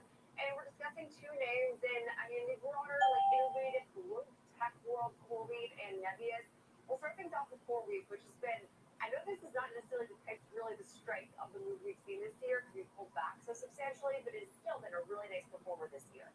Yeah, and what we saw recently was a more consistent low point that was established here around 69.70 or so. So you can see that we had this bottoming area that was fairly, coming in multiple times around that same point. So the more times an area like that is tested, the more significant it becomes. So now we're seeing that price has pushed above WSHP. from PBM may rise in 10 seconds. 115. That was a standout high water mark that now we've pushed above and seem to be holding on to. Back to break even on the day. Broken. Our upward sloping trend line white is still in play. However, we've not quite yet filled this gap that we saw here near 126. New York Fangs are mixed Upside area in the near term to remain aware of. Another couple of high points here and here. on the day. We're just a doji right now, sitting on top of this price action from the week. Monday, Tuesday, Wednesday, sitting right on top of this for now. And most of these are mixed at the moment. Google's pulling back. Netflix with earnings tonight.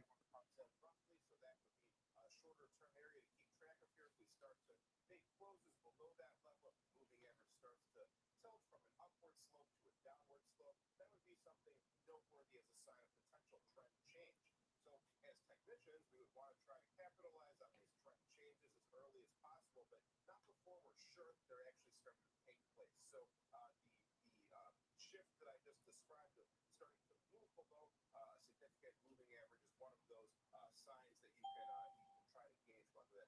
clicks or not here. RSI is giving us also a slightly more bearish outlook here.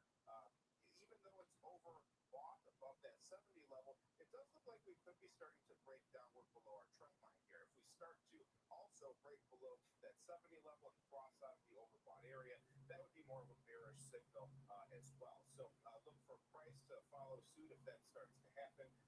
You would want the RSI to confirm the price activity here. That the price is always the more important measure to be watching out for here.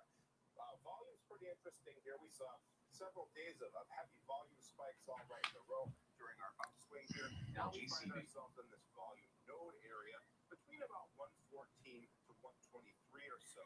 The next heavy trading area comes in at 132 to 140. So that was another. All right, Trace continues to pull back into this area where we could see prices move quite rapidly in either direction. Okay, I'm just waiting until after, say, 1:30, 2 o'clock. We'll look for some BNC pivots for potential trades into the end of the day.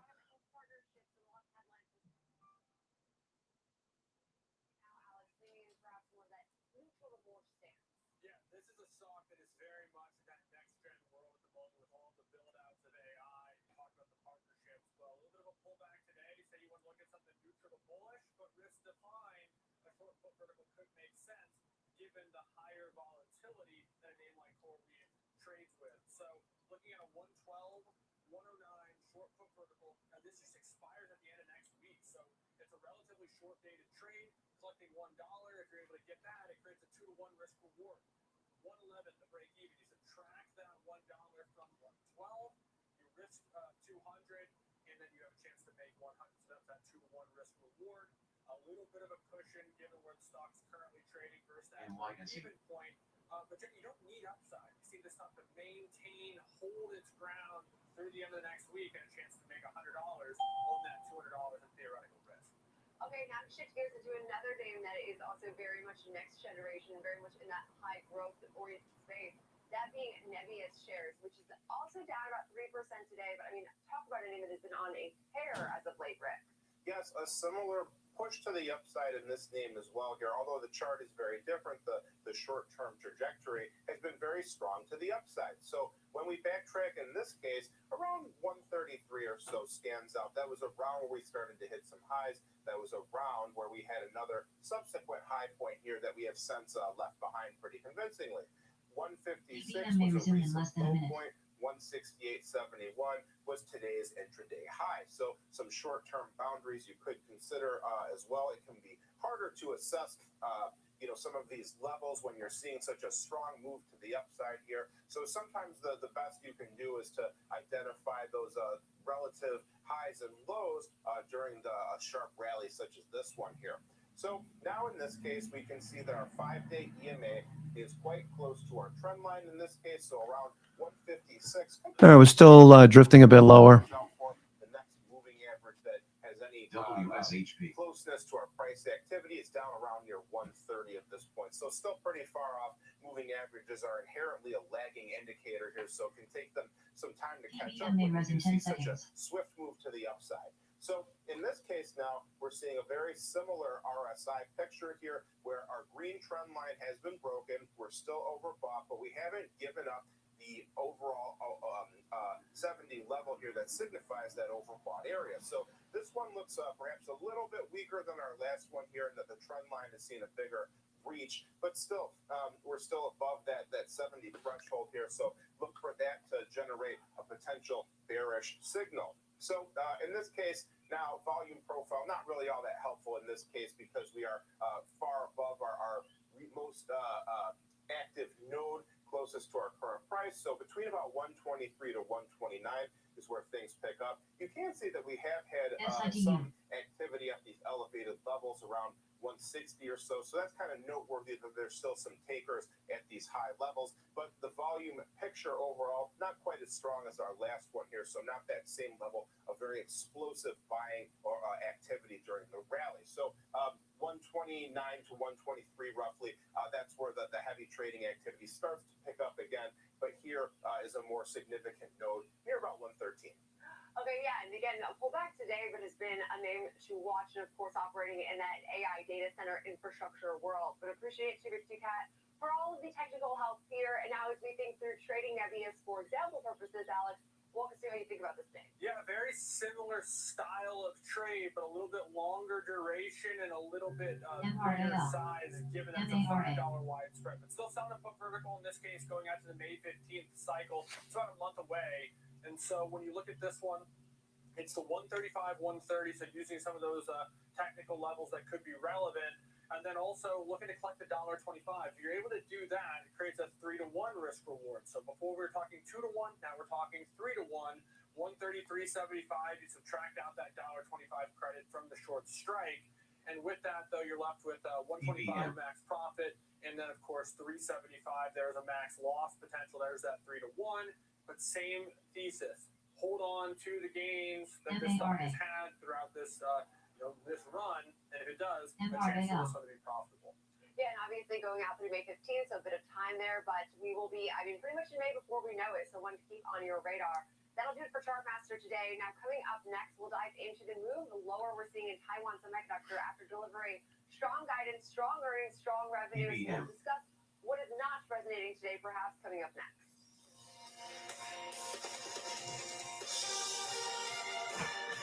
Looking for a little bounce here, starting to turn back up. All right, S&P getting oversold. Okay, RSI getting oversold. Higher low, lower high, lower low, higher low. Let's see if we can rally back up now. Looks like we're going to rally back up. The dips keep getting bought. Positive gamma.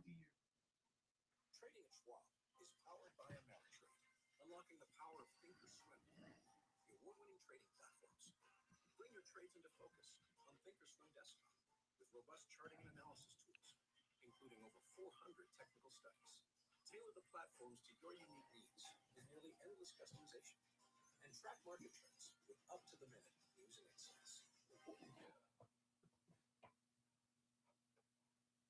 PBM XNDU. Live from Chicago, this is Trading 360. I'm Marley Caden. We track macro forces, market trends, and companies that shape investor decisions, all with expert analysis and actionable context. From inflation data to sector rotations, earnings to policy, it's a comprehensive view of the market every trading day. Trading 360, in-depth market coverage straight from Chicago. Weekdays at 11 a.m. Eastern on Schwab Network. Stay connected to what moves markets. Download the Schwab Network app and get live coverage wherever you are. Hey, Bob. Hey, Andrew. Last year, my dad had a stroke. Big shock to see this person that I've always seen as a force in our family be vulnerable. Wait, had a stroke? Yes. Now we're in the car together almost daily. I started to realize, what can I pick up from my dad? He's been with Schwab for a long time. Jim, my financial consultant. I probably met him 20 years ago. Jim's really been there to answer any questions I ever have. Makes a huge difference when you have someone that actually cares. Welcome to Schwab Network, where real-time market coverage meets expert strategy. From the opening bell to the closing bell, we've got you covered. Get inside the minds of pro traders. My point is that they're getting a higher rate of change in sales based on their guidance, but not the same rate of change on EPS. Follow the biggest headlines, live analysis, breaking news, and sharp trade ideas minute by minute. With shows built for action, we break it all down in real time with speed, accuracy, and precision. I think one of the most important things is you're making a play in a risk-defined way here going into earnings. So that would be a further downside area to watch. Smart insights, actionable data, OCG. and trusted financial PBM. tools. Streaming live and on demand. Schwab Network, streaming 24/7, any screen, anywhere, free. SchwabNetwork.com. Welcome back to Next Gen Investing. It's now time for FOMO, and we are diving into the move lower today in Taiwan Semiconductor after reporting a near perfect financial picture from its first quarter. So we're down about 3% today. Better guidance. Looking for this bounce to follow through. Overall revenue, better margins. The list just goes on and on. Joining us now to help us make sense of these results, it's Kevin Green, Senior Markets Correspondent for the network. And so, KG, what stuck out to you in this report? What was really a highlight? And also, what is the street really resonating on? And I'm sure part of this, and I'm sure you'll say this, but is really the fact that we did get a good picture and a good idea of these numbers, of course, a week ago when they released some of these monthly numbers.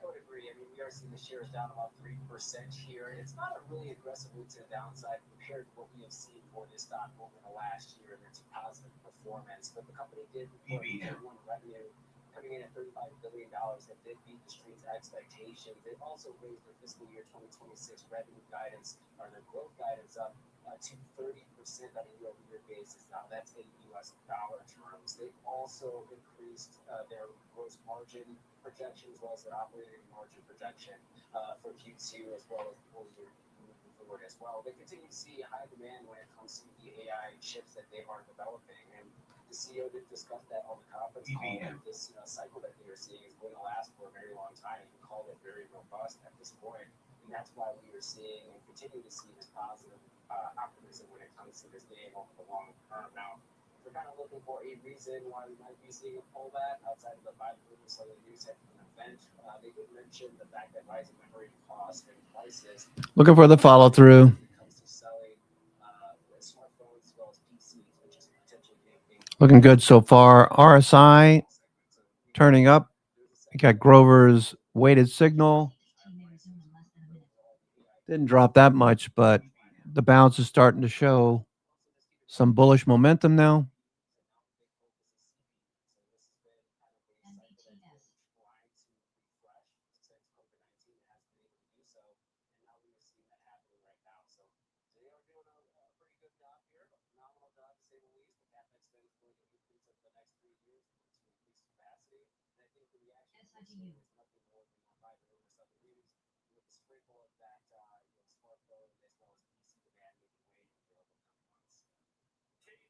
Technically can't help but notice that it didn't make a new high. It got close. Is this just still chop within a very long-term uptrend? Or is this last maybe quarter of trade a little bit more ominous than that? Well, if you're looking at the daily chart, you can make a case that maybe a double topping pattern might be in effect at this point. You won't really know that until we get closer and closer to that 100-day moving average, which is sitting at around $330 right now. If you're looking at the RSI, it is turning over. MACD is also turning over. So we're pulling back. It's consolidating, but it could also be a formation of a pattern. We just don't know at this point in time. This is a company that is trading on really good fundamentals, and we continue to see on a month-over-month basis these revenue numbers coming out. It's, I wouldn't say surprising the street, but kind of reaffirming the street's expectations that they are continuing to see demand growth here. So when I say that this is the top and we're going to go through a bear cycle for TSM, I wouldn't go that far. Just looking at the technical, but wouldn't be surprised to come back, reach up to 20-day or even the 100-day moving average. 20 days sitting at $350, 100 days sitting at $30. Okay, so KJ, I'm always so curious the way the market reads this for like the rest of AI. We're so quick to like really dictate a narrative based on like one company's earnings. But how do you think that this is being assessed then for the rest of the earnings cycle, given the fact that this is really our first like major AI player? And I know that reaction is not positive, but this was a really strong report. It was. I mean, obviously the bar is really high for companies like an AMD or even NVIDIA, just because of the hype and the amount of conversations that we have on a daily basis around their company and the demand that they are seeing. I think that is probably, for the most part, probably priced in here at this point. I think the big surprise to the upside could be the business, which could actually be more of a tailwind, which will be more of a tailwind for AMD. Nice little follow through so far. Starting to see B and C pivots showing up. Let's look at AMD. Okay, AMD. ARM Holdings. Okay, we got a B pivot on ARM. We're looking for a bounce here. The Qs. All right, starting to see a bounce as well. Microsoft.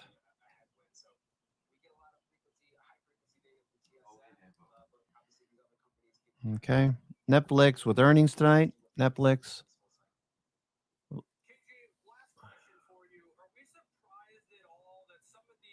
Okay, Amazon's starting to go here. Amazon's starting to go.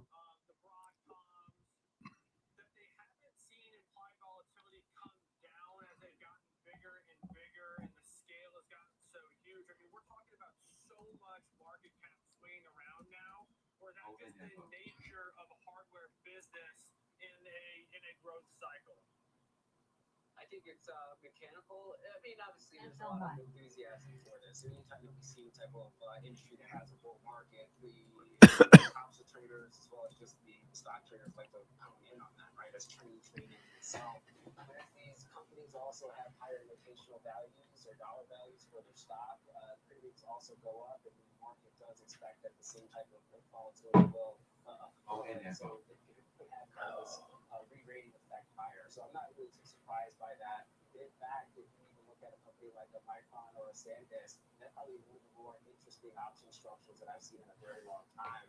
As the front end call buying activity at the after money calls has just been very aggressive, even though that they are relatively expensive. But the realized vol is kind of matching what premiums are showing in the implied volatility market. Yeah, and of course, this move today is not really, picked up any steam as we've seen markets pretty much hang out actually at current levels, but still down 3% today. And so definitely taking a bit of a breather, but Nathan's been on a really nice tear as of late. But appreciate it, Kevin Green, for all of that breakdown on Taiwan Semiconductor with a very nice earnings report. So now, as we do assess trading the same here, Alex, for example purposes, we got earnings. Sentiment is strong. Accelerating growth is expected. I mean, everything would signal a pretty strong trend ahead.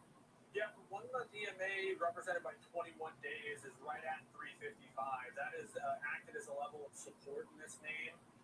Just an area of interest really in this name throughout a lot of time recently. So I kind of keyed in on that and structured a trade that looks at even if this stock continues to slip a little bit, $8 more or so, that actually could be beneficial. So it's a skewed put butterfly.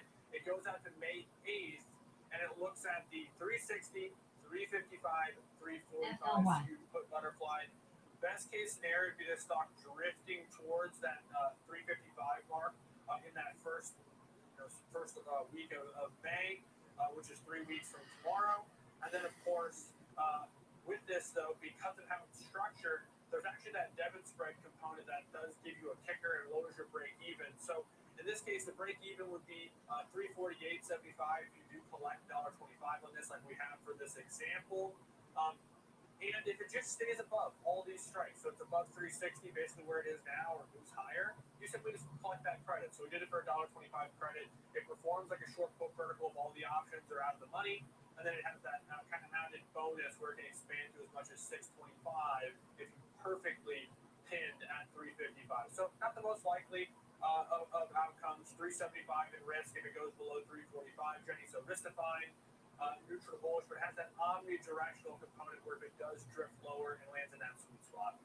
Yeah, and I think a good way to, of course, trade some of today's volatility and also the fact that we're still very much in our uptrend as far as the longer term is concerned. So we'll leave it there for FOMO today. But coming up next, we'll break down why AI is not replacing trade workers, but rather acting like an operations hub for some of these small businesses, and why that makes this overlooked part of the economy a huge AI opportunity. More when next time returns.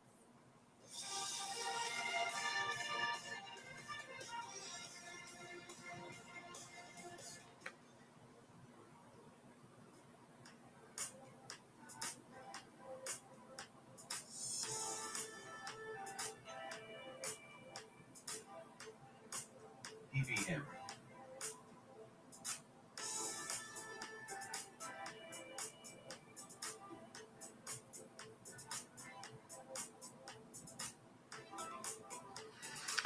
Okay, looking for more upside. Amazon still pushing, looking for the S&P to continue this little move off the low. ABCD pattern, positive gamma, starting to move into some negative gamma zones here towards the end of the day.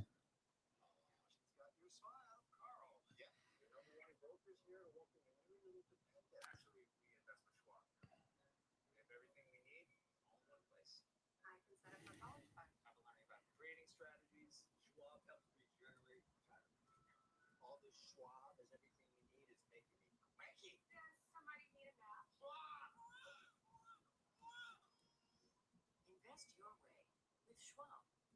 Stay connected to what moves markets. Download the Schwab Network app and stream live coverage wherever you are. Morning Movers brings traders the biggest headlines to start the day. From volatile overnight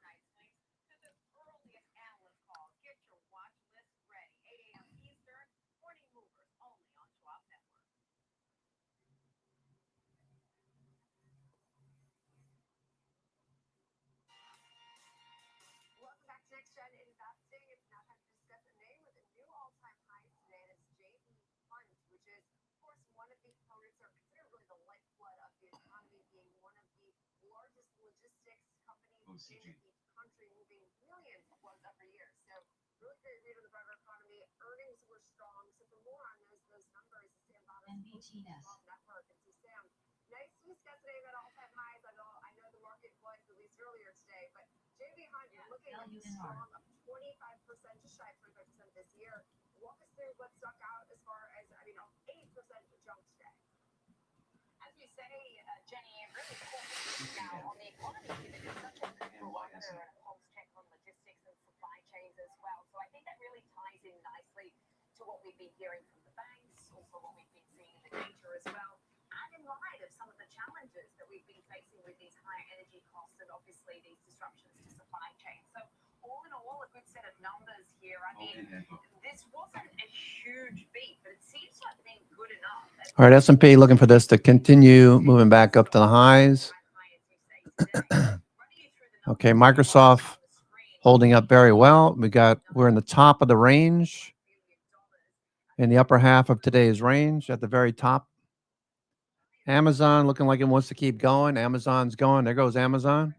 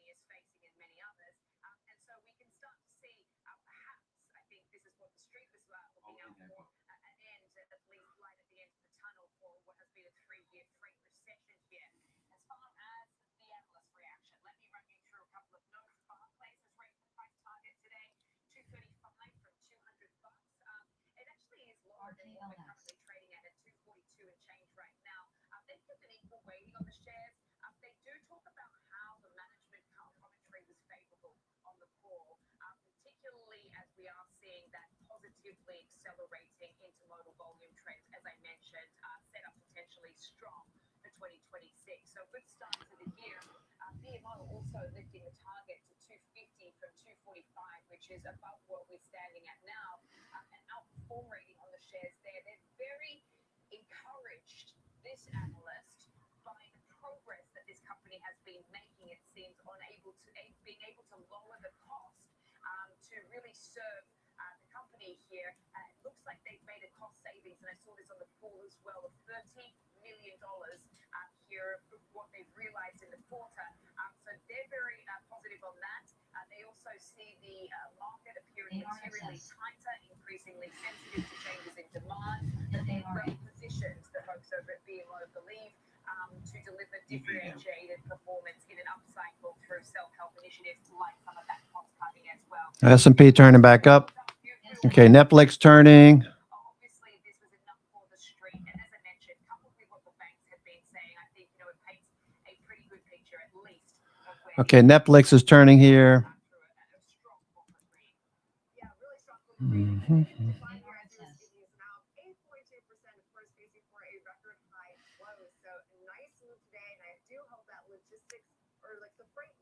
Is finally behind us, as we've been calling it. But so appreciate it, Sam Bottas, host of Morning Trade Live and working on Close for Schwab Network. But now to shift our attention to the AI revolution, and one of the biggest potential transformations we are seeing is actually happening far from Silicon Valley in trades that keep the real economy running, from electricians to HVAC crews. AI is really starting to change how these businesses operate. So joining us for more is Fred Piccola, Chairman and CEO of Synpro Group. Fred, thanks so much for joining the show today. We're thinking broadly about AI. You have argued that one of the biggest transformations is happening in the trade. And so do you feel that the market is currently underestimating this opportunity? Well, thanks for having me. And yes, I do. When you think about the trades, let's define it. Companies, everything from HVAC companies to oil field. Rocket Labs about to go. Okay. RKLB, Rocket Labs. Okay, looks good. Rocket Labs looks good. Okay, yeah, I like it. I like it. Rocket Labs like it.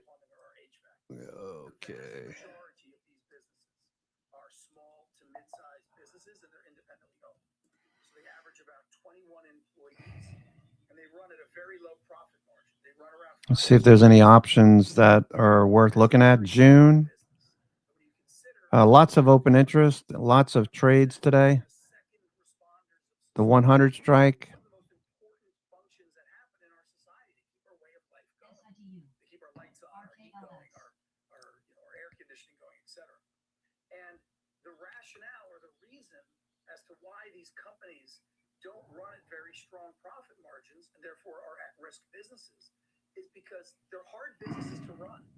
There are lots of logistics involved, and it's not always easy to get the right worker to the right job at the right place, at the right time, with the right materials, etc. AI allows that to happen. So at Simpro, we built an AI operating platform that allows these commercial and residential trade businesses. Looks good. Rocket Labs looks good. By delivering AI, we allow them to optimize their schedules. We allow them to collect. We allow them Okay, Rocket Labs. Note the Bollinger Bands. Rocket Labs. We allow them to do things to prevent employee churn and to prevent customers from not getting the right service. I like it. So when we think about the Good catch, guys, ladies. Rocket Labs. are an industry that is being completely overhauled for the better by AI, and Simpro is right at the forefront of it. Yeah, Fred, this is an interesting combo because I think the first thought that many have is AI is replacing jobs, but you're arguing almost the exact opposite. You're showing how it can be both accretive potentially to the margin, especially for some of these small businesses within the trades that really could use that. Rocket Labs looks good. But it perhaps will also maybe even increase the demand for some of this work because it frees up some time. Yeah, I think you bring up a great point. AI is absolutely a job destroyer. And there are elements of the economy where it's the opposite, and the trades is one. So I'll give you a real life example. A 20-person HVAC company that is serving both office buildings and individual homes. They need to make sure that all 19 of their field workers are prepped for the day's work. They have, the right equipment in the truck, the right routes. They have, everything is set up for them. Now, a 20-person company does not have a dedicated full-time job prepper. They don't. So the job preparation is done by the individual. Okay, Rocket Labs looking pretty good here. Done well because it's a side product. Okay, starting to go. Like Simpro, we provide I bought some 9100 call spreads for June. Okay, goes Amazon still going. Amazon.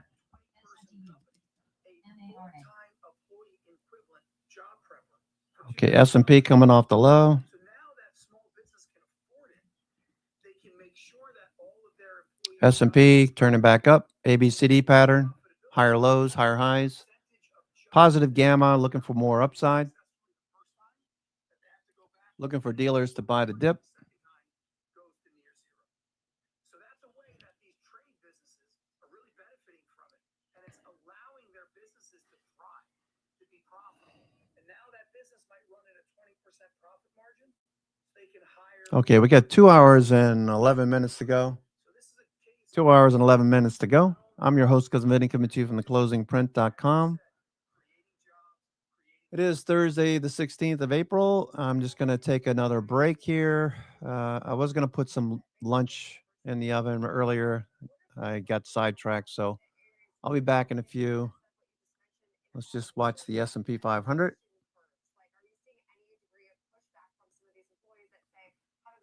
Amazon looking good. Amazon, Rocket Labs, RKLB. Nice push there on Rocket Labs. Or the rejection of technology doesn't really exist in this space, what we're talking about, because the price points are so low and the problems are so big. So when you're talking to small business owners, their business is their life.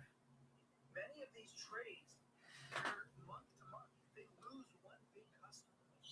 They may have to lay an employee off. So any help they can get to make their profitability go up and make their business better is very, very low. Other examples, I think the job prep example. A Another very simple example is documentation. So if I'm an electrician and I go do work at an office building, I have to document the work that I did. Now, no one in the world likes to document anything. And when people don't like to document things, they don't document it well, and a lot of problems happen. Well, one of the things that our platform and others do is we provide an ambient listening device, or we provide proactive documentation recording. So now that particular tradesman, that electrician, doesn't have to go to a computer or their phone and document stuff. An AI agent asks them 5 questions about what they did, and those questions are automatically uploaded into the system, parsed out, and the post-action report is automatically created for the customer. That saves about 20% of the time that particular engineer or technician has to do, and that 20% allows that technician to go to another job, so he or she gets paid more money because they're usually paid hourly. The company generates more profit, and the end customer benefits. So in terms of a rejection of AI or a rejection of technology, these solutions are so easy to use and they are so powerful that it changes the business completely, and they embrace it readily. Yeah, I think a good point. I mean, some of these technologies speak for themselves, frankly. As someone that's trying to, dip my toes into the world of AI, I mean, it's so user-friendly. So I think a really good point there. And wish we had more time. It's a great conversation, but we have to leave it there. So appreciate it. And really great insight into what I do think is a very important part of the economy and to trades and how AI is being implemented. But Fred Cola, Chairman and CEO of Simco Group, so appreciate it. Now to shift gears into under 30, we're looking at NextNav with an upgrade today at Oppenheimer, and shares are on a pretty nice run up, 19.5% here as we check in. So joining us is Jeff Pierce, Senior Manager of Derivatives Trading at Charles Schwab. So Jeff, walk us through what's stuck out as far as this Oppenheimer note, which just highlights, of course, this potential acquisition target. Yeah, absolutely. It's a part of this acquisition target, and of course, this FCC approval process, as you pointed out, they've got a $25 price target on there.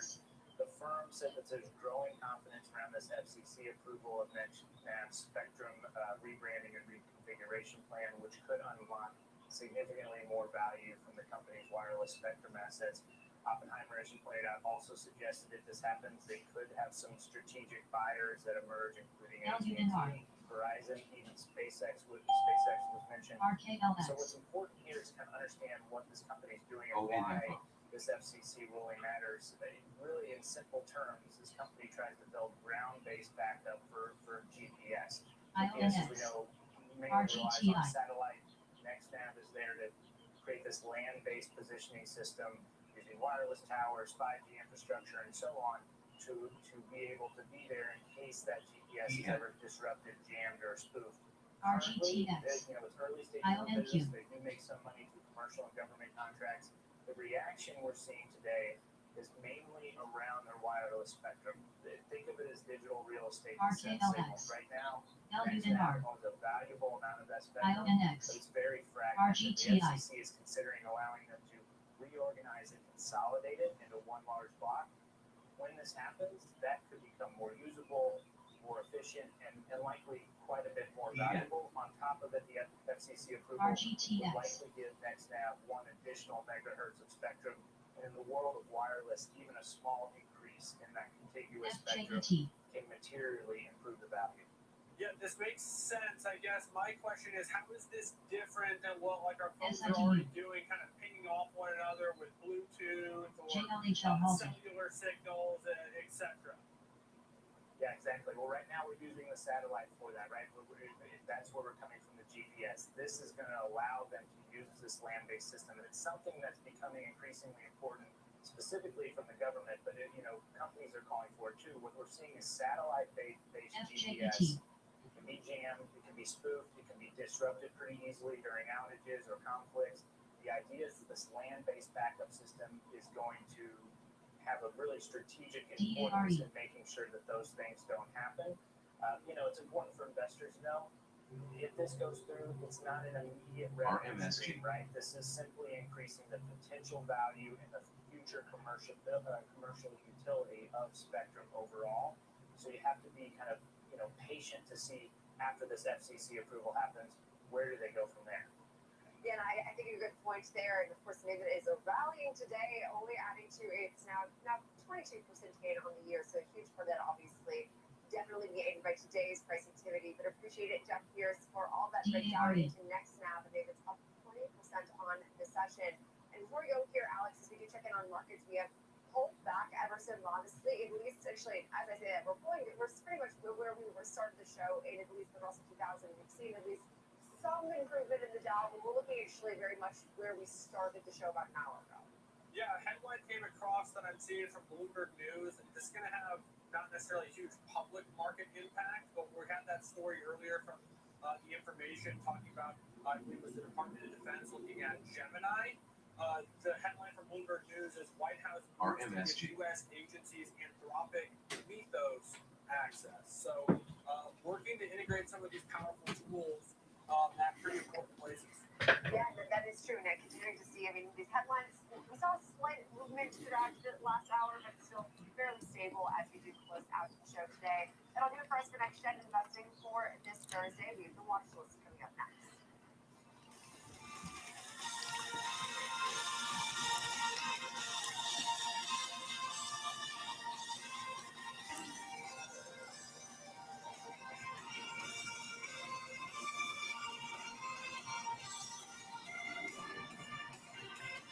RKLX, also Rocket Labs related.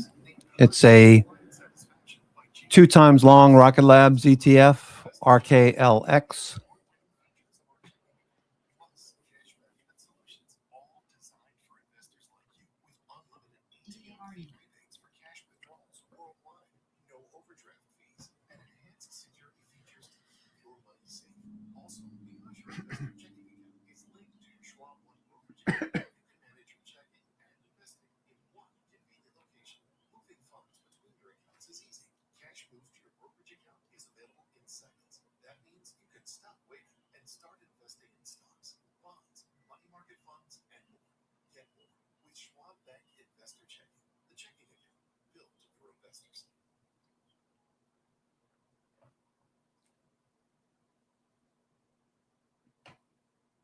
DARE.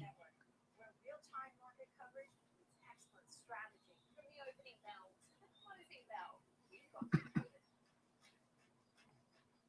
OFFO halted down. Inside the minds of pro traders. My point is that they're getting a higher rate of change in sales based on their guidance, but not the same rate of change on EPS. Follow the biggest headlines, live analysis, breaking news, and sharp trade ideas minute by minute.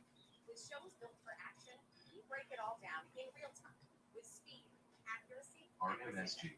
I think one of the most JLHL may important resume things in is less you're than a making a minute. play in a risk-defined way here going into earnings. So that would be a further downside area to watch. Smart insights, actionable data, data perspective, and trusted financial journalists. Streaming live and on demand. Schwab Network, streaming 24/7, any screen, anywhere, free. SchwabNetwork.com. Stay connected to what moves markets. Download the Schwab Network app and stream live coverage wherever you are.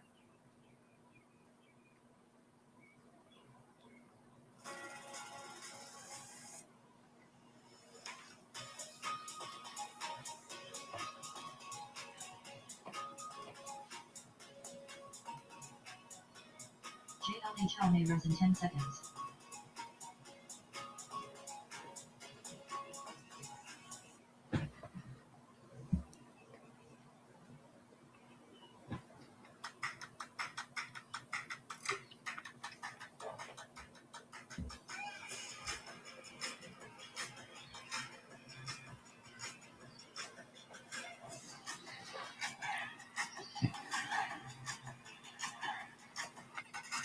Rocket Labs looking good. Rocket Labs. S&P holding. Hedge flows have been starting to move sideways in a sine wave pattern. If you watch it,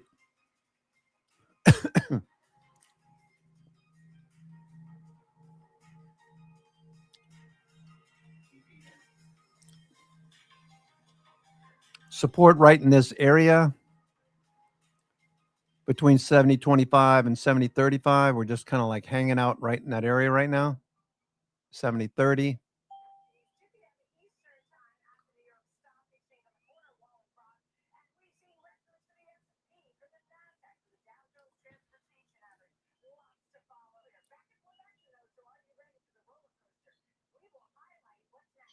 JLHL halted to the upside.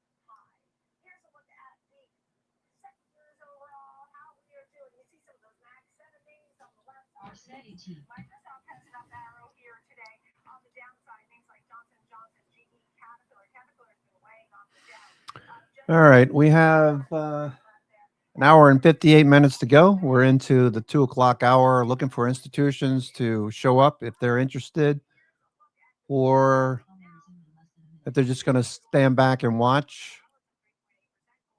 So we'll see if there's any activity here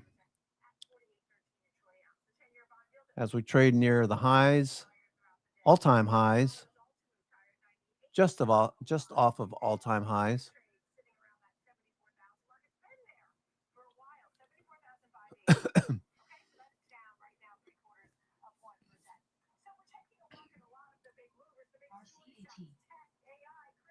Wouldn't be surprised to see a move to the upside, back to the highs of the day, or continued move to the downside. You can see this negative gamma coming into view now. This negative gamma coming into view. This is going to be an area that we could see very quick price action. Volatility should start to pick up soon.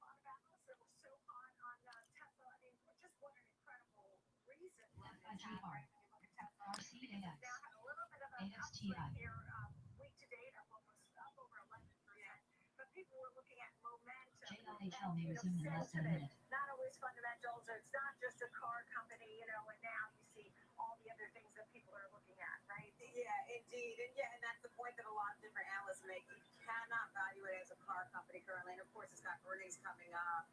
There is an expectation that we will see higher delivery numbers. Yeah. What are you saying? Yeah, so we'll watch for that. I mean, most of the folks are saying that. The only ones that are still just not having it is JP Morgan. I mean, I think they have a 145 target or something. They're not having it at the moment. Let's get to another name, AMD hitting all-time highs. Watching those chip stocks right. Big move to the upside here for AMD, hitting a new all-time high today. The stock rallying 6% right now at the moment, so it's certainly got the win at its back for AMD. And as Nicole mentioned, you've got Bernstein backing this one, raising their price target to 265. Still, they've raised their price target, but they're still kind of neutral on this one. They've got a market perform rating on it. It may not be outright bullish upgrade, but the higher target reinforces the view that there is growing confidence in AMD's earning power. And of course, we got Lisa Su there. They think the server business is going to show up stronger than expected. And that their sales will see some momentum there, some double-digit growth they're expecting to see there. Another big reason for the optimism from Bernstein, they say the street may not fully appreciate AMD's meta opportunity yet, so they don't think that's been valued in yet, Nicole. Yeah, so some of the best performers in the S&P on semi, Dell is in there, which you're going to talk about now. Up next, in fact, that is the subject of a lot of the positive analyst calls. Yeah, that's right. You got some upbeat analyst calls for Dell today from both JP Morgan Chase and from Goldman today. They're both raising their price target. JP Morgan's raising its price target to 205 from 165. They've got an overweight rating, so they are bullish on this one. They say that the AI infrastructure spinning across servers, switches, copper interconnects, and optical networking should drive upside here for AI-exposed hardware names like Dell. So they think Dell is a key beneficiary through this earnings season and beyond, because this is obviously a year-long price target here. Goldman, they're raising their price target on Dell to 215. So they also see some upside from there. We're seeing a big swing in Dell right now, up almost 8% at the moment. They've got a buy rating. They're maintaining that. They say even after Dell's strong run here, there is still more room to run here. So they say all systems go, switches are on for this one. AI server momentum as well. So much when it comes to tech. I mean, earlier today we talked about Google's Gemini AI models, maybe working with the Pentagon and classified information. Now we're seeing the White House preparing to make Anthropic mythos available to U.S. agents, according to agencies, according to Bloomberg. I mean, it is just one tech story after another. Thank you for all of that. Good to see you, Diane King. Coming up, we're going to continue to spotlight. I understand. We look at the Mag 7 with the overall market right around the highs. And guess who's joining us next? Bob Dahl, right after a quick break. All right, S&P is still kind of lagging around this area.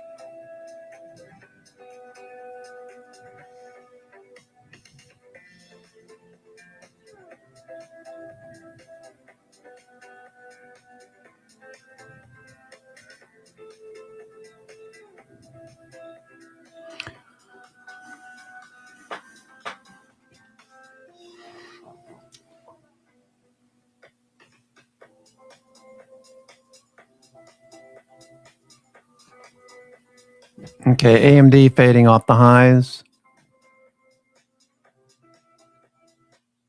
Whether you're an experienced investor or just getting started, Charles Schwab offers a webcast that's right for you. Are you a long-term investor? Our investing webcast series breaks down different investing styles. JLHL may resume in less than a minute. Value, income, and more.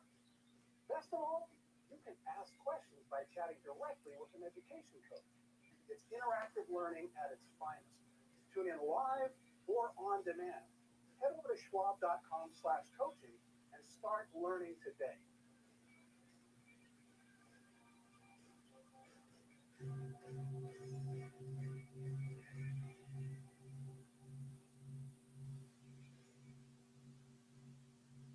Real-time access, data-driven analysis, from U.S. equities to global macro matters.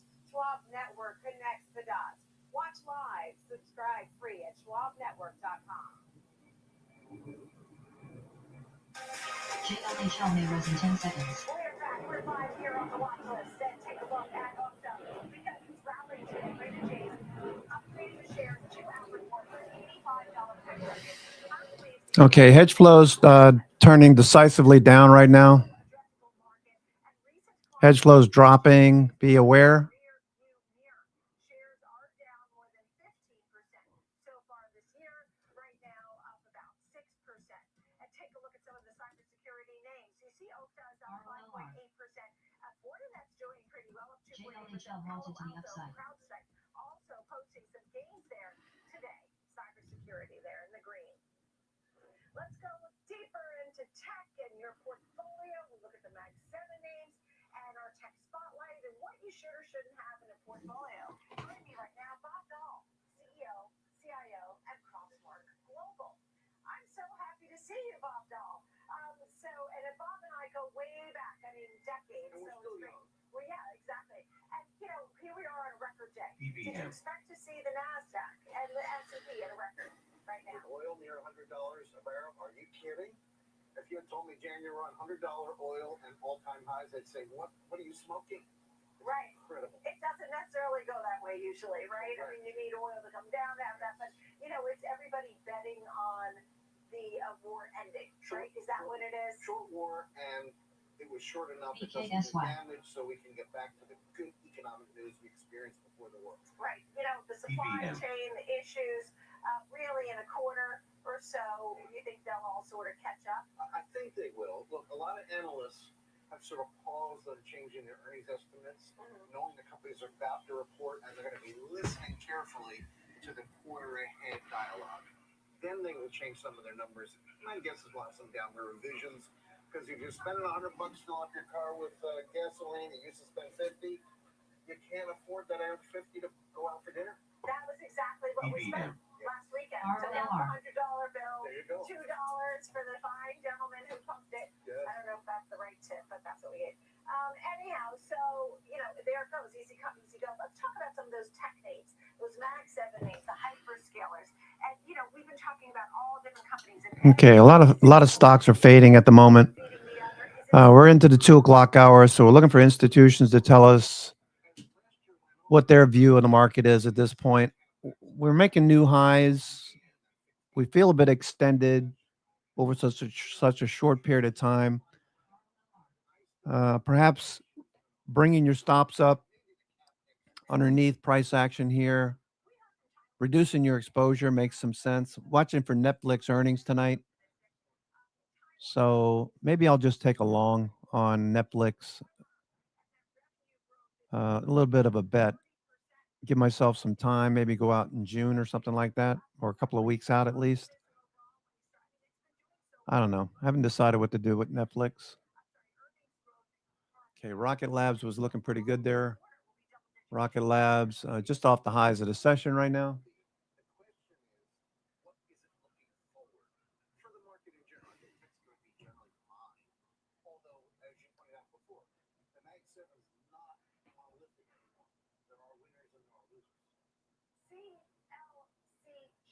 Okay, so this is your large cap growth ETF. What kind of names are in here, and why is this a great one to own? If you want growth, if you want faith-based growth, if you want the capitalization of stocks that are doing well from a growth and return on equity standpoint, this is a great product for you. Among the Mag 7 names, Nvidia and Apple are our biggest holdings. We no longer have big positions in Microsoft or Tesla or Meta. I also see Amazon's in there. Yes, right? Another Mag 7 name. Broadcom is one that's been very popular lately. Yesterday we had a Broadcom deal. Broadcom expanding its partnership with them. Why do you like Broadcom or some of the other names that are in here? I see Visa and MasterCard too. So the Broadcom cash story, the growth story is.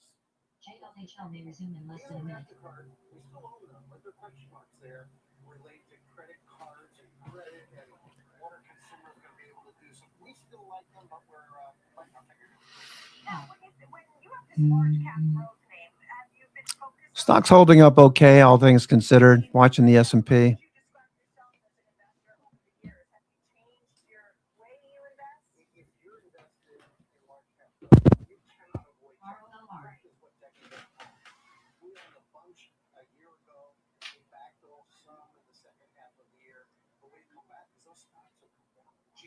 We think about, the AI hyperscalers, then you think about the data centers, and then, the outside of the data centers, like JLHL may rise in 10 seconds. data centers, right? Isn't there a lot to look at there? There sure is. And semiconductors, which fit some of that, I think are an important part of that play. And you mentioned Taiwan semiconductors. They're in the middle of this mix. And that's why some of these semis are picked up so well. Do you think the market just, it's amazing how resilient the market was. Last year, Peter Thompson's a good friend on Senator Wall Street. He did something at the end of the year with me, and he said, they threw everything at this market. Anything they could have thrown at this market, they threw at this market, and still was resilient. Including a war in $100 oil. It just was unbelievable. And so, what do you think going forward? Is that what it is? You and I have been around. I met you in the 90s. I can't believe it. It makes me so happy that we're still here doing great and loving this market stuff. But if you invested then and you put it all in, you backed up the truck that day, imagine if you were here now. How about in 10 years from now, 20 years from now? So I don't want to pour any cold water on it, but we've had both wonderful economy. Rocket Labs. But also improved valuation. NBTS. I can't look you in the eye and say we're 21. You better buy them because they're going to 28 times. They can go up some. I think it's going to all be about earnings going forward. It's probably the growth to be in some days. So the stock's going to be good. You got to be in the right stocks. And what are some of the main things that maybe you love and you think about that I didn't mention? Price to free cash flow and return on equity. The first is a value variable. The second is a growth variable. Find companies that are generating the cash in an increasing amount, but also have strong profitability. Yeah. Do you think at the end of the year we're higher than where we are now? Yeah, maybe modestly. I don't think it's going to be a great year. We've had 3 double-digit SITU. years in a row. Right. We've only had 4 once in the last 100 years. I don't think we make a double-digit year. NBTS. CIO, Crossmark Global, great to see you. Thank you. Thank you so much. So you can check out March Cap Growing Fund there. Coming up, we'll take a closer look at Bitcoin and react to the overall market. Look at Bitcoin. It's been doing pretty well. It's holding right near 75,000. Andy Barrett's with us next. All right, so looks like we're just going to sit here and wait for direction over the next couple of minutes. I'm your host, Cousin Vinny, coming to you from theclosingprint.com. It is Thursday, the 16th of April.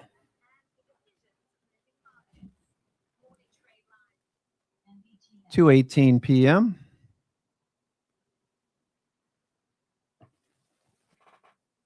with an hour and 41 minutes to go. All right, just looking for a little rally. We are trading in a positive gamma regime. Okay, if I scroll out to this is early this morning at 9:50 a.m. and gradually through the day we start to build more negative gamma to the right as we proceed into that area into the afternoon session. So that area is starting to grow. Okay, as we head right into current time frame, you can see all of this negative gamma overhead. If we can manage to push up into that area, there's support over here on the left, right in this area, 725, 7025 up to 7035, currently trading right in this area now at 7030. So we're looking for a direction. Either we break this range to the upside or break it to the downside, or we could just like pin in this area as well. So hard to say exactly what's going to happen. The stocks that were up this morning starting to see a little fade from the high of the day. AMD, ARM Holdings, etc.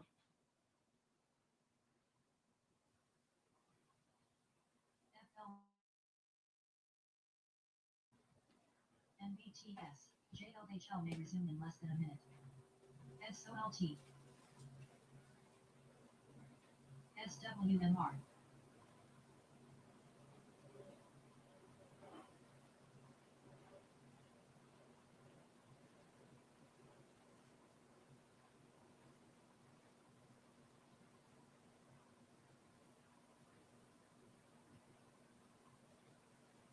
SITU.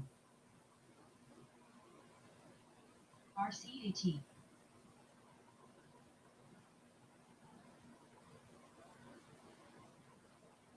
AXTI. SOLT. JLHL may res in 10 seconds. NBTS. PL.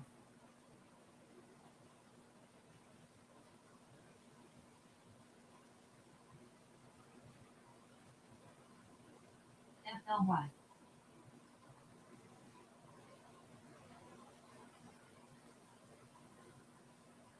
AXTI.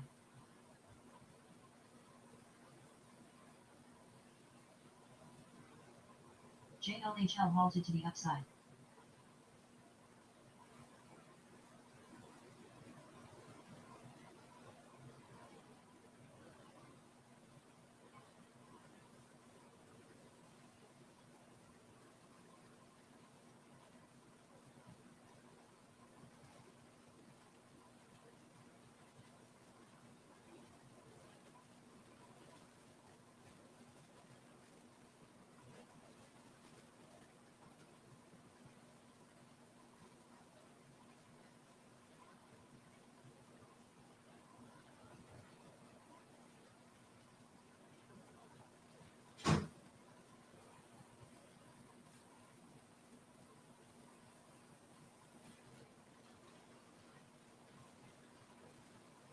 AXTI.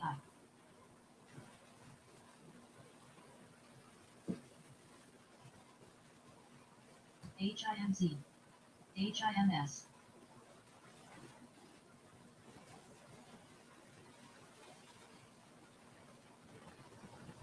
SCAG.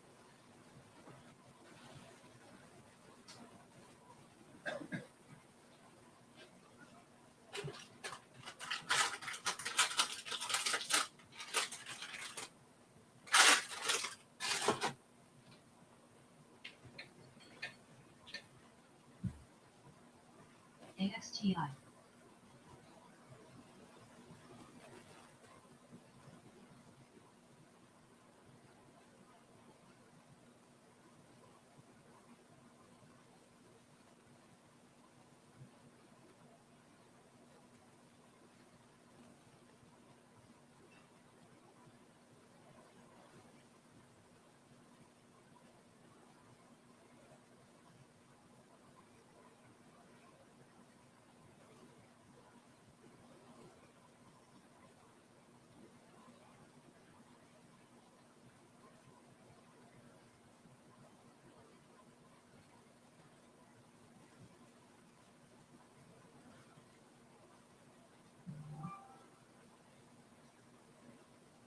ONFO.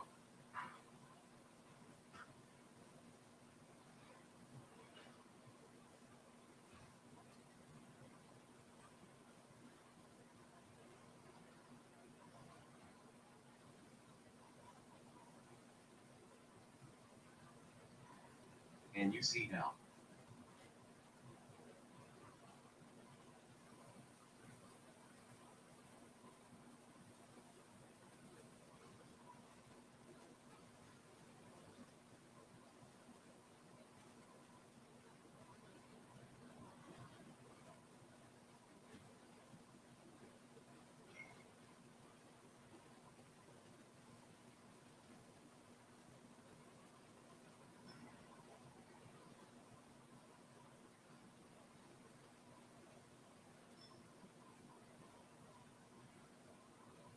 MAIR.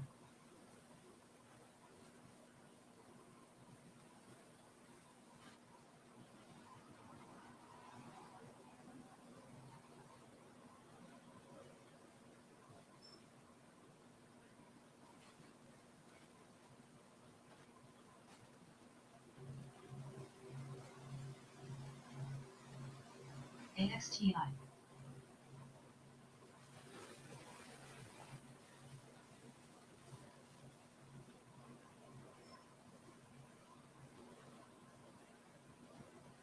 JLHL may resume in less than a minute.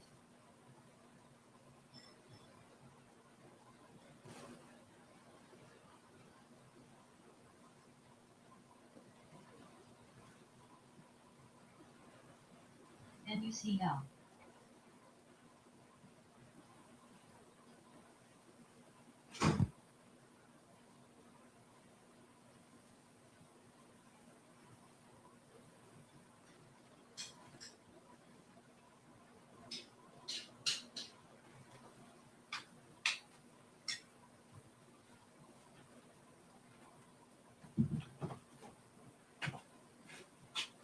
And UCL. JLHL may rest in 10 seconds.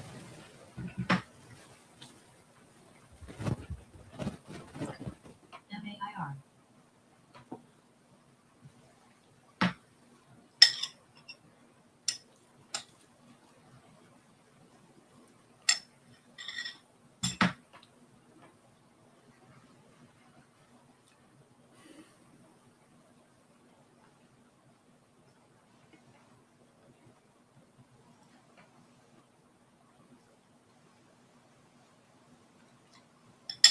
And UCL.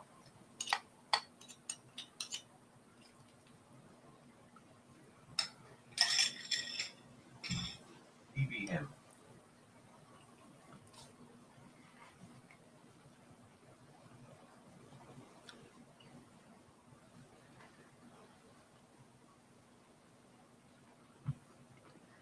All right, we're drifting a bit lower.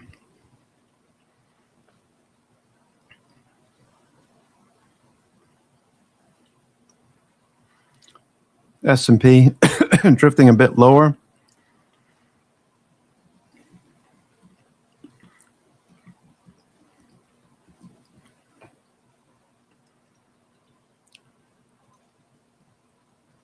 Inside the upper part of yesterday's range. Going red on the day now.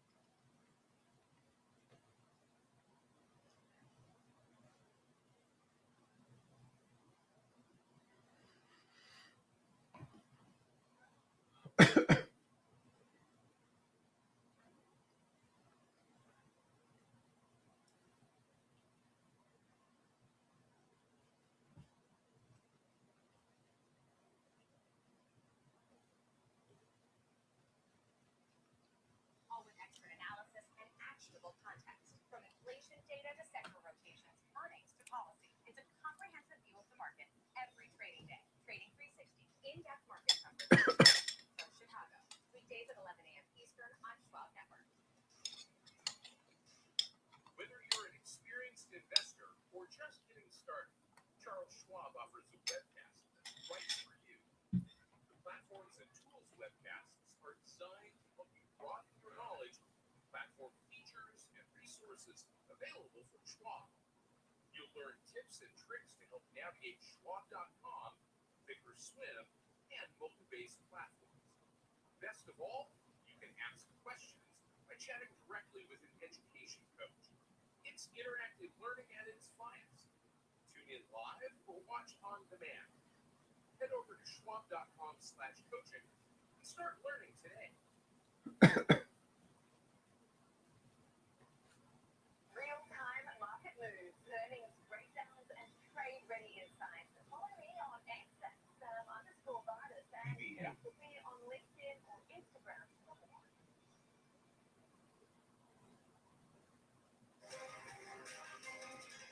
Well, welcome back to the watch. So it's time to call Pepper. Ladies, I want to take a closer look at where the market stands right now. We're about 90 minutes, and then you'll hear the closing bells ringing here on Wall Street. So taking a look after some record-setting earlier throughout the day. HIMZ. HIMS. Dow Jones Transportation Average hitting some records. Right now, we're looking at the S&P 500 at 7,019, down 3 points. The Dow Jones Industrial Average up 59 points, 48,524. So there you have it. That is the big JLHL may resume in less than a minute. at this moment. And we are seeing oil and gold mix with oil at 94.68 the barrel. Okay, taking a look at the chip stocks, because with these, there was a time you got up and you just wanted to see Which way chip stocks were going, because that was way more going. Has that changed? What do we need to see? And, overall market, we've seen a rally. The Philly Semiconductor Index hit an all-time high yesterday, and our panel is ready. Shai Valor, Chief Market Strategist, Future of Equities, and Stephanie Walter, Practice Leader at AI's HIMS. Brain Research. Great to see you both. So, Stephanie, I'll start with you. Some of your thoughts on the action that we're seeing. Are chip stocks still running the show, and which way are they headed in your opinion? RCHLHL may res in 10 seconds. The chips are really indicating AMPX. that AI demand is no longer experimental, it's industrial. And we're seeing investments increasingly focus on advanced packaging and leading edge capacity, which is telling us that the bottleneck isn't HIMS. models, it's LUNR. infrastructure execution. So this reinforces that the companies controlling compute manufacturing are becoming as strategically important as the companies that are building the models themselves. PBM. I mean, we continue to see JHL halted to the upside. RCAT. another AI deal every day. RDW. Time to deal, we hear something. Taiwan Semi is so bullish, more bullish than ever before. Moments ago, I was here on the floor, and Galaxy SENEB halted. from Asia was here with their robot that was dancing, dances K-pop. I mean, when I tell you, you wouldn't believe it if you saw this video that I took just moments ago. And it's run with AI, robotics. It's unbelievable. Shai Valor, I mean, what do you think here? Yeah, I think every 3 months we get reminded how early we still are in this AI infrastructure cycle. I think the cleanest way of talking about it is the first wave was all about GPUs the first couple of years, but now this new phase is all about the whole factory around them. So when I say that, I mean the foundries, the packaging, the networking, memory, CPUs, etc. So because the breadth is widening now a bit, the bottlenecks are also moving. That's WNW. that there is a lot of durability to this AI cycle that isn't just Oracle just been sitting here inside of this spending top all day. Oracle not moving much. The long term, this one's going to be a while getting back to an area where I'm comfortable and happy with it. I do like the price action though. It's been very bullish over the week. Volume showing institutions picking up shares. We're moving into areas now where we start to see people change their mind, maybe upgrade, get some analysts to upgrade the Oracle positions. Apple, little dip on Apple, oversold again, looking for a rally into the close.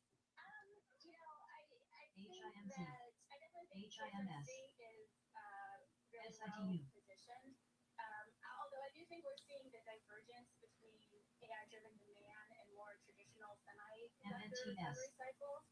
So AI infrastructure appears to be accelerating independently, which reinforces the idea that AI compute is becoming a distinct economic category rather than just another semiconductor workload. So the signal here is sort of the uneven growth, but strategically concentrated growth. And from an AI perspective, the companies closest to enabling production AI systems, especially those supporting these inference-heavy and agentic workloads, they're becoming really foundational to AI enterprise progress. And we think about the competition and the landscape. Yes, these companies all seem to have collaborations and investing in one another with that cyclical spending that we're seeing here, Shai. But, a name like NVIDIA, for example, a lot of the guests come on here and say, I like NVIDIA because it's really its own ecosystem. Is that something you agree with? I mean, what do you think about competitive moats when you think about some of these names? Does NVIDIA have a competitive moat? And what other ones? Yeah, there is no AI without NVIDIA, and I think that right now everyone is confused. The narrative's following the price action. NVIDIA's been stuck in mud for 6 months, but their execution has been flawless continuously in the past couple of years. It's going to continue in the next couple of years as well.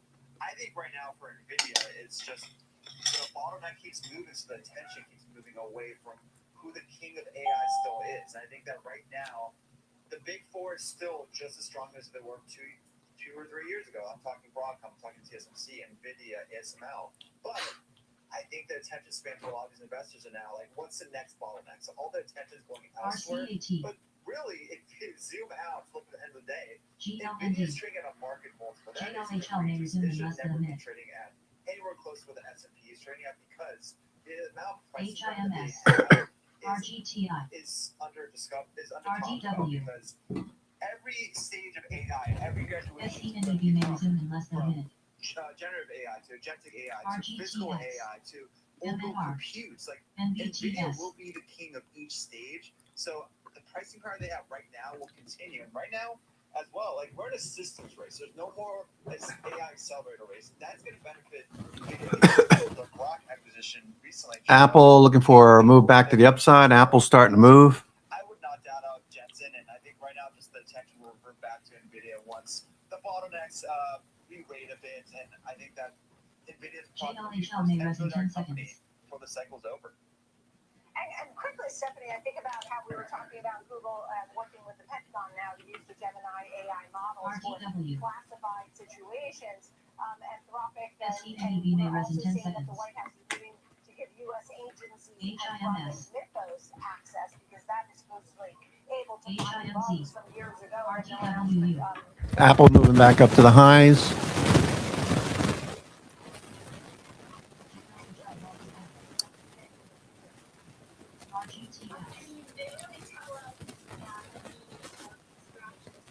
IWM. Okay, trying to go here. IWM.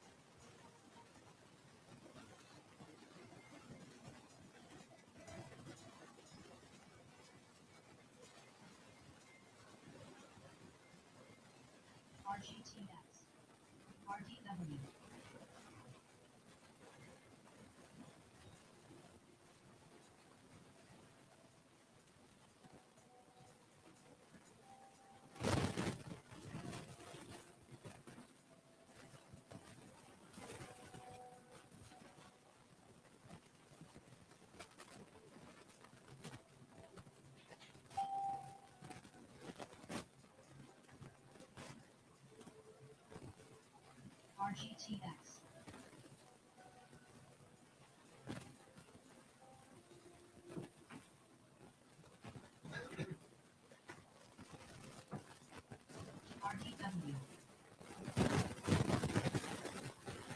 Looking for IWM to continue.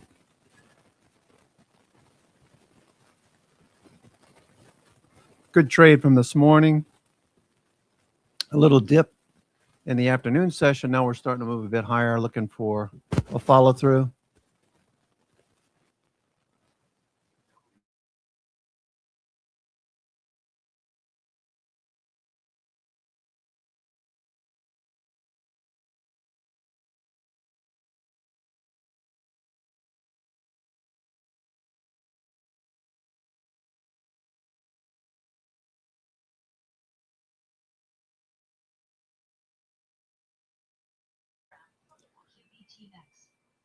QBTS. Trading at Schwab is powered by imbalances. Unlocking the power of inner award-winning trading platforms. SYPR. From Baker's Investment, with robust charting and analysis tools, including over 400 technical studies. Tailor the platforms to your unique needs with nearly endless customization, and track market trends with up-to-the-minute news and insights. Just watching IWM. Market's not moving much right now. Positive gamma is still having a more of a magnetic effect, keeping prices below and above this area. The purple is denoting not only positive gamma, but it's noting support down below.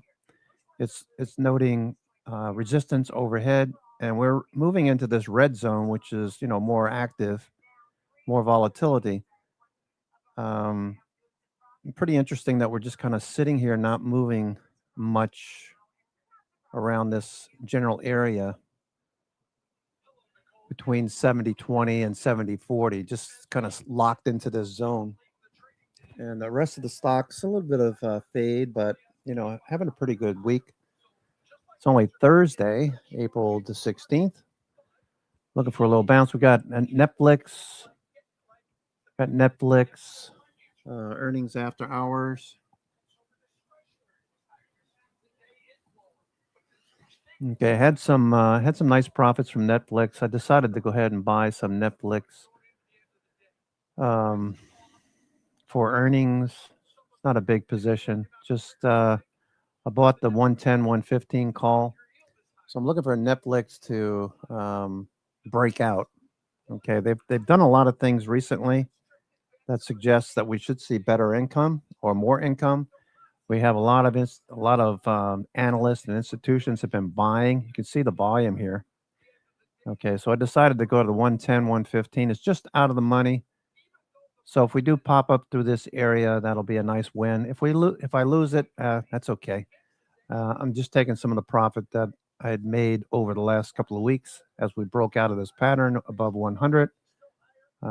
If you were around last week into this week, you know that Netflix, we've been trading around the 95 call wall, then that shifted to the 100 call wall, then we talked about the 105 call wall building, and now we're above that level and pushing higher. So let me just check Money Magic's levels and see what he's got.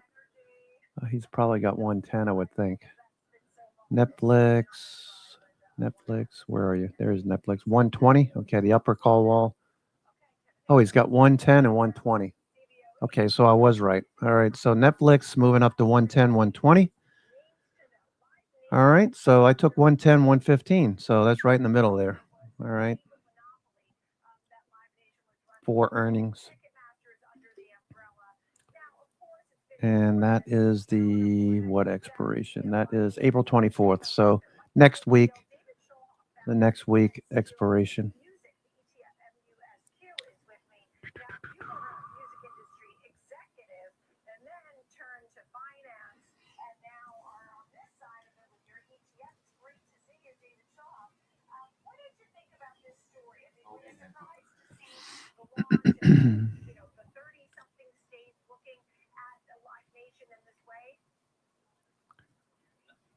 Thanks for having me. Not surprising at all. Remember, this has been going on for 25 years. You remember Eddie Vedder launched this campaign 25 years ago against Live Nation and Ticketmaster. He's been complaining about, high prices and tickets for a long time.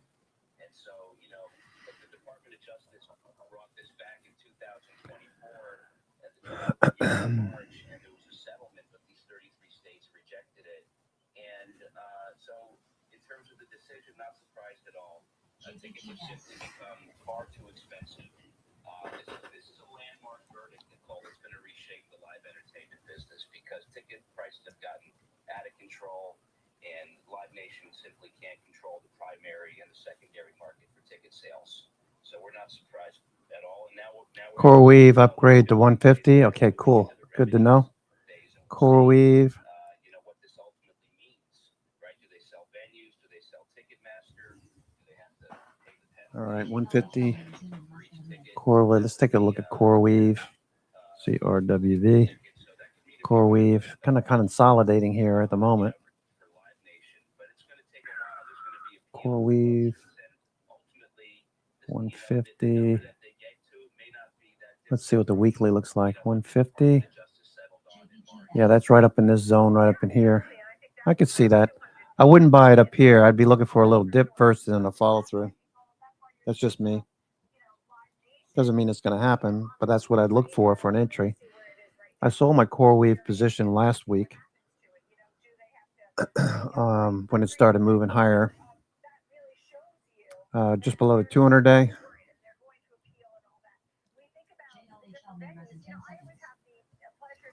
Overall, the last couple of weeks have been really strong. 2.5 weeks of nice upside, nice reversal, S&P.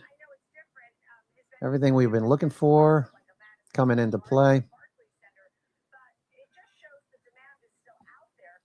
On the weekly time frame, doing a lot better than we anticipated. 4 weeks ago, we were looking at this low, thinking that we were going to start the week with a fresh new low and then a reversal, similar to what we had back here when Trump gave the great time to buy speech. We had a low, and then we hit a lower low for the week, and then reversed it back up. That was about a 13% move that time. Very nice, very nice. So if you're like me, you're thinking, oh, this might be a bit extended. We could see a little bit of a trailing off next week or tomorrow. So I'd be tightening my stops up. Wouldn't necessarily sell everything. I'm talking about short-term options. I'm not talking about swing trades that, like Oracle or TRBCX, stuff like that are in my long-term account. I'm just talking about shorter-term trades. Like Netflix, for example. Netflix is a short-term trade. Coming into earnings, TRBCX, we added back to this one. Okay, we added back to this one last week. 10%. We're up again. I don't think I'm going to add any more just yet. I'm going to see if this pulls back a little bit into this week's price action next week. So I might add the TRBCX then. This one we bought back in 2022. It went up 176% since 2022, late 2022 into 23, 24, 25. Made 176% on this one. And then we took some profits off into strength about 12 weeks ago.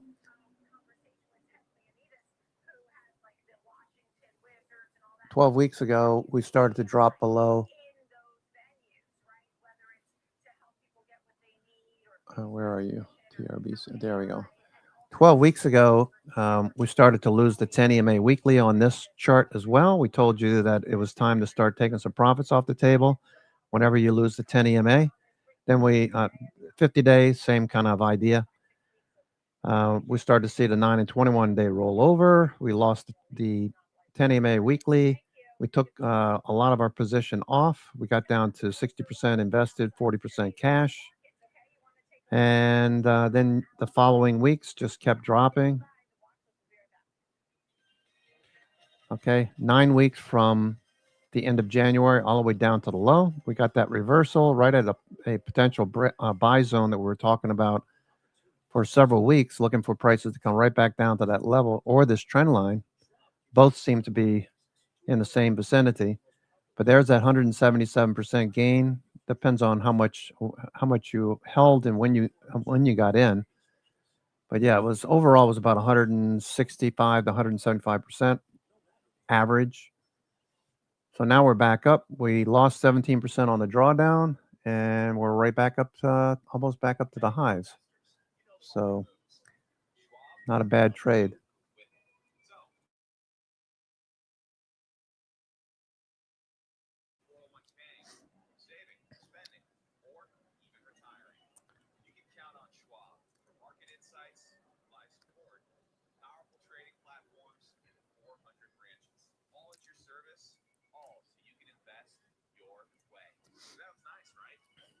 Okay, nice gain. So the longer term stuff I'm not concerned about. Looking for a bounce in NVIDIA here. NVIDIA. Okay, so looking at your 1 minute chart. 1 minute chart. It's the evening session. We've got an hour and 8 minutes to go. Got an hour and 8 minutes to go. We'll go to the 1 minute chart. We're looking for oversold conditions. We can't buy right here because we're up near 70. You could buy it, I guess, but the oversold condition was right here at around 225, nearing 230. That was a great area right there. You can see how RSI was set up. Price action was set up. You had a lower high. You had a higher low on RSI. And MACD turned up, volume picked up, and you had a successful trade there if you took it. Sorry about that.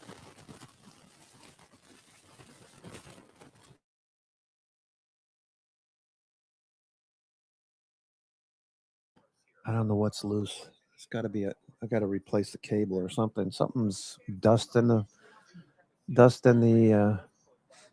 input jacks. I don't know. It's something weird. Keeps happening. All right, here's NVIDIA. Okay, looking good. You got a higher low. It's probably going to keep going. IWM, same thing. IWM, looking at that trade Mondo just mentioned, looking for RSI to turn back up. Okay, Netflix earnings tonight. Okay, Apple trying to turn up. Apple. You can see back here at around 220, 225, started to get RSI oversold. Price action moved back above the 100 period. So it was a nice dollar move. Looking for more upside on Apple. Rocket Labs, RKLB, Rocket Labs, still consolidating at the highs. You can see where RSI is. It's stuck right around 50. No trade there. Amazon got oversold again just a few minutes ago. Okay, nice move from 248 up to 249. Okay, that's turning back down. MACD's turning back down. So this is probably just going to oscillate in this area. Probably want to wait a few more minutes if you're going to day trade anything in the last half an hour, 45 minutes. AMD. Okay, oversold. Looking for that to turn back up. What else? On semiconductor, that had a nice run up this morning. Dipped. Okay, RSI gets oversold. MACD's turning. 5 minute ABCD pattern. Here's your A, here's your B, C. Looking for a follow through and a push towards 80 on semiconductor. All of these looking good. Dell got whacked the other day, right? Dell got whacked on some news or something. Dell pulled back. Now it's bouncing. What do you call it? Fly. Okay, we got this one as well. On the 13th, we decided to buy the dip. On the 12th, it dipped even more, and we're following through now. Firefly on the move. Okay, looking good. Firefly have September 40-50 call spreads. The sizzle was also much larger, 4.4 times the 5-day moving average of volume for analog devices today. So kind of a rare, kind of a portrait of sluggishness in a sector known for being so hot recently. All right. Last but not least, we'll take a look at Carnival. Look, it's down about 10% this year, but these ships and cruise lines have been very adamant about how people are dying to sign up in the future, right? Yes, but the problem is for this sector and for airlines as well, is they use lots and lots and lots of oil for fuel here. And obviously the problems with the Strait of Hormuz have been played into everything here.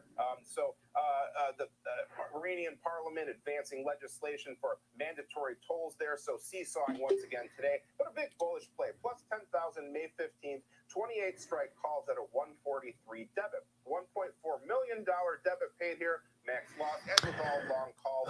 Okay. Unlimited potentially here. So expected move in this case, 3.5 $3.50. So 12.9% either direction here. Break even 8.2% to the upside. So within that range, but would need a sizable bump here. This trade was about 15% of the total volume in this name here. The sizzle was 1.4. So more of a bullish outlook for this name as well, Nicole. You have a favorite Netflix show? K-pop Demon Hunters for sure. It's if you don't watch it, I would say that one would be a place to start. I have seen Stranger Things. Not Stranger Things, Squid Game. Firefly. And a little of Ozark. All right. Well, it's great to see you, and we'll have that for you folks after the bell. Rick Ducat, it's great to see you. And folks, I'm so glad you're with me every single day here on 9 a.m. and 2 p.m. And so I'll see you tomorrow morning. In the meantime, I'm Nicole Petalides. Market on Close is next. Firefly. Schwab Bank Investor Checking, the checking account built for investors, named highest in client satisfaction by J.D. Power for 7 years in a row. With Investor Checking, you get the award-winning features of our checking account, plus cash management solutions, all designed for investors like you, with unlimited ATM fee rebates for cash withdrawals worldwide. No overdraft fees, and enhanced security features to keep your money safe. Also, because your investor checking account is linked to your Schwab One brokerage account, you can manage your checking and investing in one convenient location. Moving funds between your accounts is easy. Cash moved to your brokerage account is available in seconds. That means you can stop waiting and start investing in stocks, bonds, money market funds, and more. Okay, looking for more upside. Would love to see Netflix blow it out. They increased the subscription price. They added lots of sports, games, lots of revenue.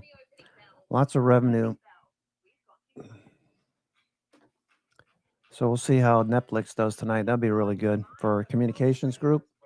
Meta, we're looking for that to catch a bid. Amazon just off the highs. Apple trying to push. All right, so the New York Fangs are just kind of like hanging out, not doing much right now. Look to other areas. Rocket Labs, LATE, AAOI. A lot of stocks that Frano also posting in the trading room among other people. Looking good for more follow through. Small caps look good. Hims and Hers looks good. Grover noting 6 times R-Vol. That looks good. Hims and Hers. Robinhood, looking for that to turn back up along with Webull. Looking for the private credit stocks to catch a bid, come off the low here.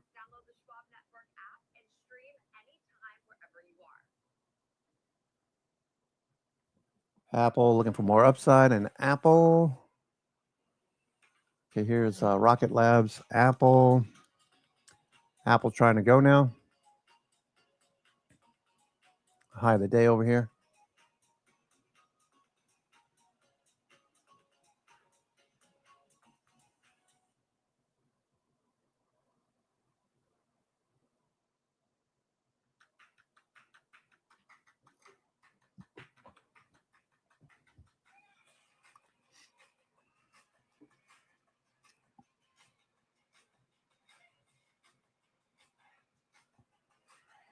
Apple's trying to go here. Apple trying.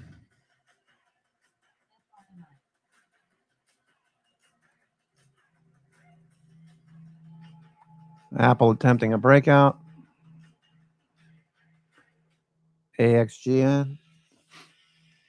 Active. Okay, cool. Let's go see what AXGN is all about. AXGN.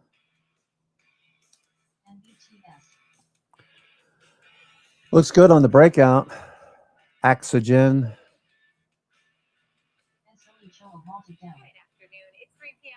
Okay, this is breaking higher. Oxygen. Okay, you can see where RSI was and where it is now. You don't want to chase this. Don't chase it.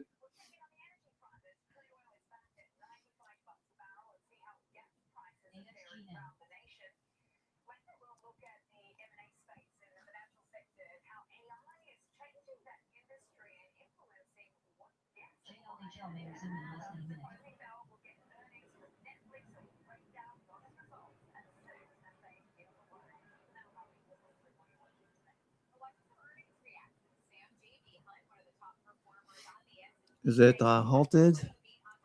Is that what's going on right now?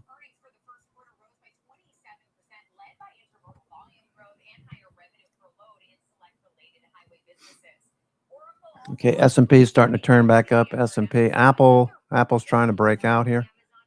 Apple's trying to take out the high of the day. It'd be lovely if we could take out yesterday's high. That would be awesome. S&P 500 trying to go here, coming off the low. S&P 500. Okay, we got these lower highs here. Okay, S&P, we're breaking that downtrend.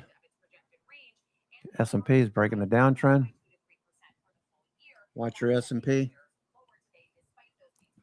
Okay, these stocks are catching a bid, so we're always looking for the institutions to give us a clue what they're thinking. If they buy into the close, that'd be nice.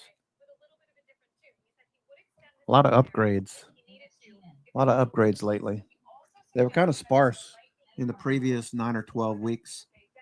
And now we're starting to see more upgrades. We've got AMD with action.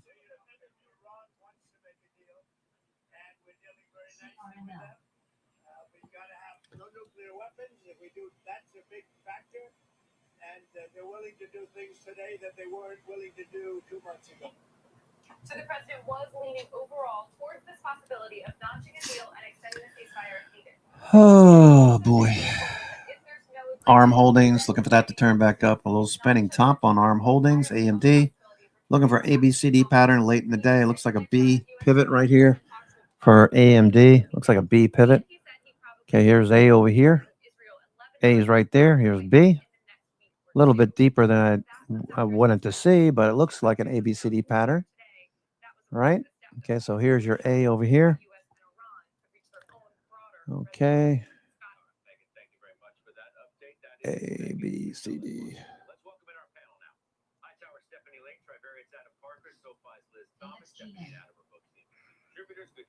Okay, there's B.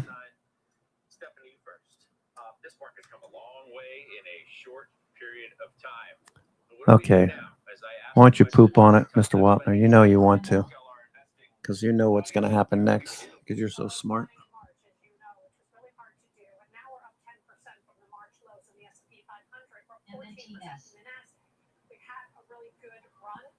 Sentiment indicators are getting a little bit extreme. The fear and greed index that I look at all the time is at 58. 0 is really scared. 100 is really euphoric. So you're at 58. That's high, and I think we want to pay attention to that.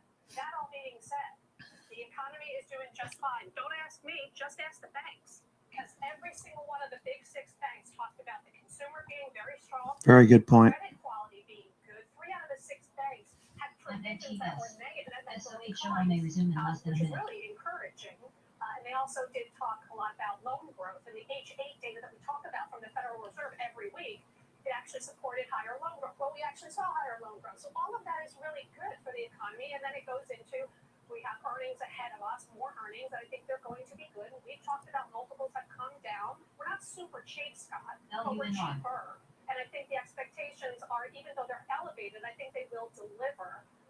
But I think we may take a little bit of a pause here in the short term. I have my shopping list ready to go. If another one. Yeah, if we do see a little bit of a pullback, I mean, I'm not sure. We're going to probably talk about software. I'm not sure this is sustainable. So if you see a pullback in that group, I might add definitely on the semiconductor side and definitely on the consumer discretionary. I think eventually we will get SOHO may res in 10 seconds. And oil prices will come down. I think that will bode well for the consumer, and the banks told us that. Tom Lee told me yesterday, right here on this show, I think the stock market is in a better position today than earlier this year when it made its all-time high. And he said, look, the market's been able to deal with high oil prices. Economy and earnings are intact. As Steph said, the valuation has compressed a little bit. Is he right? I have no idea. I don't what he says. I have no idea. But based on what you described, I would say bottom-up estimates are 18%. What do you mean you have no idea? Well, I mean, there's always policy. So, like, you got to get it right in two directions. You know, I like Tom as a RPG now. well, let's keep it real. You got to call one Market. I'm asking you. You got to agree. Just ask me. You got to have money down the call before you can get on the bull. I understand that, but that's fine, man. We're not talking about Tom Lee. Well, you mentioned it. You know what he said. Oh man, I can't stand this guy. He really gets on my nerves. Yeah, I do.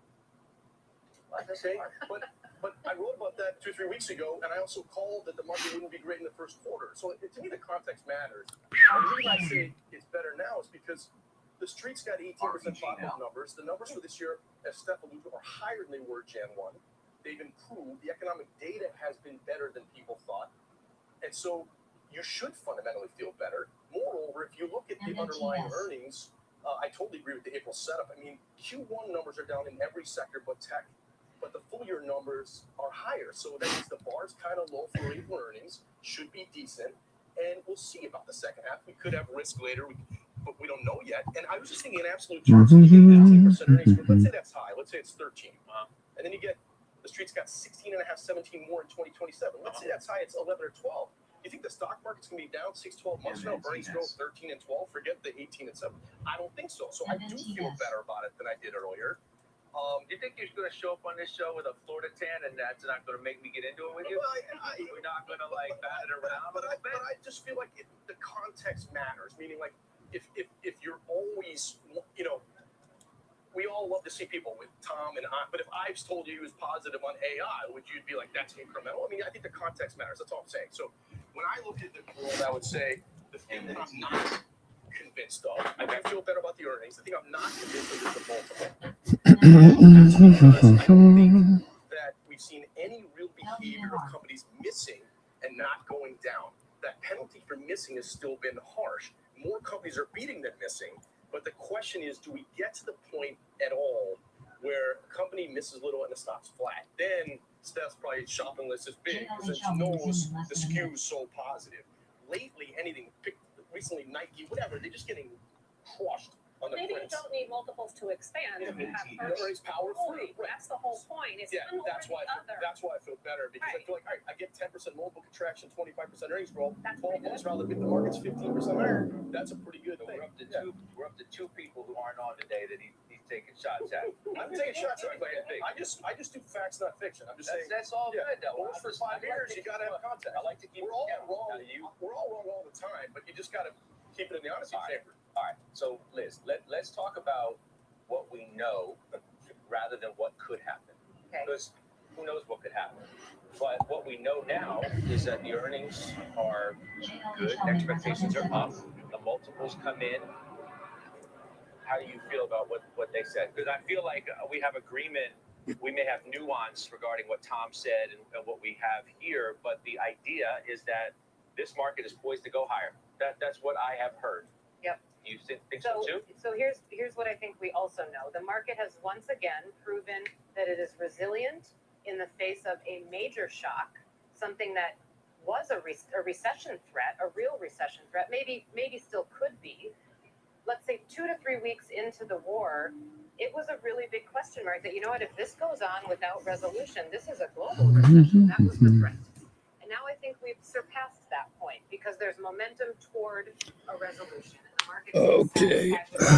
is looking past it. All right, looking for AMD to recover somewhat, maybe 50%. Okay, Microsoft trying to move, Apple, Amazon. All right, still looking for follow through.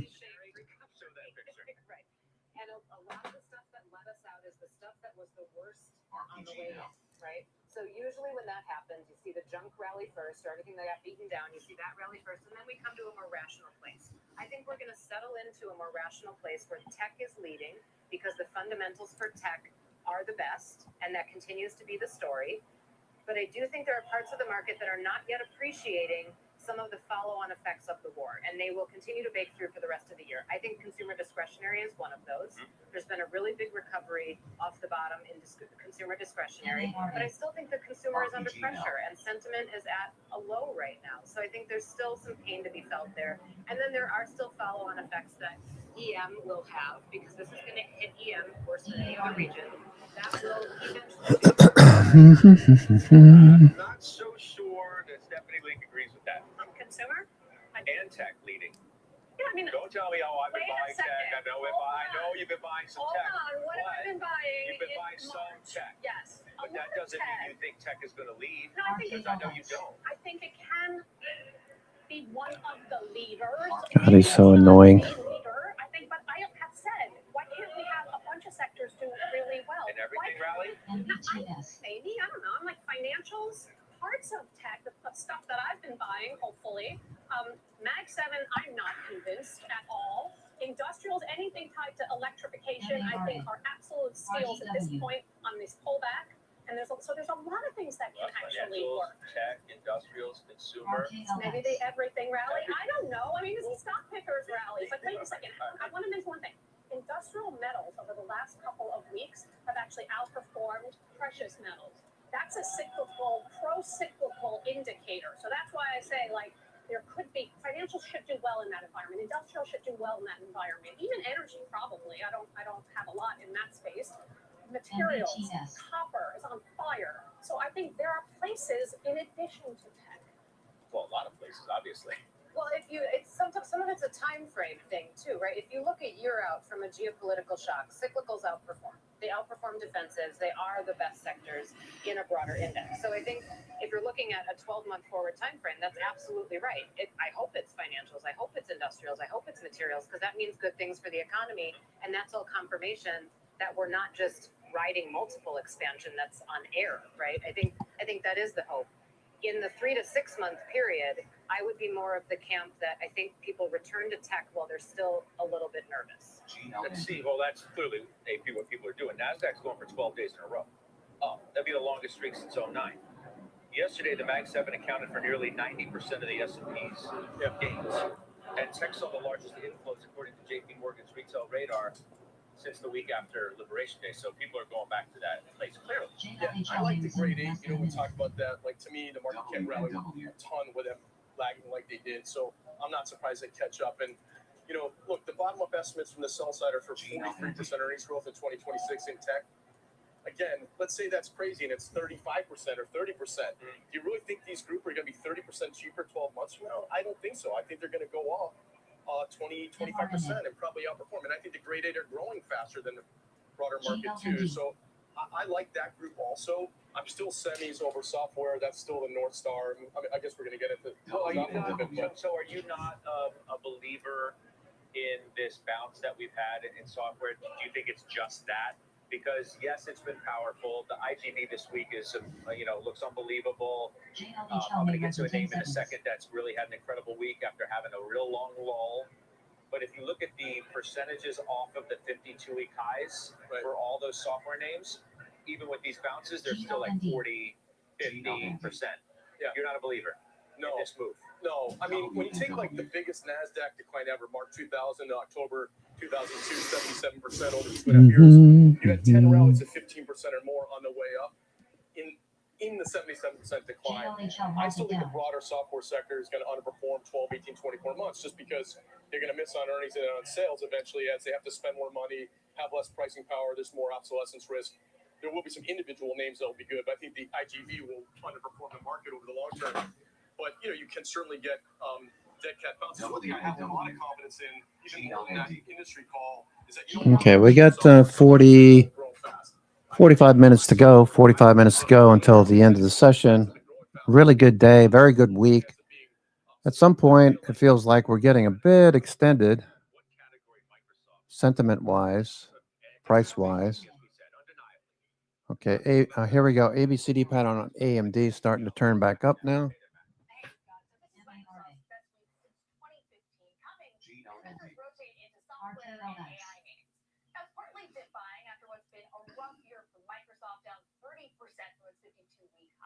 Wall Street, though, getting more constructive on Microsoft's AI Morgan Stanley pointing to CIO survey data that show Microsoft is the clearest early winner in enterprise AI across the stack. The firm ranked them first among vendors expected to capture the biggest incremental share of Gen AI spending over the next year, with strength across cloud, Copilot, and its agentic tools. And also keep in mind, Microsoft has been one of the AMD.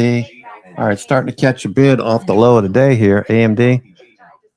Okay, looking good. Helping lift Microsoft shares too. And this isn't usually a huge momentum name, right? Only 2 moves bigger than 5% for Microsoft in the last year. So this kind of surge suggests that investors are really reassessing the setup heading into earnings. Scott? Thank you. You don't own Microsoft. It's too expensive for me still. You put a lot of your chips for whatever. Yes. Into the Meta. Yeah. Right?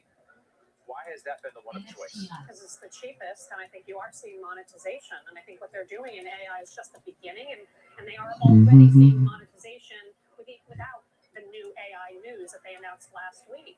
And so they have pricing power, they have time spent, usage is going higher. I like it at 17, 18 times earnings for 26% revenue growth. But I'll tell you, in software, I think you have to be very careful. And Microsoft is too expensive for me, even here, given the growth that you're getting, or limited growth that you're getting. Something like Synopsys is mission-critical software. So they make software that make the hyperscalers more scalable. And the more complex the chips are, the more you need something like Synopsys. And it's trading at a 9-multiple gap to Cadence, its biggest competitor. They have 70% recurring revenue, 40% market share. They just made an acquisition. So to me, 30 times for something that's growing 30, 35% is interesting. ServiceNow, too. I mean, and by the way, ServiceNow, the CEO just bought $3 million worth of stock. Palo Alto just bought $10 million worth of stock. These companies are mission-critical companies that are not going away. In some respects, I guess, a vote of confidence. And the valuations, though, the valuations have come down, in my mind, to more reasonable for the growth that you're getting. But I still feel like, Liz, the market is wholly unsure of what multiples are reasonable. What seems to be reasonable because they've corrected so much may end up being unreasonable. I don't think the market has a clue on what to do.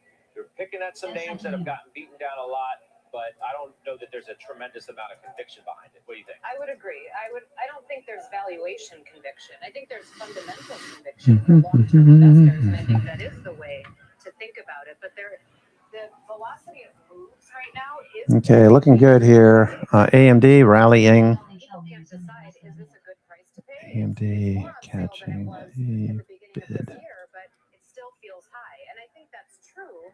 But if we're in a later part of an economic cycle and we're not done with this AI enthusiasm and this AI trade, multiples will just continue to go up, maybe not at the same clip that they've gone up for the last few years, but they'll probably continue to expand. I think it's a healthier place to be if they're expanding and earnings growth is expanding faster, right? I think that's a good place to be. And it seems to me like this is a market that is starting to pay more attention to the fundamentals and trade more. AMD looking good. Fundamentals. Case in point is the materials sector doing really well this year, and at the beginning of the year was expected to be the second best sector in the index as far as earnings growth goes, and it wasn't really getting talked about until now. So I think investors are finally getting on board with that. Last word. I even though I told you I don't like software, Steph picked 2 of the names that I would own, which are Palo Alto and Synopsys. So I don't think Synopsys should be in the software sector. I think it should be a semi. Yeah, I think so. So it's just one of those that gets an ETF and gets down or up for no reason, but it is something that is just got a lot of long-term value. So that's probably my favorite one. I agree with the names you picked on security and Synopsys. And then the one part that nobody mentioned the entire time, which has been a bad call we've had, and is my favorite sector, is healthcare, which I just feel like if I'm looking at 2030 in the long term, to me the whole point of everything is to get people to live longer and be more productive while they're alive, and that statement has to overlap with some of the healthcare services names in a long-term view. So I'm sticking with it, tethered to the view, but it's been bad. All right, we'll leave it there. I appreciate it very much. Liz, thank you. AP, thank you. Fly like an eagle. Boss Gags. Remember him? Fastly. Fastly. You like Fastly? Let me see. FSLY. Yeah, it looks good. I like the bounce at the. I like bounces at the 50-day. How optimistic are you? And you can't answer that question without taking the recent run into consideration too. Where'd you go? There's food right there. Look here. See? You have to point to it. You don't see it? Kitty cat. He's so pretty. Yeah, I like the 50-day bounce there, Grover. Fastly. I like when a stock bounces at the 50-day. Looking for a follow through. Okay, S&P turning back up a bit. S&P turning back up. I hear. Okay, S&P. Okay, Doji. It could be a 3-candle reversal setup. You know, bullish day today. Doji today can't follow through. Roll over tomorrow. That's what I'm thinking. All right, so we'll see where we finish. If we finish up closer to the upper half of the daily range, that would be great. S&P turning back up. S&P.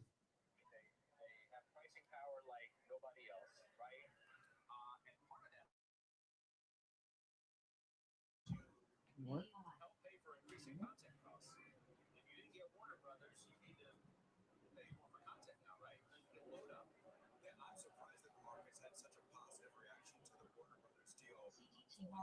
I was in favor of this deal. I think if you're Netflix, the last thing you want is consolidation of your competition. Now you might have a service where you can watch Game of Thrones and South Park and not have to pay for 2 different services, which will make it much more appealing. So if you're Netflix now, what do? Short-term things are going to look good. Your numbers are going to look excellent. But I think what management needs to do is say, hey, we have a lead. We're going to have much more fierce competition coming up. We're going to spend and spend and spend on content. We're going to take the $2.8 billion breakup fee and throw that into content. We're going to do more live. We've been pulling back on movies. We're going to do more movies, and we're going to invest in our bread and butter. And I think really that's the only way forward for Netflix now. What about the big lean in sports, right? You hear reports that they want even more NFL than the little bit that they have now. What do you think of that? Time for bold moves in sports. I mean, we've seen them be able to create spectacles in sports. The Tyson Paul fight, for instance. They need to move into more mainstream sports. They've been dipping their toe in the water. This is the thing that drives television viewing. It's the biggest show on Earth. And they should invest in it and invest as strong as they can. Jason, last to you on the sports idea. Do you like the direction that Netflix has been going? And if they do what Alex next to me suggests they need to, how would you feel as a shareholder? Without a doubt, I think that's going to be very important. Obviously, that asset class is very expensive. But if I look to this quarter, what's happened, the World Baseball Classic, which did very well, the K-pop concert, right? That business, that concert did very well from a streaming perspective. But I think they need to continue to lean into this space. Live sports is where it's at, and I think Netflix will continue to run down that path. All right, we'll see. We'll speak to you on the other side. I'm sure of that. That's Jason Snipe, ahead of the Netflix sprint. Got some big news today on Anthropic. The White House moving to give U.S. agencies access to its new Mythos AI tool. Let's get back to Mackenzie Sigalis now for the details here. We'll get Alex's reaction on the other side of that. Hi, Mac. Hey, Scott. So after months of Anthropic publicly feuding with the Pentagon, a new report indicates that the government wants back in. Bloomberg says the White House is moving toward giving major federal agencies access to Anthropic's new and incredibly powerful AI model, Mythos. The federal CIO at the Office of Management and Budget sent an email on Tuesday to Cabinet Department officials saying OMB is now putting protections in place that would allow agencies to begin using Mythos. Now, that doesn't mean that access is live yet. The email doesn't say agencies are definitely getting a model. That doesn't give a timeline or spell out exactly how they would use it. But what I will say is that up to this point, Mythos has been tightly restricted. Anthropic is shared it only with a limited group. Okay, AMD. AMD.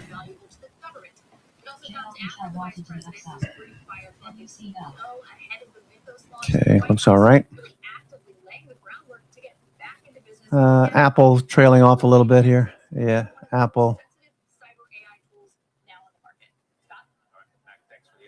Netflix into earnings tonight. Netflix. I was in the Pentagon earlier this week speaking with Emil Michael, the Undersecretary of War, who banned Anthropic, and we had a very interesting conversation. One of the things we spoke about is there's a website called genai.mil that's being accessed within the Pentagon, and that's built on top of Google's AI technology. And Google famously feuded with the Pentagon over Project Maven and pulled out. And you could think at that point they would never go back into business with the Pentagon. Now they're at the center of genai.mil. I could see a similar thing happening with Anthropic. Clearly, the capabilities that Anthropic is building are too valuable to ignore, whether that's from an offensive or a defensive. Okay, watching this move here, Netflix starting to turn up. This is a good sign that the White House is like, wow, Anthropic just built something. It's our duty to examine it. That email that the CIO, Paul B, sent out also went to the Department of Defense, even as they're in the middle of the supply chain risk conversation. So I think this is a good sign for the White House and a good sign for Anthropic, and probably good for the country. This technology is too powerful and too valuable for the White House and Anthropic to separate, and maybe this is the beginning of peace, similarly to the way that we saw with the Pentagon and Google. Okay, from the Pentagon to Post 9. Appreciate your insight. As always, Alex, thanks. That's Alex getting to his big technology. Just getting started here. Coming up next, former Fed chair, former Treasury Secretary, Hank Paulson, sounding the alarm on the bond market in a very big way. We'll tell you what he said and get reaction on the other side from Mohammed El Arian next.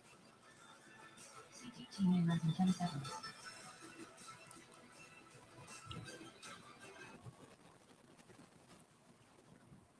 AOI. XNDU. XRPT.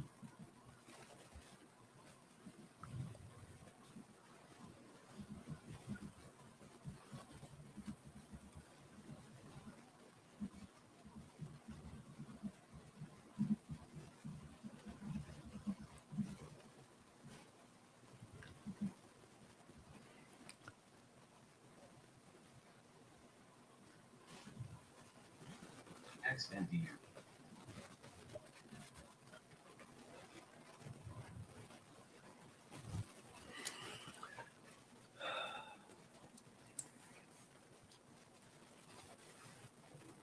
Okay, looking good. Not a bad day. Great week. 3 weeks in a row. Awesome reversal. What took 9 weeks to complete, we reversed it in a third of the time. 3 weeks. Really awesome. Very awesome price action.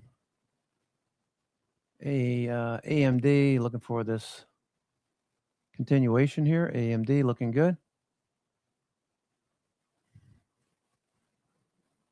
Okay.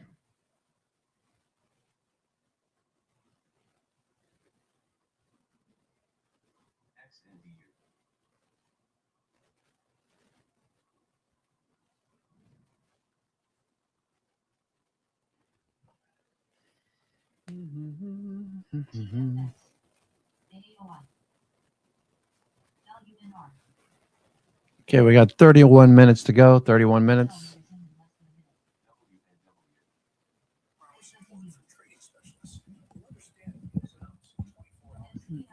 All right, looking good. Oh boy, hope you've had a good day today. Even better week.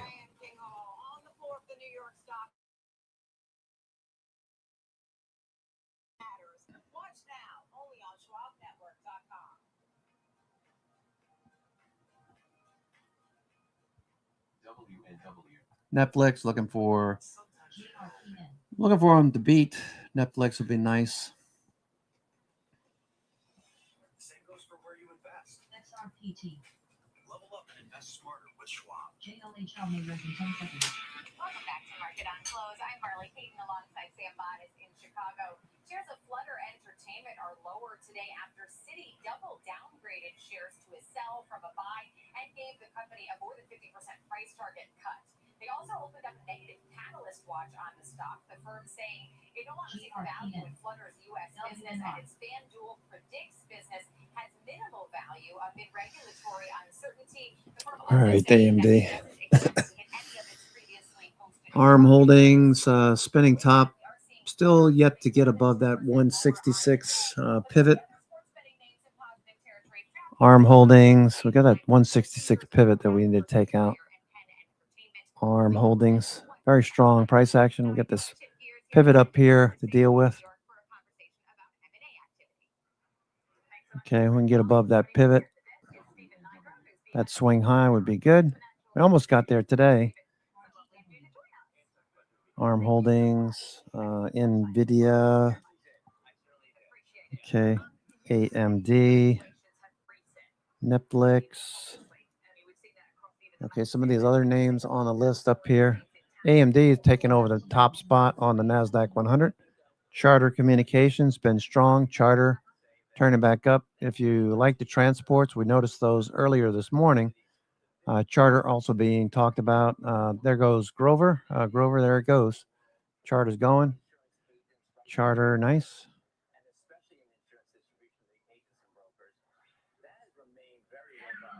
Charter.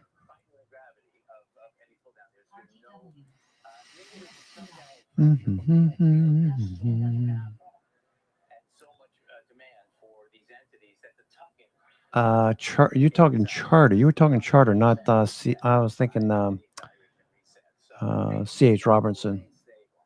So I'm thinking something different. C.H. Robertson. CHRW. Were you doing CHRW or CHTR? Charter.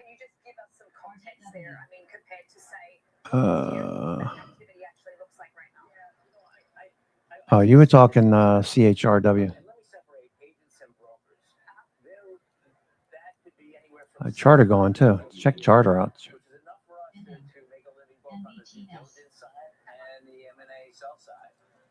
So it is a very, very active marketplace in the insurance distribution world. Agents and brokers all the way through managing general agents.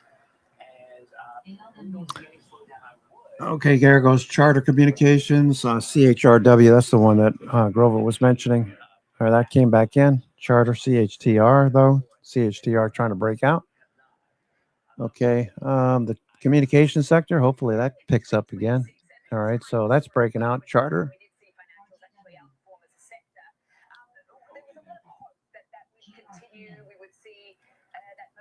Breakout.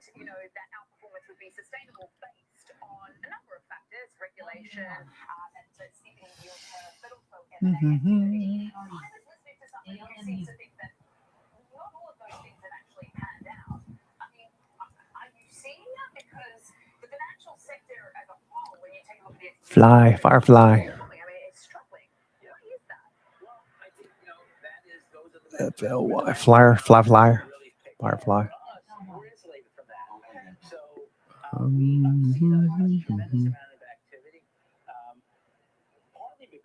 With regard to insurance, there is a demodularization of the insurance value chain. And I've been talking about it for a year and a half now. What does that mean? I'll tell you. Okay. Because I had to learn, I wrote a white paper on it actually to sound smart, and learned how to actually spell modularization. What's happened is from that insurance value chain, that continuum from, which I learned how to spell continuum too, from insured to reinsurance, used to be a very straight line and very sequential. Now, because of data being available, technology being cheap, outside capital coming in, outside of the insurance world. Yeah, Firefly looks good. ILS Firefly. into the system. Reinsurance, it's more components now. So to solve the risk. Yeah, Firefly looks good. FLY. Breaking out. Okay, looking really strong here. Firefly.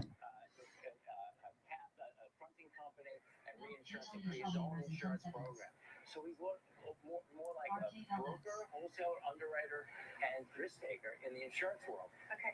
Who invented a carrier to say that in a carrier you have to have asset management, underwriting, claims handling, policy administration, capital management, all in one entity? Those are now components that are being used to solve these risk transfer problems, and it's creating more startups, more successful underwriting teams coming out.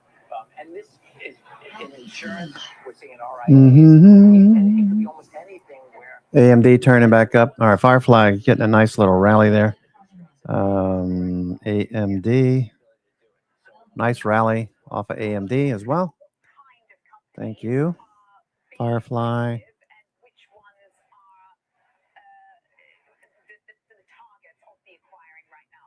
So there are 39,000 insurance brokerages in the country. I may be off by 50, but there's a lot. And they are Firefly. I get the 40-50 call fly for fly. Okay, so we got a ways to go. Get to that 50 strike. Maybe tomorrow. agents and brokers, wholesalers, those are the guys who write for agents and brokers or aggregate them.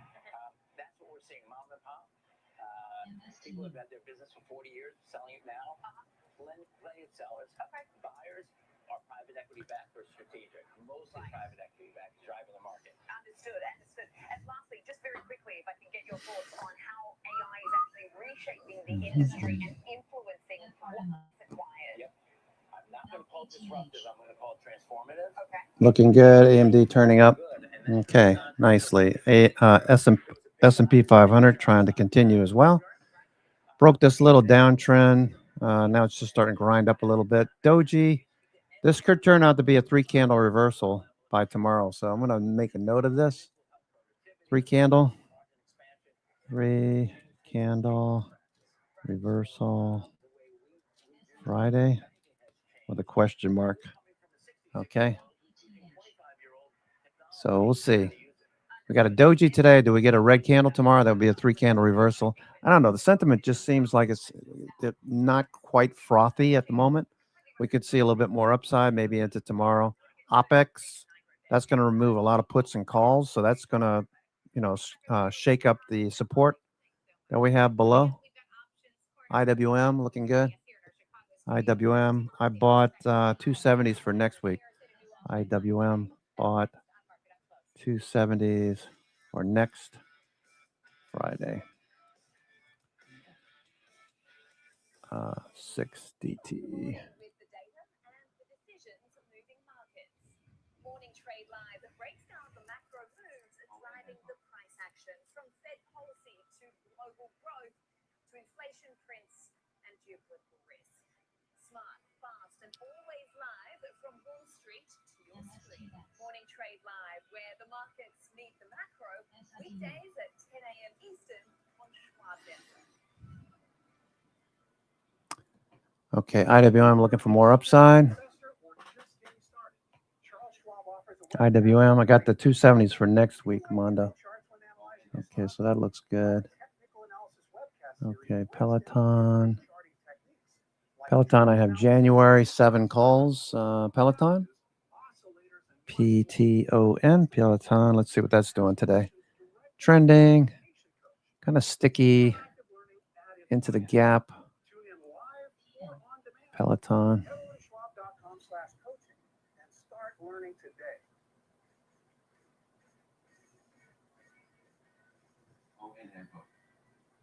GRPN. I'm Kevin Green, and I track options flow daily, identifying who's buying, who's selling, and how it's going to impact the markets. Watch live on Schwab Network at schwabnetwork.com.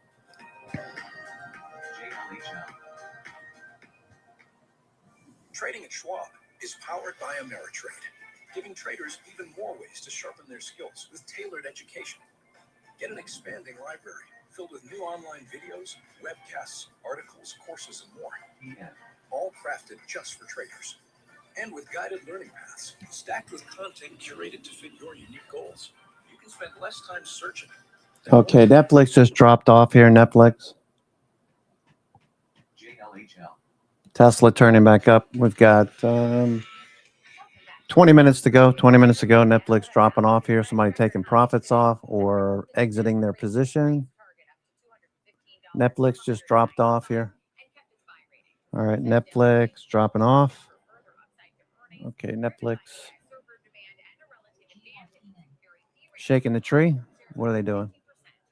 What are they doing? Of course, that means it's time for Options Corner. Joining us here, Rick Ducat, our lead market technician, to take a closer look at Dell having a really impressive day. Record highs. We got that upgrade. They've had an impressive week as well after there were some rumblings that NVIDIA may be looking to buy a company similar to Dell. NVIDIA has since said those were false, but you know, sometimes we see those come back around eventually.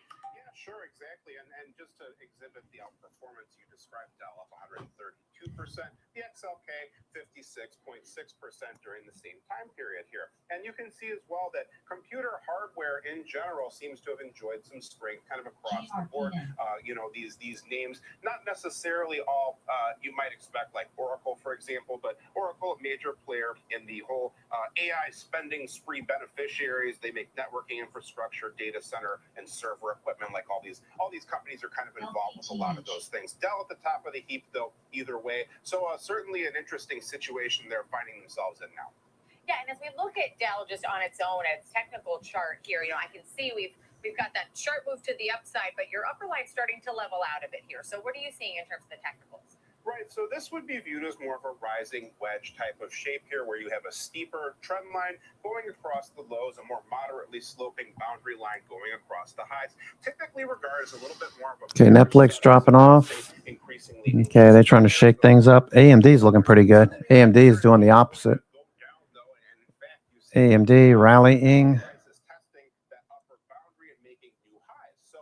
Areas to watch then, 191.37 was our old high here. We also have this level that marked the previous peak here, about 185, and then 177 or so here. Okay. Some lows. 166 also here, a series of old highs, and then things got a little bit more muddled in this case. But in terms of closing prices, we did manage to stay on roughly around that general area here. So some levels to consider going forward. We can see as well that we have crossed above our dark blue. Okay, Tesla popping up. So our shorts covering. Tesla shorts covering. So that might be more of a significant supportive area. All right, looking good. Does start to evaporate. But for now, we can also see RSI not exactly cooperating. So not really what you want to see if you're bullish in this name. RSI trending lower, showing a little bearish divergence. Price making new closing highs. RSI trending lower, coupled with a break below that 70 threshold that represents the overbought area. So a bit of a slowdown in momentum, not exactly matching up with our price activity. Again, certainly not a guarantee it's going to result in a downturn here, but just not exactly what you want to see if you're bullish. So notable volume areas according to our volume profile study. 165 sort of a smaller pocket here, but really 145 to 150 is much more significant. So that's the heavy trading point here. A little bit of smaller node here about 183 or so as well. That could be an area to watch out for in the very short term. All right, right now we're about 193, about $10. Okay, AMD is going to get back to the high of the day. This is crazy. Like Dell today, when we saw this sharp move to the upside and the new record high, did we see an uptick in the options activity as well? Yes, almost 3 for our sizzle today, so 3 times the 5-day moving average of options volume here. Today, that equates to about 90,000 options changing hands or so, 73.7%. AMD. Skewed in that direction here. Most active for open interest is our April 17th expiration, our monthly for tomorrow. All right, Netflix looking for it to reverse, looking for it to pop. Okay, Meta popping, Meta shorts covering. Okay, these two looking good. Tesla and Meta.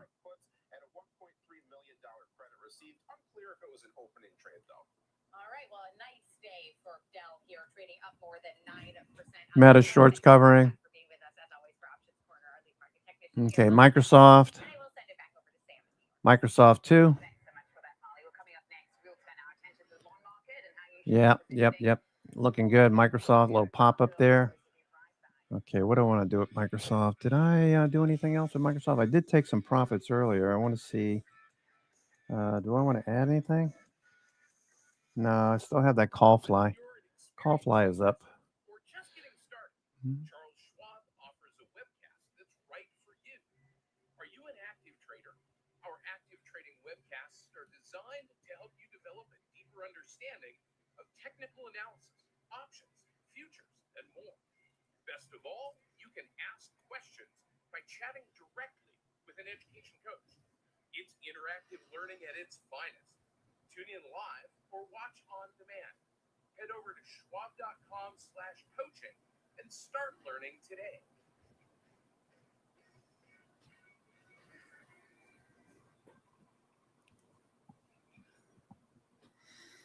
Mm-hmm. On Trending Corn, we go beyond the headlines, tracking the trends, sector moves, and fundamentals shaping the markets in real time. Okay, looking good. This is Schwab Network. AMD. SwabNetwork.com. How's it going? First day, so sometimes Next. Try it again. Okay. Same goes for where you invest. Level up and invest smarter with Schwab. Intern, this place is incredible. It's where I get all your office supplies. Your compos, your fancy coffee, giant TV. It's everything in one place. It's like Schwab. Everything investors need, all in one place. So again, yeah, at Schwab they can do everything. Invest, trade, get full service wealth management, and anything in between. I think I'm gonna be sick. We have to buy that now. Schwab. Invest your way with Schwab. Stay connected to the markets with Schwab Network. Tune in 24 hours a day, 7 days a week on SchwabNetwork.com and on all your favorite streaming services. Available anytime, anywhere, on any device for free. Welcome back to Market on Close. I'm Sam Vardas, live from the floor of the New York Stock Exchange. It looks like Marley Caden over in Chicago. Let's welcome in our next guest and dive into the bond market and other global assets. Neil Sun, who's from Blue Bay Portfolio Manager, RBC Global Asset Management. Neil, thanks so much for joining us on the program today. You know, obviously what we've seen in the U.S. stock market has been nothing short of stunning with this all-time high that we've hit, and we continue to see that today. But I can't help but continue to read the notes that keep crossing my desk about the short covering and really the false positioning here in this market rather than fresh capital being put to work. How much of that can you see right now? Yes, absolutely. Thank you for having me. It's absolutely Yeah, Andrew, I sold into Friday last week, and then I bought back because I thought I made a mistake. Sessions. So what happened here is people are still pricing in some persistent inflation concerns in the treasury market, especially at the front end of the treasury curve. So what we're seeing here, we're seeing 10-year treasury yield trading in a range of 4% to 4.4%. So our base case is a gradual de-escalation. In that scenario, we can see the tension quickly ease, and we would like to see a 10-year yield trading back close. Okay, there goes Microsoft. Microsoft's on a move too. Microsoft, MSFT, Microsoft. Big range today on Microsoft. Starting to move here now. Okay, we've got 11 minutes to go. 11 minutes to go.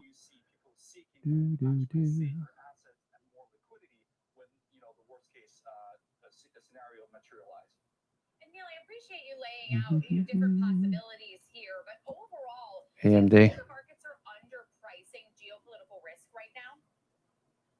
Yes, I think there's a separate discussion about geopolitical risk, the macro part of the risk, and the local market asset level dynamic.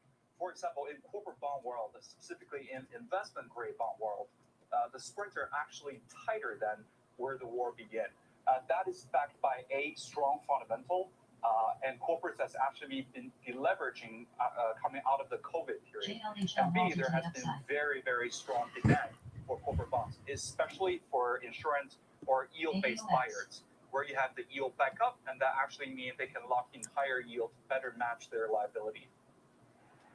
What are you seeing as far as a global bond appetite, particularly in government bonds? Because, looking at obviously that record demand for the UK 10-year, I believe, no doubt investors chasing that higher yield. I mean, we've seen double-digit basis point gains over the last month or so, and particularly in places Okay, what's Oracle doing? Oracle.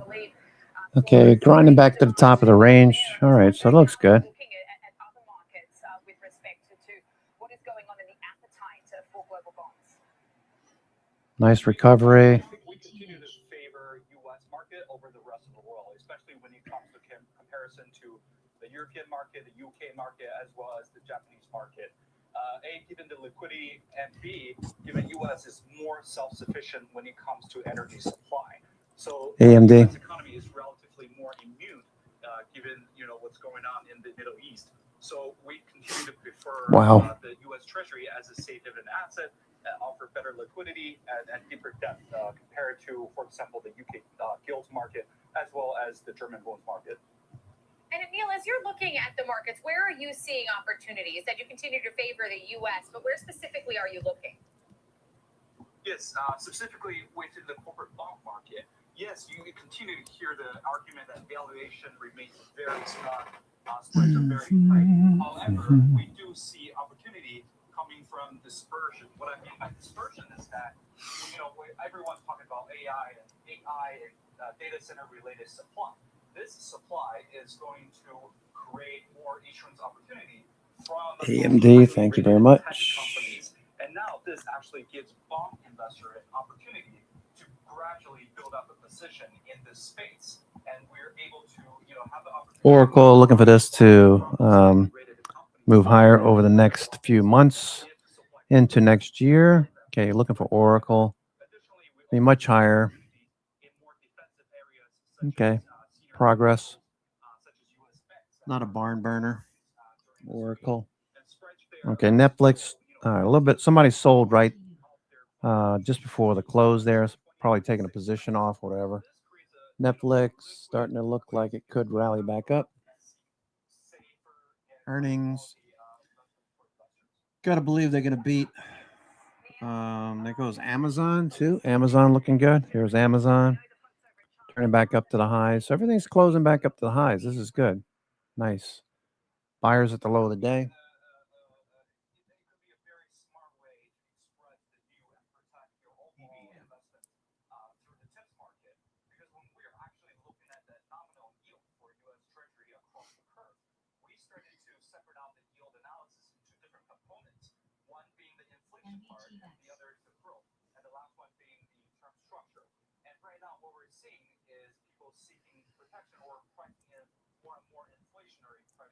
Seven minutes to go. So actually being part of that tips market actually gives you the protection for higher potential inflation should the energy crisis continue. And Neil, sticking with this protectionary conversation, how are you hedging against downside risks if geopolitical situation does deteriorate, if we end up being in your worst case scenario setup? ALBG. Yes, it is very crucial for asset managers and investors to be able to manage their portfolios in a nimble and liquid way. So we seek liquidity as the first and foremost factor for our investments. For example, we're trying to decrease the compression bias in our portfolio. What I mean by that is you gradually reduce the higher beta segment of your portfolio and then rotate that asset into more liquid part of the asset curve. For example, such as the senior financials U.S. bank bonds that I talked about. The other way is to utilize those liquid hedge instruments such as CDXIG for more sophisticated and institutional investors. Those instruments allow you to quickly adjust your quantum of risk at the portfolio level up and down. Great stuff, Neil. Thanks so much for joining us. Really appreciate the chat today. Please come back and do it again soon. Neil Sum there, RBC Global Asset Management. And we are nearing the end of the market session here. So we will bring in Kevin Green, as always, to break down the levels he's watching on the S&P 500. And we'll also have Netflix earnings out right after the market closes. So stick around. We'll be right back here.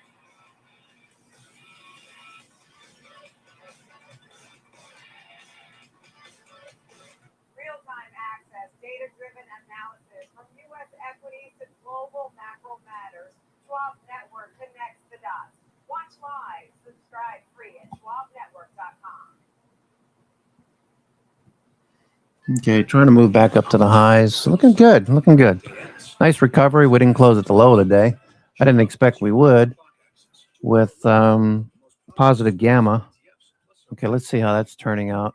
Okay, so this is starting to dissipate. Okay, a little while ago it was a lot more profound. Okay. All right, so it's starting to see a little bit down here. People getting long down here. 0 day, non-zero day, it doesn't matter. They're both doing the same thing.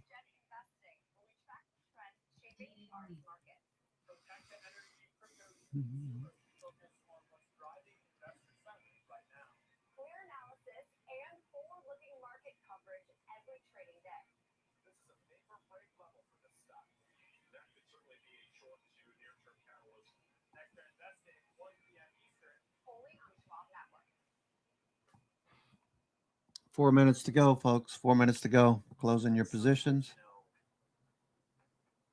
You could have done better.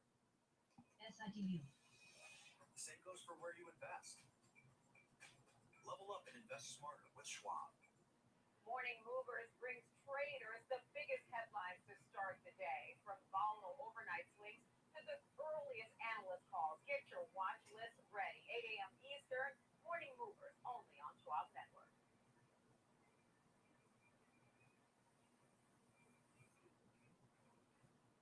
Stay connected to what moves markets. Download the Schwab Network app and SITU. stream live coverage wherever you are.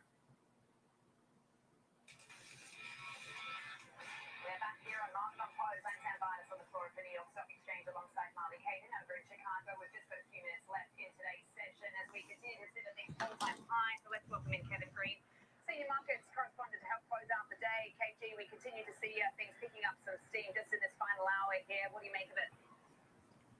Yeah, I would say this is a more consolidation day than any type of meaningful advance to the upside. And in fact, if you look at the daily chart, we can actually see a little bit more of a spinning top pattern, our arch candlestick for today, which just signifies the fact that we are kind of stalling out at this point in time and may get a decision and potentially a pullback to the downside. We will see, but we've had a really decent run, and we're not surprised if we come back and test some of these key moving averages that we were able to kind of knife through over the last couple of trading sessions here. In particular, looking at that previous breakout high where we made new all-time highs, coming back, retesting that, not outside of the norm, even going back and testing the previous area of resistance, coming back to around the 6,900 level would not be surprising for me. Lows, it's going to be kind of a typical range, 70-50 to the upside, 70-20 to the downside. Okay, Meta looking pretty good. Meta looking pretty good here in the day. All right, starting to move back up to the highs. Feeling pretty good about the markets. We are a bit overdone.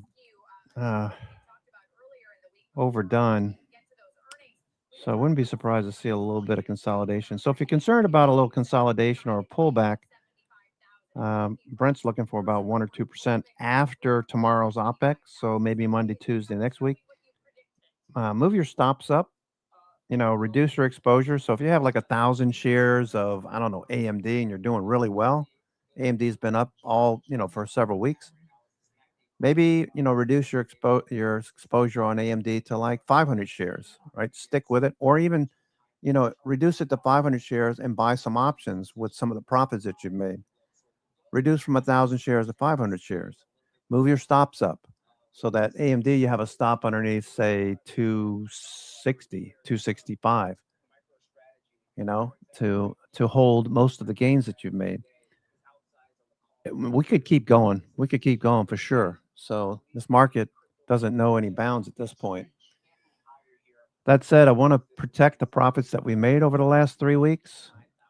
Okay, we've been buying a lot of June options, as you know, rolling things out from April to May and from May out to June. Most of my positions are out in June. I have some August and September calls as well. Things like Firefly, whatever. Yeah, those look good. Firefly. Decided to buy some September calls because I thought this could get going after this little pullback that we had this week. I wasn't expecting this kind of pop, but we got it, so I'm happy with it. I had the 50 strike call, 40-50, so if it gets up to 50, I got to take profits because that'll be my max call. I'm max profit.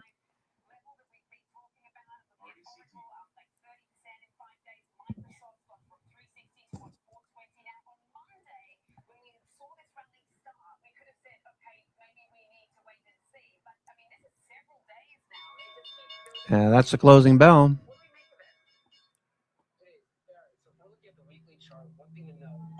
Okay.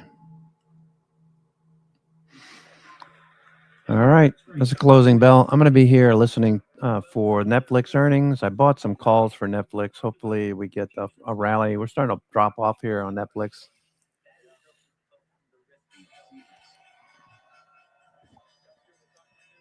Netflix is dropping off at the moment. Netflix is dropping off.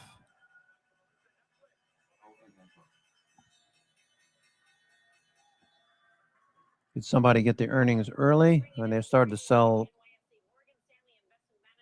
Or does this run back up? Okay.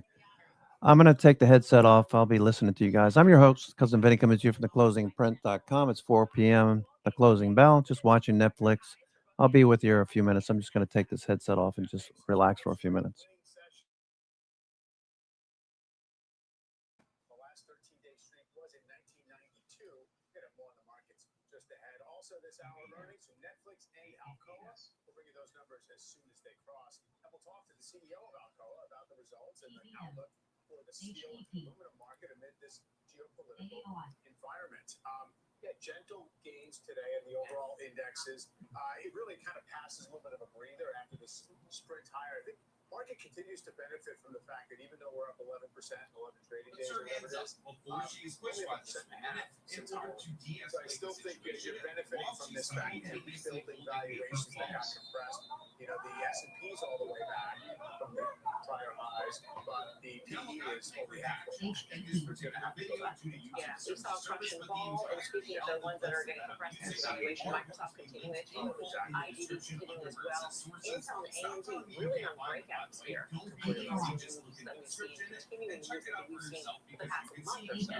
Microsoft and NVIDIA are about a third of this week's gains for the S&P together. Microsoft's up 13% week to date. It's almost uncomfortable for a stock that size to get that kind of short-term move when it seems like it's no news. It's just kind of positioning and people feeling like you got over. Especially before earnings. Yeah, exactly. Let's get more on the stocks making big moves today. Seema Modi joins us now. Seema.